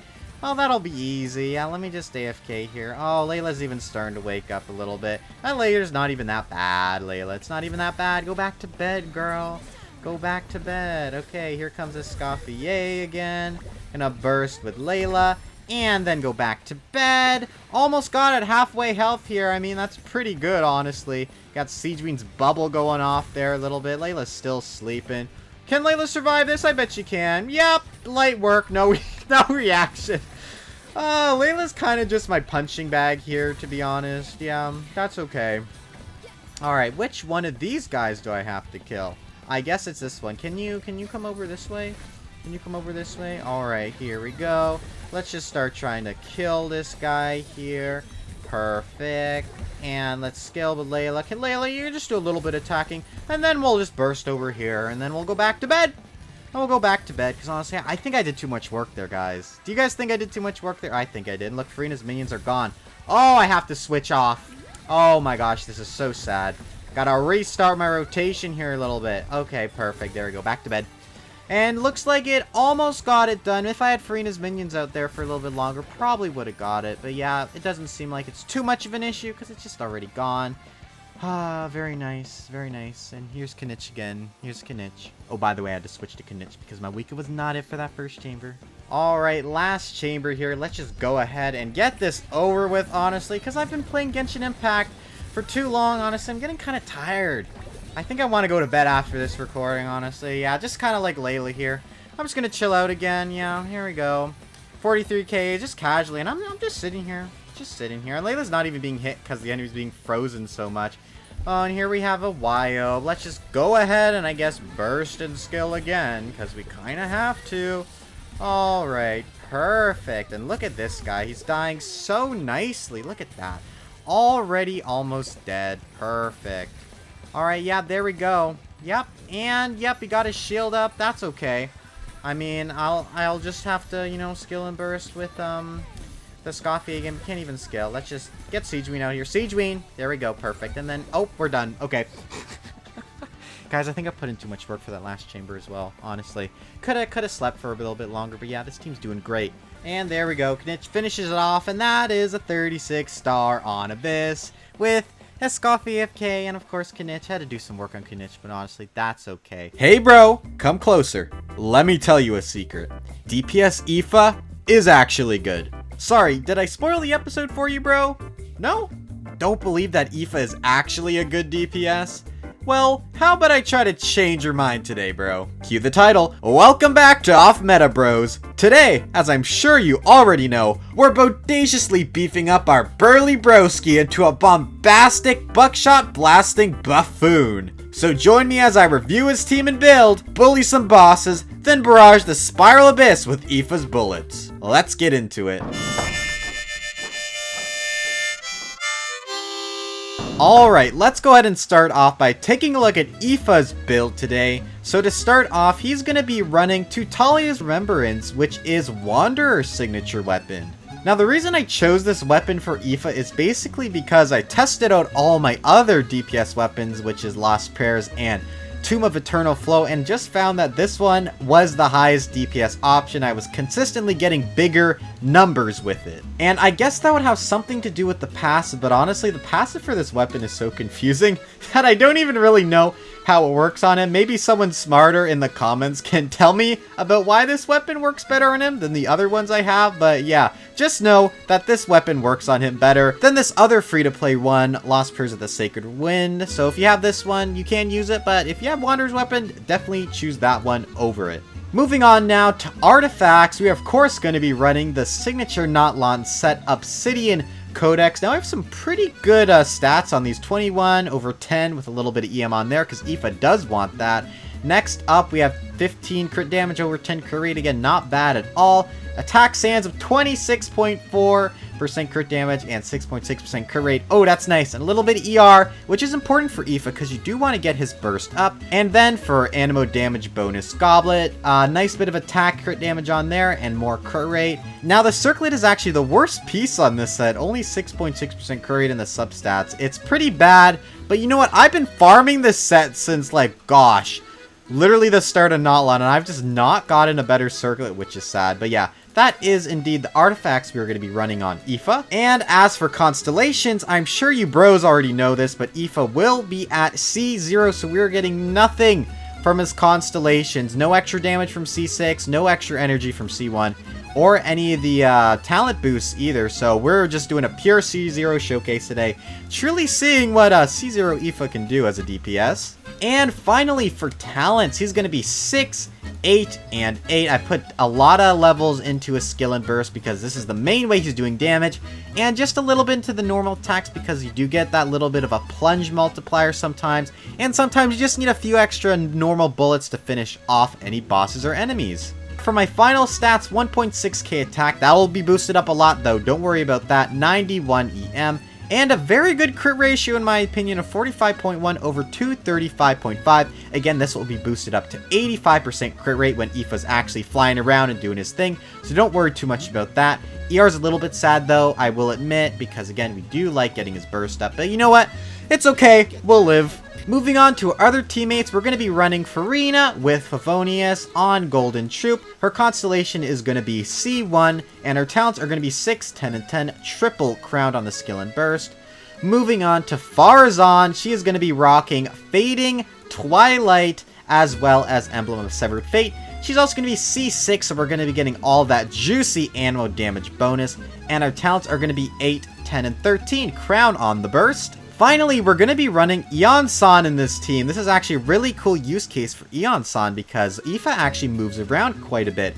As for her weapon, we're going to be running the Fork on Iansan, which is really, really awesome because if you didn't know, Iansan can heal and actually give the 32% extra attack to Ifa, which is really, really cool. A super niche use case for this weapon, but I love it. I love that we're able to do this today. As for artifacts, we're also running her on Noblish Oblige because unfortunately, she can't really take advantage of Scroll when buffing an Animo DPS like Ifa, so I have switched her out for Noblish for that little bit of extra attack boost. Finally, for Constellation, she's going to be C0. This is a result of 200 pulls, by the way. 200 pulls, C0 Iansan. Yes, I was crying. I watched the video in the corner if you want, but then come back to this one. It was just a very tragic moment for me. And as for talents on Iansan, she's going to be 10, 6, and 10. Double crowned on the normal attack and burst. This is for when I did a DPS Iansan, a very fun video. Also recommend checking that one out as well. But yeah, that's going to be it for my DPS Ifa team. You know what? Let's just go ahead and start showcasing now. I am super duper excited to see what my bro can do. Alright, we're going to start by doing some initial damage tests with Masanori here. So let's go ahead and get him booted up right now. Alright, let's go ahead and see what damage Ifa can do. Just some base normal damage when he's flying. So let's go ahead and activate him here and just start shooting. So we're seeing 8Ks if he wasn't blocking. 10Ks there. Okay, around 10K we're seeing. Almost 11K. Not bad. How much you see on the plunge? 2,000. Okay, not bad. And normal attacks are also pretty good, actually. Kind of love that 5,000 on the final hit right there. Now I think I want to go ahead and activate Farazan and see how much he does with that. So let's go ahead and burst with Farazan here. Perfect. And let's start moving around. 15K. That boosts him up. Oh, 18K? Dang, that's actually a pretty big damage increase right there. 8,000 damage, I think. Almost 8,000 damage increase from just Farazan. That's pretty awesome. Alright, I'm also curious to see what Iansan can do as well. So let's go ahead and pop Iansan here right now and make sure we hit our burst. And you'll see Ifa can actually keep up with Iansan, usually I think. Okay, 18K. So we're seeing around the same kind of damage buff from Iansan as well. Honestly, this team is pretty fun to play, and you know what? Let's just go ahead and get started by fighting some bosses now. See what this team can kind of accomplish. Let's finish this guy off here. There we go. Perfect. Okay, boss time. Alright, first boss of the day is the Aeon Blight Drake. Let's go ahead and see if we can take this guy down here. Let's start by popping Freena's skill and burst as always. Then we're going to move to Farzan as well. And then Iansan. Make sure we get everything with her. And then we can start blasting away with Ifa. 35 Ks. Ooh, that is some good damage from Ifa right there. And looks like we even knocked him down there. What? And then we can do some normal attacks here. Can he finish him off? Look, he's flying away. But we can still shoot him with Ifa. That's actually really funny. And he's dead. I mean, that was actually pretty damn cool in my opinion. I didn't even know that Ifa could knock down the Aeon Blight Drake like that. And he can shoot him in the air as well. Okay, I mean, I just found things out that I've never known about this team before. That is actually really cool. You know what, DPS Ifa? You've actually impressed me so far. Honestly, I am pretty impressed. Alright, next boss on our hit list is gonna be the, what is this thing called? Oh yeah, the mechanical Dorito. That's what I like to call this thing. At least I think it is. I always forget this thing's name. Alright, let's just go ahead and get started here anyway. Let's start by popping Freminet and then going to Farzan and then going to Iansan. And then let's start moving as much as we can with Ifa here. We're a little low to the ground, which is funny. Hitting 36, 37Ks, 39K, 40Ks with Ifa. Yes! Burst hit with him as well. Look at, and now we're just going to do some normal attacks. And I mean, it's dead. It's just dead. Oh my gosh. This is so much fun, okay?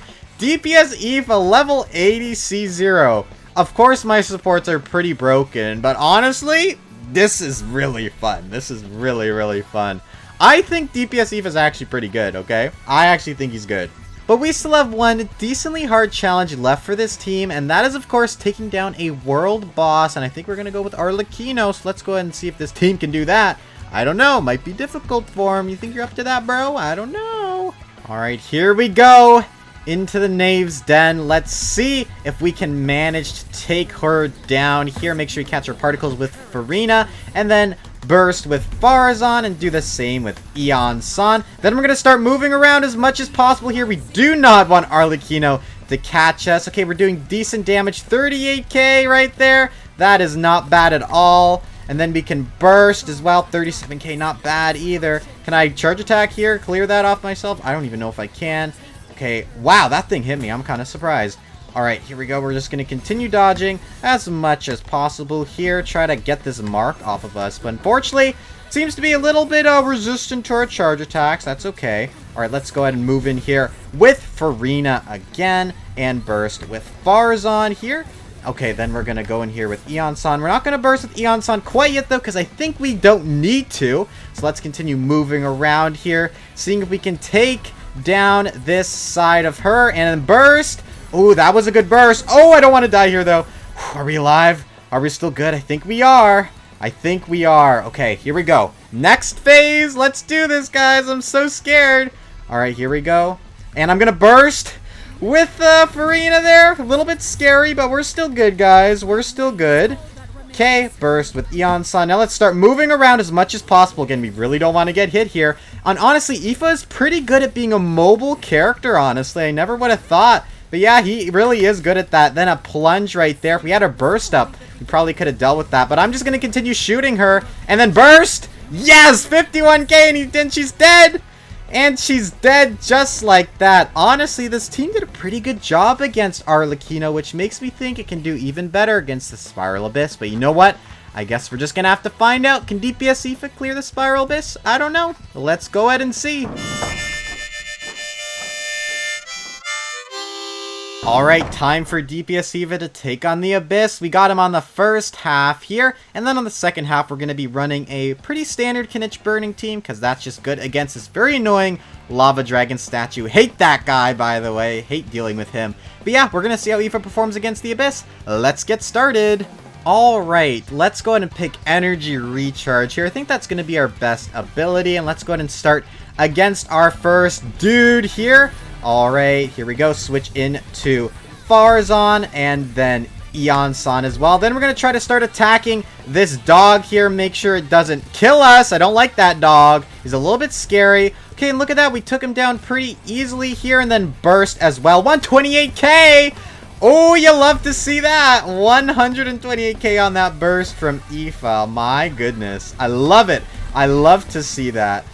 Okay, there we go. Okay, we managed to get Iansan up just barely. Let's continue trying to move here. Luckily, they're grouped up, so we're doing double damage to these gals right here. And then big burst as well. 95k. Very, very awesome in my opinion. I love the damage we're managing to dish out here. Just trying to get all of our energy recharge up here as well. We're making pretty good time, honestly, so we can kind of afford to charge up our abilities a little bit here. Let's continue trying to attack both of these gals. Alright, the Fatui is going down on Ifa's watch. Honestly, I love it. You love to see it. And a burst as well. Nice damage again. Okay, it's just this one girl left. We can take her down pretty easily, I think, over here. Just try to get some more charge attacks on her. And then we'll bring out Ifa again. Okay, this is where Ifa gets a little bit weaker. But you know what? We're still trying to take this one down. Can we beat a minute 30? I'll burst if I have to.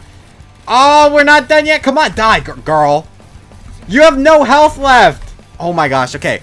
Basically a minute 30. That girl was just stubborn, okay? She was just stubborn. But decent performance from the Ifa team. Now it's just up to Kinich to take down the lava dragon, which I know he can do. So let's just fast forward his chamber. Alright, and Kinich team finishes off the lava dragon, which means 3 stars on our first chamber. Awesome, awesome, awesome. Let's go to the next chamber now. Alright, what do we have here? Ooh, we can take this one because Ifa will keep us above 50% HP. So I think I'm going to take this one for that little bit of extra attack, which is going to be nice for this team here. Alright, let's go ahead and start by throwing down all of our bursts. Then going out with Ifa here. Perfect. We should be dealing some pretty decent damage. 38Ks to both of these guys. The group up damage is honestly pretty good. And then PMA, burst with it. Ah, didn't crit.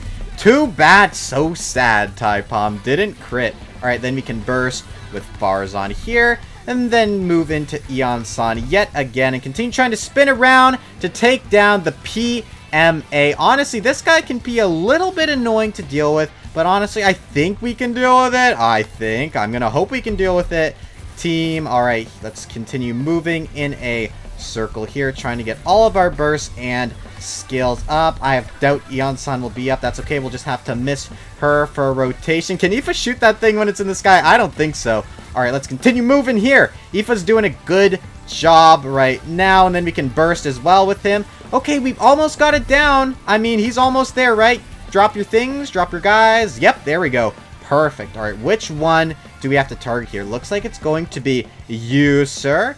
Alright, let's go ahead and burst with Freminet here, and then I will skill, and then Iansan gets to come back out here, which is also really, really nice. Then we can start trying to attack this guy, trying to take him down as fast as possible here. Looks like we're going to be over the minute 30 mark, unfortunately, which is a little bit sad, which means we're going to have to do a little bit better with the Kinich team. If this team slows down a little bit here, we can throw it Farzan, though, as well. I doubt Iansan will be up, but that's okay. Okay, we're trying to get it down as fast as possible here. Come on, a little bit faster.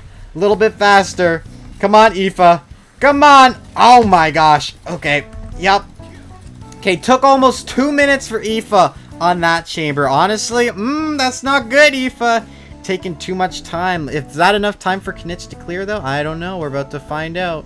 Luckily for the Ifa team, Kinich is pretty busted, and the second chamber is actually pretty easy. It's only 2 enemies on this chamber, so Kinich was able to clean that up pretty fast, honestly. But you know what? I will admit, the DPS Ifa team did definitely struggle a little bit on that chamber, but you know what? We'll talk about that when I say my final thoughts. But anyway, we still have one more chamber to clear, so let's go ahead and do that now. Alright, what should we take here? When HP is greater than 50%? Oh, not a lot of great buffs here. Let's just take the Elemental Burst one. We will go with that. Luckily, it seems like the enemies on this chamber will be decently easier here. Let's go ahead and start by bursting with Freminet, then going with Farzan, and then, of course, Iansan, and then here comes out Ifa. Camera's going a little bit crazy there. I don't know what's happening there. Dealing some 36Ks each hit, which is not bad at all. Then a burst 131 on the burst. That's pretty nice. Okay. I like that, Ifa. I like when you do big burst numbers. It makes me happy. All right, let's go ahead and get all of our bursts off here because I know this person's going to suck it all up and leave us with nothing. Now, can we hit outside this person's circle? This is actually funny. We can. Look at this strange use case for Ifa shooting that guy outside of his circle to get him down. Look at that. Okay, that was really unique. I kind of love that for Ifa. He was able to find a very, very strange niche use there. I love it. I love to see that. Okay, let's get our energy back up with everybody here. Perfect. I don't think Iansan will be up. Iansan got some energy issues this time. I think I need to adjust her build a little bit, honestly. Anyway, let's continue moving on here, trying to shoot this guy down. Perfect, perfect, perfect. And then we still have one more rotation left. Unfortunately, it did get its shield back on, which is a little bit sad. But luckily for Ifa, we can kind of just shoot it from outside the ring, which is really funny. I kind of like that we can do this. It's not too powerful. It still does have quite a decent amount of health left on its head here. But you know what? We're trying to take it down as fast as... Ooh, Farazan. I actually have to be careful there. I want to make sure I don't kill off Farazan there. We are struggling quite a bit on this Electro Wyobe guy right here, but that's okay. We should be able to take it down soon. The timing is just not great for Ifa here, honestly. I'm not proud of Ifa here, guys. He's taking so long to deal some very, very sad amount of damage, but we did eventually take it down. Will that be enough for the Kinich team, though, on this side? I don't know. I guess we'll find out. Oh!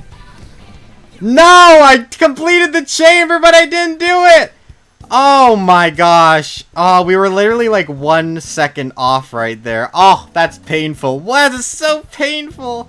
I guess, you know what? I think this is an important thing to happen, though, because the DPS Ifa team was quite slow. But you know what? I'll talk about that more in my final thoughts. Let's move to that now. Praise be to Lord Barbados. The 4-year-long wait for Dahlia is over. Since it's taken so long for him to come out, I'm sure the kit they cooked up for him over in Hoyoverse HQ is amazing.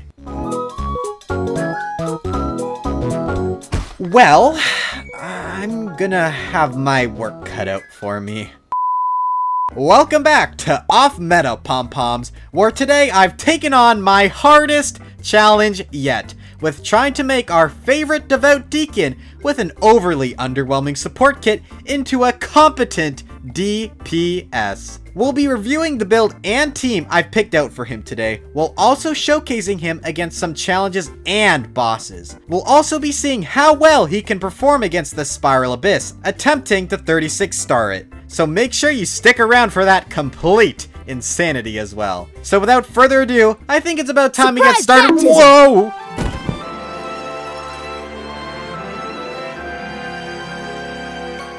Alright everybody, let's go ahead and start by taking a look at Dahlia's team and build here. So to start off, he is going to be running Calamity of Eshu, an event weapon that was released quite recently, I think. Well, I can't remember what patch it was on, honestly, but this weapon is actually a really good pick for Dahlia, because if you didn't know, he creates a shield and can actually take advantage of this weapon's passive and gain an extra 40% damage on his normal and charge attack, which is actually pretty insane. And on top of even that, we're getting an extra 16% crit rate. So overall, I think this weapon is definitely the best pick for this specific team for DPS Dahlia. And as for artifacts, we are going to be running a two-piece combo of Gladiators and Blizzard Strayer. Marchese can also be a really good option for Dahlia as well. But again, in my testing, the two-piece set combo ended up being a higher damaging option for me. Also, if you want to pause and take a look at my artifact substats, you can now. The pieces are all really good, probably some of the best pieces on my account. As for constellations, he's going to be C0, so we're going to be gaining no benefits from his constellations, no energy recharge, no extra shield strength, and no extra attack speed. So this is going to be a pure C0 DPS Dahlia showcase.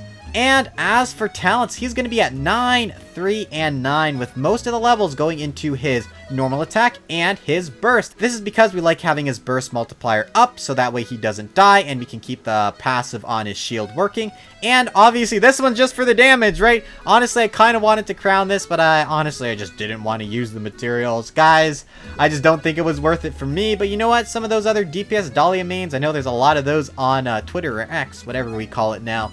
But maybe they will put the crown on his normal attack. But personally, I'm going to keep it at level 9 because this will get the job done for the team you're running today. And for his final stats, he's going to be at 1.9k attack, 24k HP, which is important actually because the more HP we have, the more attack speed we will have, which will actually be useful for this team. So it's good to have that extra bit of HP.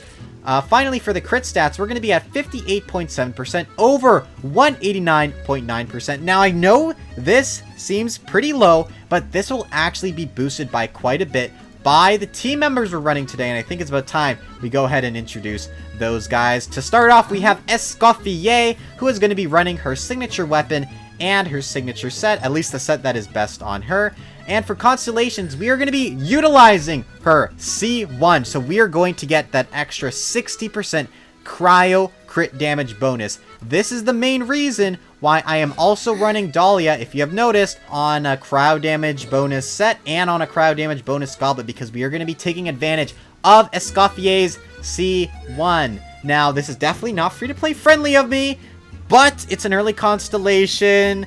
So, you know what? Maybe if you're lucky like me, who pulled it in 5 pulls, you can have this. But yeah, this is definitely not going to be the most free-to-play team I've ever done. So, you know what? Put that warning up now. Not the most free-to-play friendly. Next up, to make this team work, we're also running Chongyun. Chongyun is very, very important to make this team work as well. He is going to be running a level 90 Favonius sword, acting as a battery in our team. And he's also going to be running Noblesse Oblige, so we can get that extra attack bonus on Dahlia. He's also going to be C3 for this showcase. Somehow I've only ever pulled like 4 copies of Chongyun, which is kind of crazy. Kind of want a C6, but you know what? We're just going to have to wait for another day for that. And finally, for talents, they're not too important, but they are 3, 6, and 9. And actually, one of his talents is very important. If we take a look here, when a character is in the cryo field that Chongyun creates, their normal attack speed is increased by 8%, and along with Dahlia's passive as well, that's going to give us an extra 20% attack speed, which is really, really awesome. I really love this little interaction that we're getting between Dahlia and Chongyun. I think it is really, really awesome in my opinion.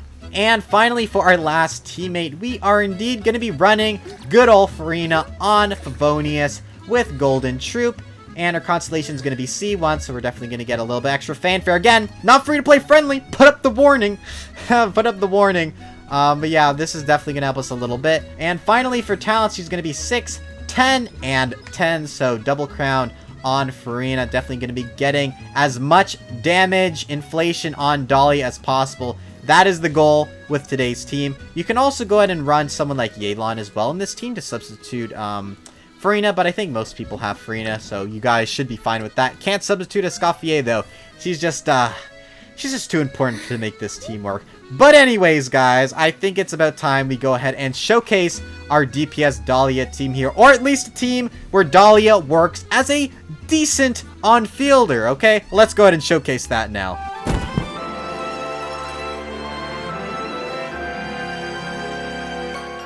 Alright, before we fight any bosses with this team, let's go ahead and do an initial damage test with our big boy, Masanori here. Look at how massive he is. Dahlia is actually only half of his size. That's kind of crazy. You're kind of crazy, Masanori. For this initial damage test, let's go ahead and just start off very simple. So I'm just going to go ahead and place down Chongyun's skill here and use Dahlia's burst and just start swinging. So we are saying 3, 5, so about 8k damage, give or take, per couple of swings we're doing here. Okay, not bad. That is very valuable information to know. But now, you know what? Let's go ahead and buff him up a little bit more now with Escoffier. Okay, Escoffier going in here now.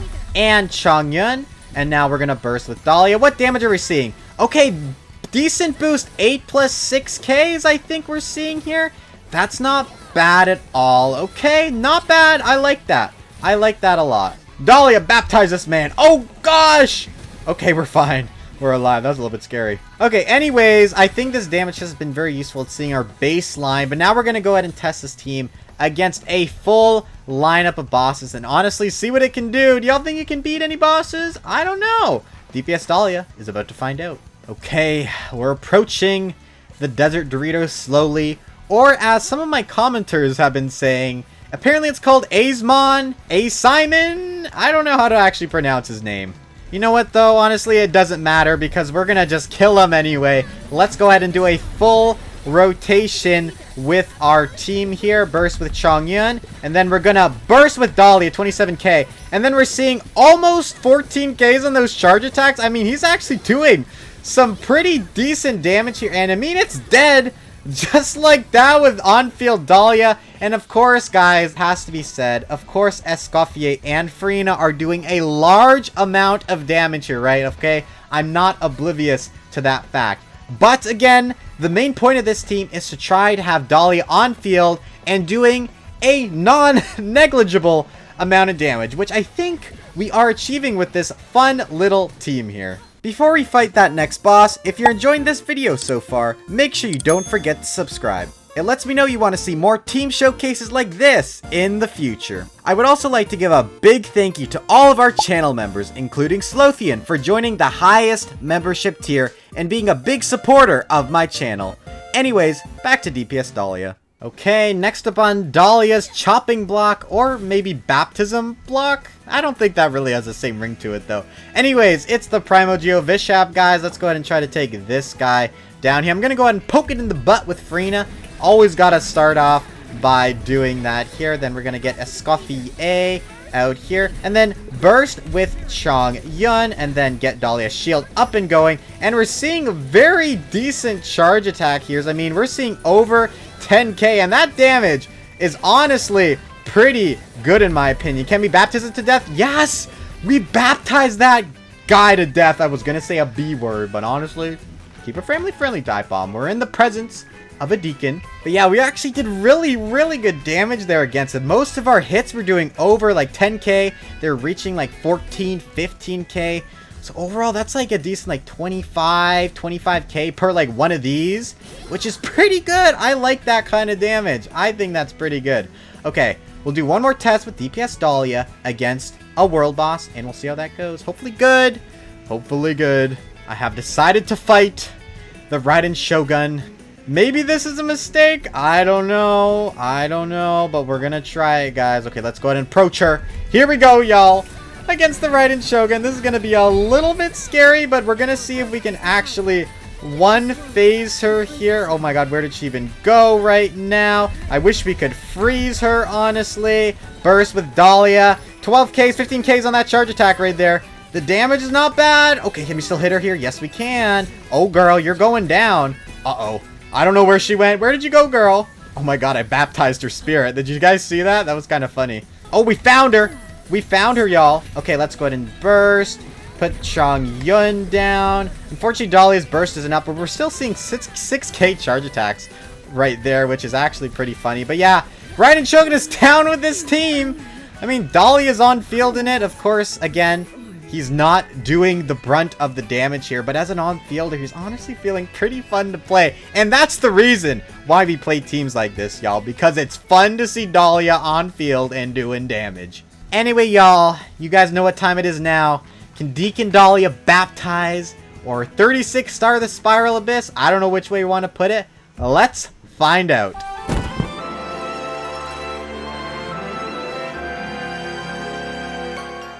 Okay, so for our Abyss team setup here, we are going to be running Mawika on the first half and DPS Deacon Dahlia on the second half. Honestly, I don't have too much more to say than this Abyss has been really annoying. But you know what? I have faith in DPS Dahlia, so let's hope he can 36 star this Spiral Abyss. Oh my god, we're getting normal and charge attack damage? That's kind of crazy. I'm going to love that on the second chamber. I like Mawika. She's overpowered. Anyway, here comes DPS Dahlia on the second chamber here. Gosh, why did I even say that? I kind of messed up. Alright, here we go. Let's go ahead and start spamming our skills and bursts here. How much damage can we see on these guys? 14, 15k. Over 15k. I love to see that much damage coming out of DPS Dahlia here. And here comes this annoying guy here. Alright, let's go ahead and start up our next rotation here. Unfortunately, we missed our skill with Escoffier. That may come back to haunt us in the future, y'all. But I don't know. 52k on that burst. A little bit crazy right there. Dahlia's doing some good damage. 15 plus 11k. Y'all do the math. How much damage is he doing there? Because I think that's decent, honestly. I think that's pretty good. Okay, we're going to have to dodge here and pop that right there. Get some energy up for everybody here. I know Escoffier is going to need some more energy. I think we can honestly hold until, yup, here comes the annoying part. All right, here is this guy. So he's going to be our main target here. Let's go ahead and wait to skill and burst with Escoffier here as well. And then we can honestly burst this guy down with Chongyun. Come over here, burst with Dahlia, and then we can start charge attacking this guy to death. Look at the damage from the charge attacks. Up to 19k on those. 18k. What? Why is Dahlia doing so much damage there? What is going on? That was kind of crazy. Upwards of like 19, 20k on those charge attacks. Whoa. Okay, DPS Dahlia, you have to actually relax here a little bit. This is suddenly a really great team. Suddenly he's doing a lot more damage. I love that. Okay, next chamber. All right, my wicked team got it done, but now it's up to the Escoffier and Dahlia team to try to take this side down here. I think I'm just going to start by popping some things off here and trying to get as much damage on this first phase as possible here. There we go. I think we've almost got it down. Very, very nice. Awesome. Now we just kind of have to wait for this guy to wake back up again, because honestly, he does kind of take a while here. And then we're just going to follow the same rotation, I think, because that kind of just worked really well last time. Try to baptize this guy a little bit here. It's kind of funny, but I think it's the best way to do this here. We're going to continue our charging attack here with Dahlia here. More baptizing.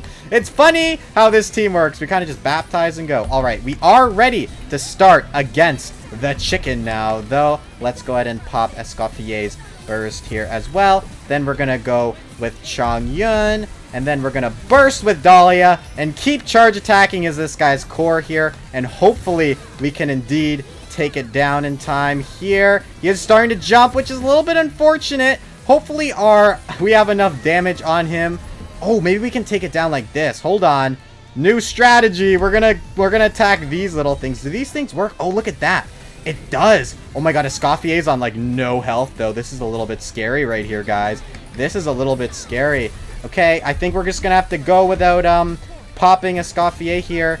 We're just gonna have to go as fast as we can against this guy. We're definitely not setting ourselves up great for next chamber.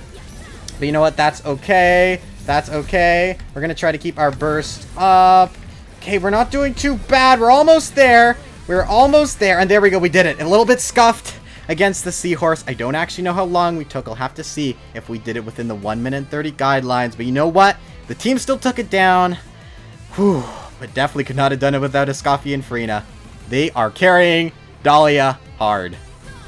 Damn, that was a lot of damage. Okay, Moika's still slaying. Love to see that. And it's time for DPS Dahlia to go.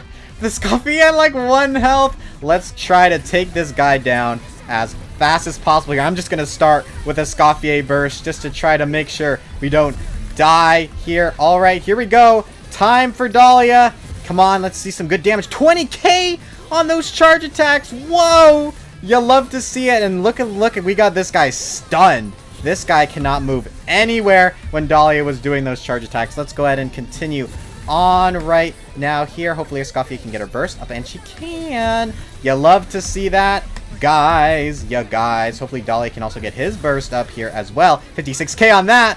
Oh, you know what? The DPS Dahlia team is working wonders against this chamber, guys. I don't even know what else to say. That is kind of amazing what is happening with that. It's actually a good option for this chamber.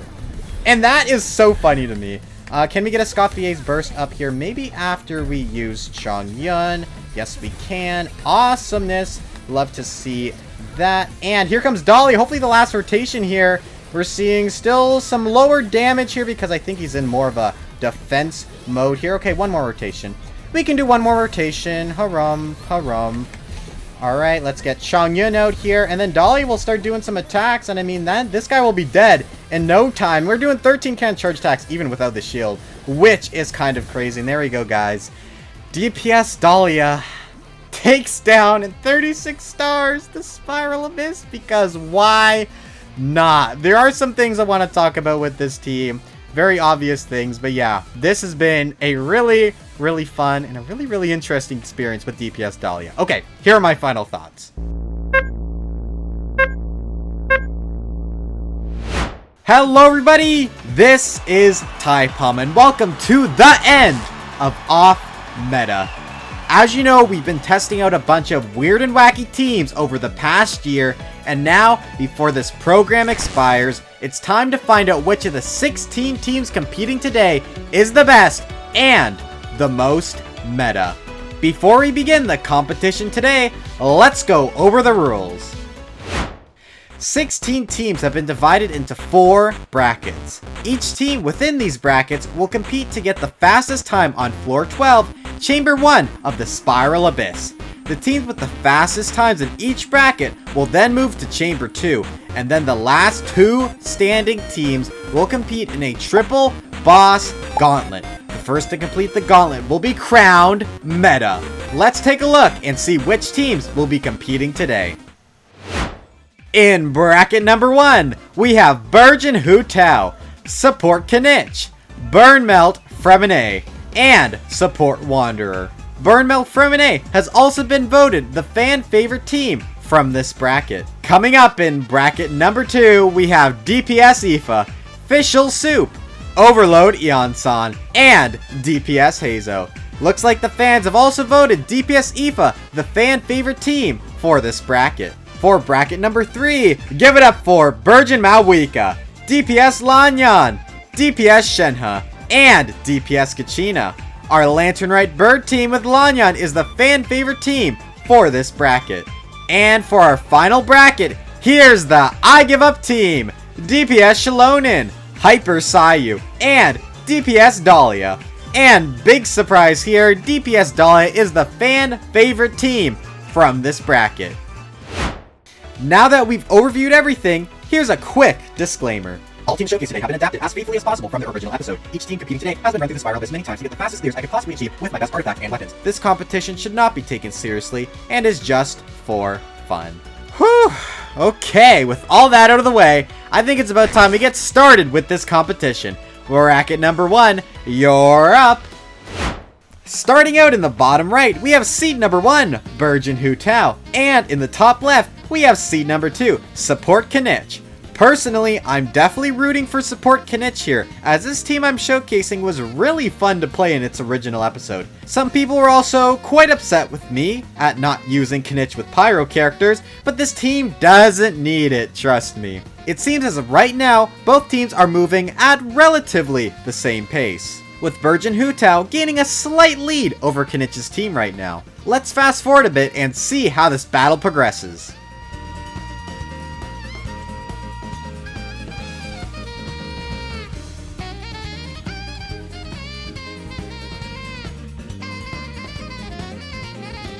It seems our Kinich team has definitely slowed down, struggling to move to the final phase of Chamber 1. If Burgeon Hu Tao continues to hold, that team might be looking at a nice victory.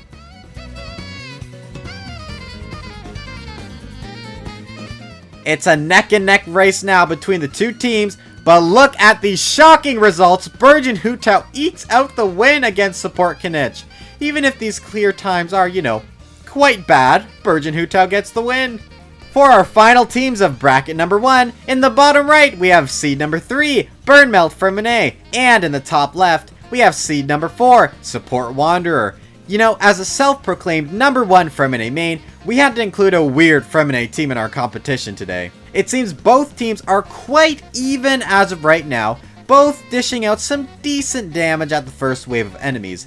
Let's hope they can keep up that momentum for the rest of this chamber.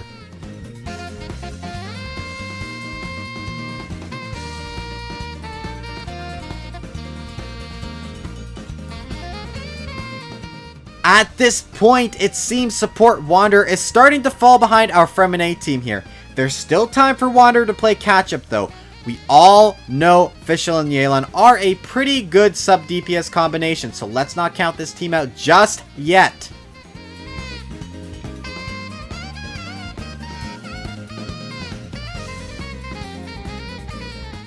With Freminet's team knocking down the final enemy, it seems as though Wander is unable to play catch up, leaving our Burnmelt team to take the victory against support Wanderer. Sorry Wanderer, but it seems your support days might be numbered. And that's every team for bracket number 1. To everyone's shock, it seems Burgeon Hu Tao achieved the fastest time and will be moving on to the semifinals. Let's not waste any time now though and move on to bracket number 2. Alright bros, starting us off, we got seed number 5, DPS Ifa in the top right, and in the bottom left, we got seed number 6, Fischl Soup. The debut of Fischl's team happened during Halloween, and I think the intro to that video scared people from actually watching it.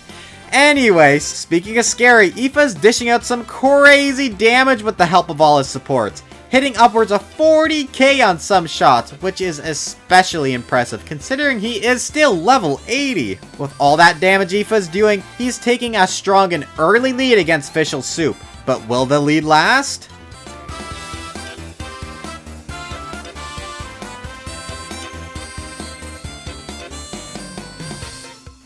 It looks like Ifa is going to be one of our strongest teams competing in the competition today, already dealing with the last load of enemies with ease while Fischl continues to lag behind.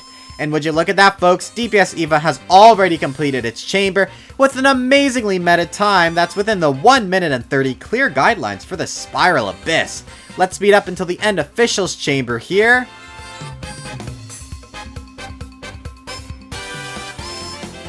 And there we go, Fischl manages to get a clear under her belt. Continuing onward, we have seed number 7, Overload Iansan in the bottom right, and DPS Heizou in the top left.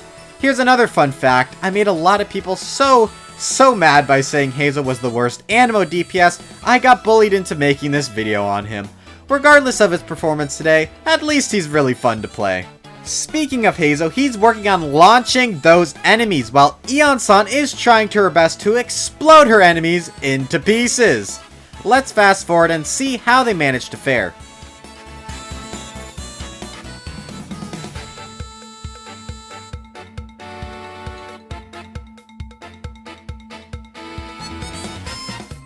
It seems Heizou has definitely kept the lead in his possession, and Iansan is beginning to fall behind. That team is definitely a hard one to play in the Spiral Abyss.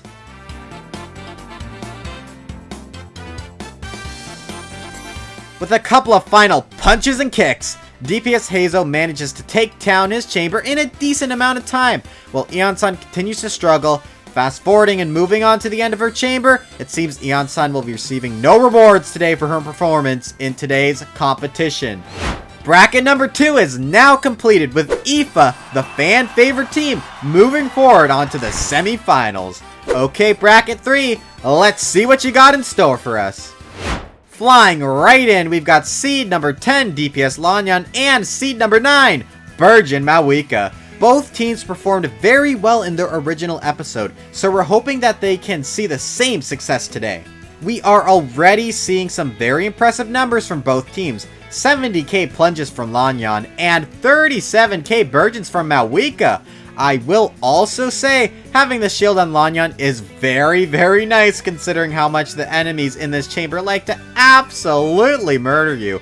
The self-damage from Burgeon is also difficult to deal with, but with the help from Nihito and Prototype Amber, it helps offset some of that damage. Let's now fast forward a bit to see how well both teams can keep up with this enemy swarm.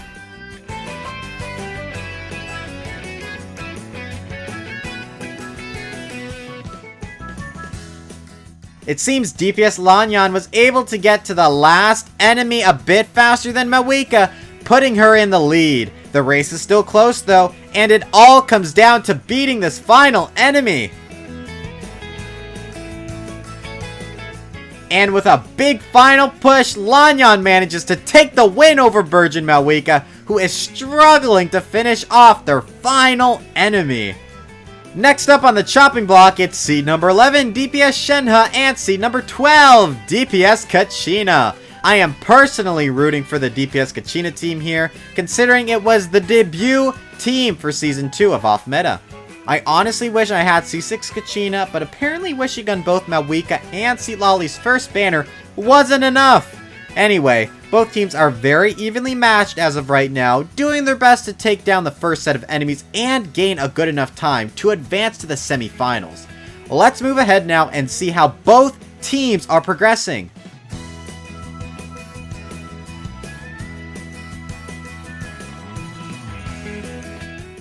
DPS Shenhe seems to be progressing a little bit faster than DPS Kachina. Let's see if she can attempt a comeback, because if she can't, Kachina will be left out in the cold.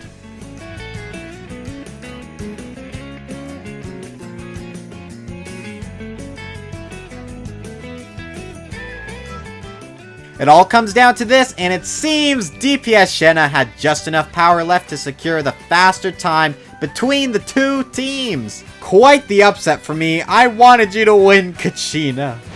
Bracket number 3 is now wrapped up with the fan favorite team of DPS Lan Yan moving on. It's now time for the final bracket. Let's see who our last semi-finalist team will be. DJing into seed number 14, we have DPS Xilonen. And right beside her comes my most messed up team in seed number 13, the I Give Up team. Created specifically to kill that evil purple flower who haunts my dreams. I'm very interested to see if the team of randoms can manage to move up in the world, or if they'll be beat down by Xilonen. Speaking of Xilonen, she is surprisingly a very good DPS, hitting around 89k on her burst damage and around 30k on her normal attack hits. Very impressive in my opinion. On the other end of the stick, the I Give Up team seems to be struggling to gain consistent damage on the enemies. Let's now fast forward to a bit further into this battle.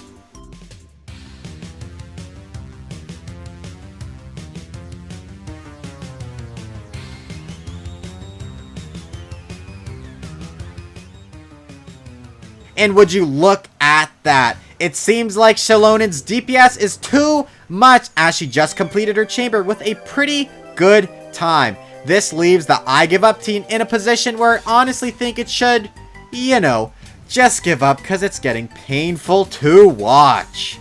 You better start praying for forgiveness, as DPS Dahlia is making a strong entrance as seed number 16, while Sayu rolls into her position of seed number 15 as her Hyper Bloom and Swirl driver. DPS Dahlia is of course having a very strong start, as his supports carry him to do some decent charge attack damage, around 15k per hit. All this while Sayu is causing quite the mess of reactions all over the enemies. It will be interesting to see which team comes out on top, so let's fast forward into some more action.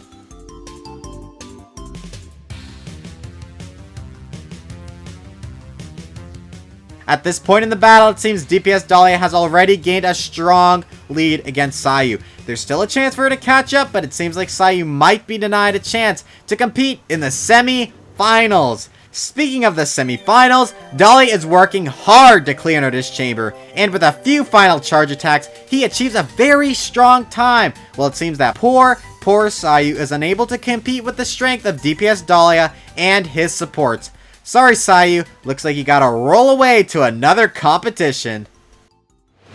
Bracket number 4 is now complete, with fan favorite DPS Dahlia achieving the fastest time, meaning we now know all of our semi-finalists. It'll be a heated competition from this point onwards, as all 4 teams clash together against each other to move on to the finals.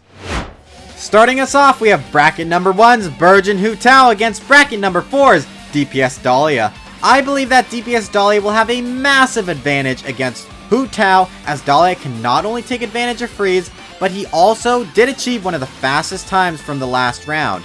As Dahlia now begins to work on his second set of enemies, it seems Hu Tao is still lagging behind, still trying to find its footing while trying to kill the mechanical menaces from the first wave. It's going to be a massive uphill battle if Hu Tao wants to get back into this. Let's fast forward a bit.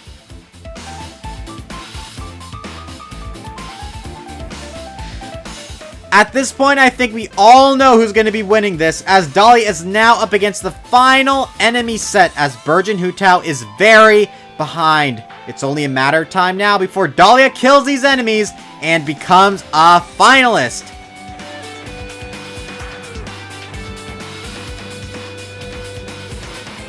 And here we have it. Dahlia takes the win and secures a very modest time, while poor Hu Tao is stuck against a very difficult wave of enemies, causing her to gain a less than satisfactory time. Sorry, Hu Tao, you will not be moving on. It all comes down to this, a double Animo showdown with bracket number 2's DPS Ifa and bracket number 3's DPS Lan Yan. Both teams were strong in the first round of this competition, but now it's time to see who gets to move on to the finals. Both teams seem to have a very strong start as well, dealing consistent and high damage, clearing out the first wave of enemies with ease. At this point, it's anyone's game. Let's fast forward a bit and see if both teams can keep each other on their toes.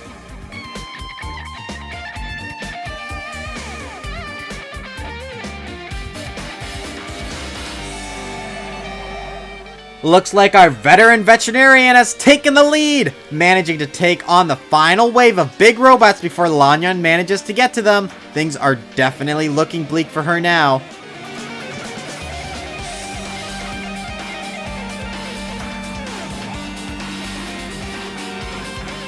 And with a final solid rotation, DPS Ifa manages to take down the final wave of enemies, only 2 seconds slower than DPS Dahlia on the other side.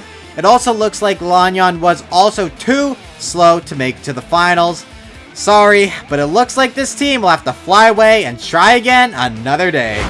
It all comes down to this: DPS Ifa versus DPS Dahlia in the boss gauntlet.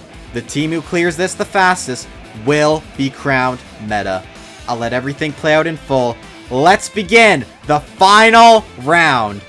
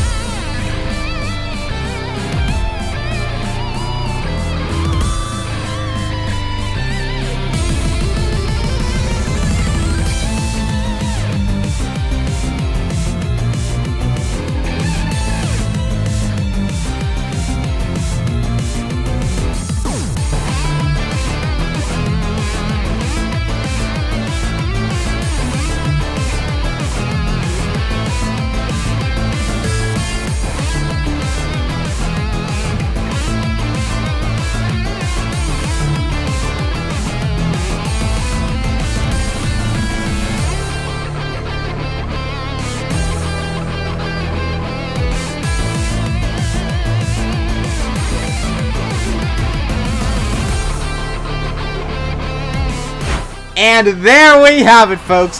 DPS Dahlia beats out DPS Ifa by only a few seconds and secures the win. I think at the end of the day, this proves how meta supports can be by propping up a DPS while also contributing to their damage.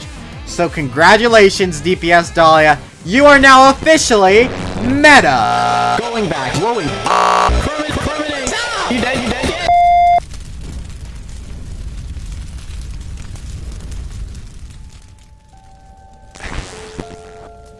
Well, it seems like you've already anticipated me, but you were still ill-prepared. Did you really expect me not to find out about this malicious program you've unleashed upon me? Taking my voice, my persona, letting it run wild until what? I don't know. Honestly, at this point, I really do not care. I'm putting an end to everything you've started and reclaiming it as my own. As the real me. I hope you've had your fun as you watch your work crumble and ultimately culminate in nothing. I would say I'll see you on the other side, but you know, there's no help for machines.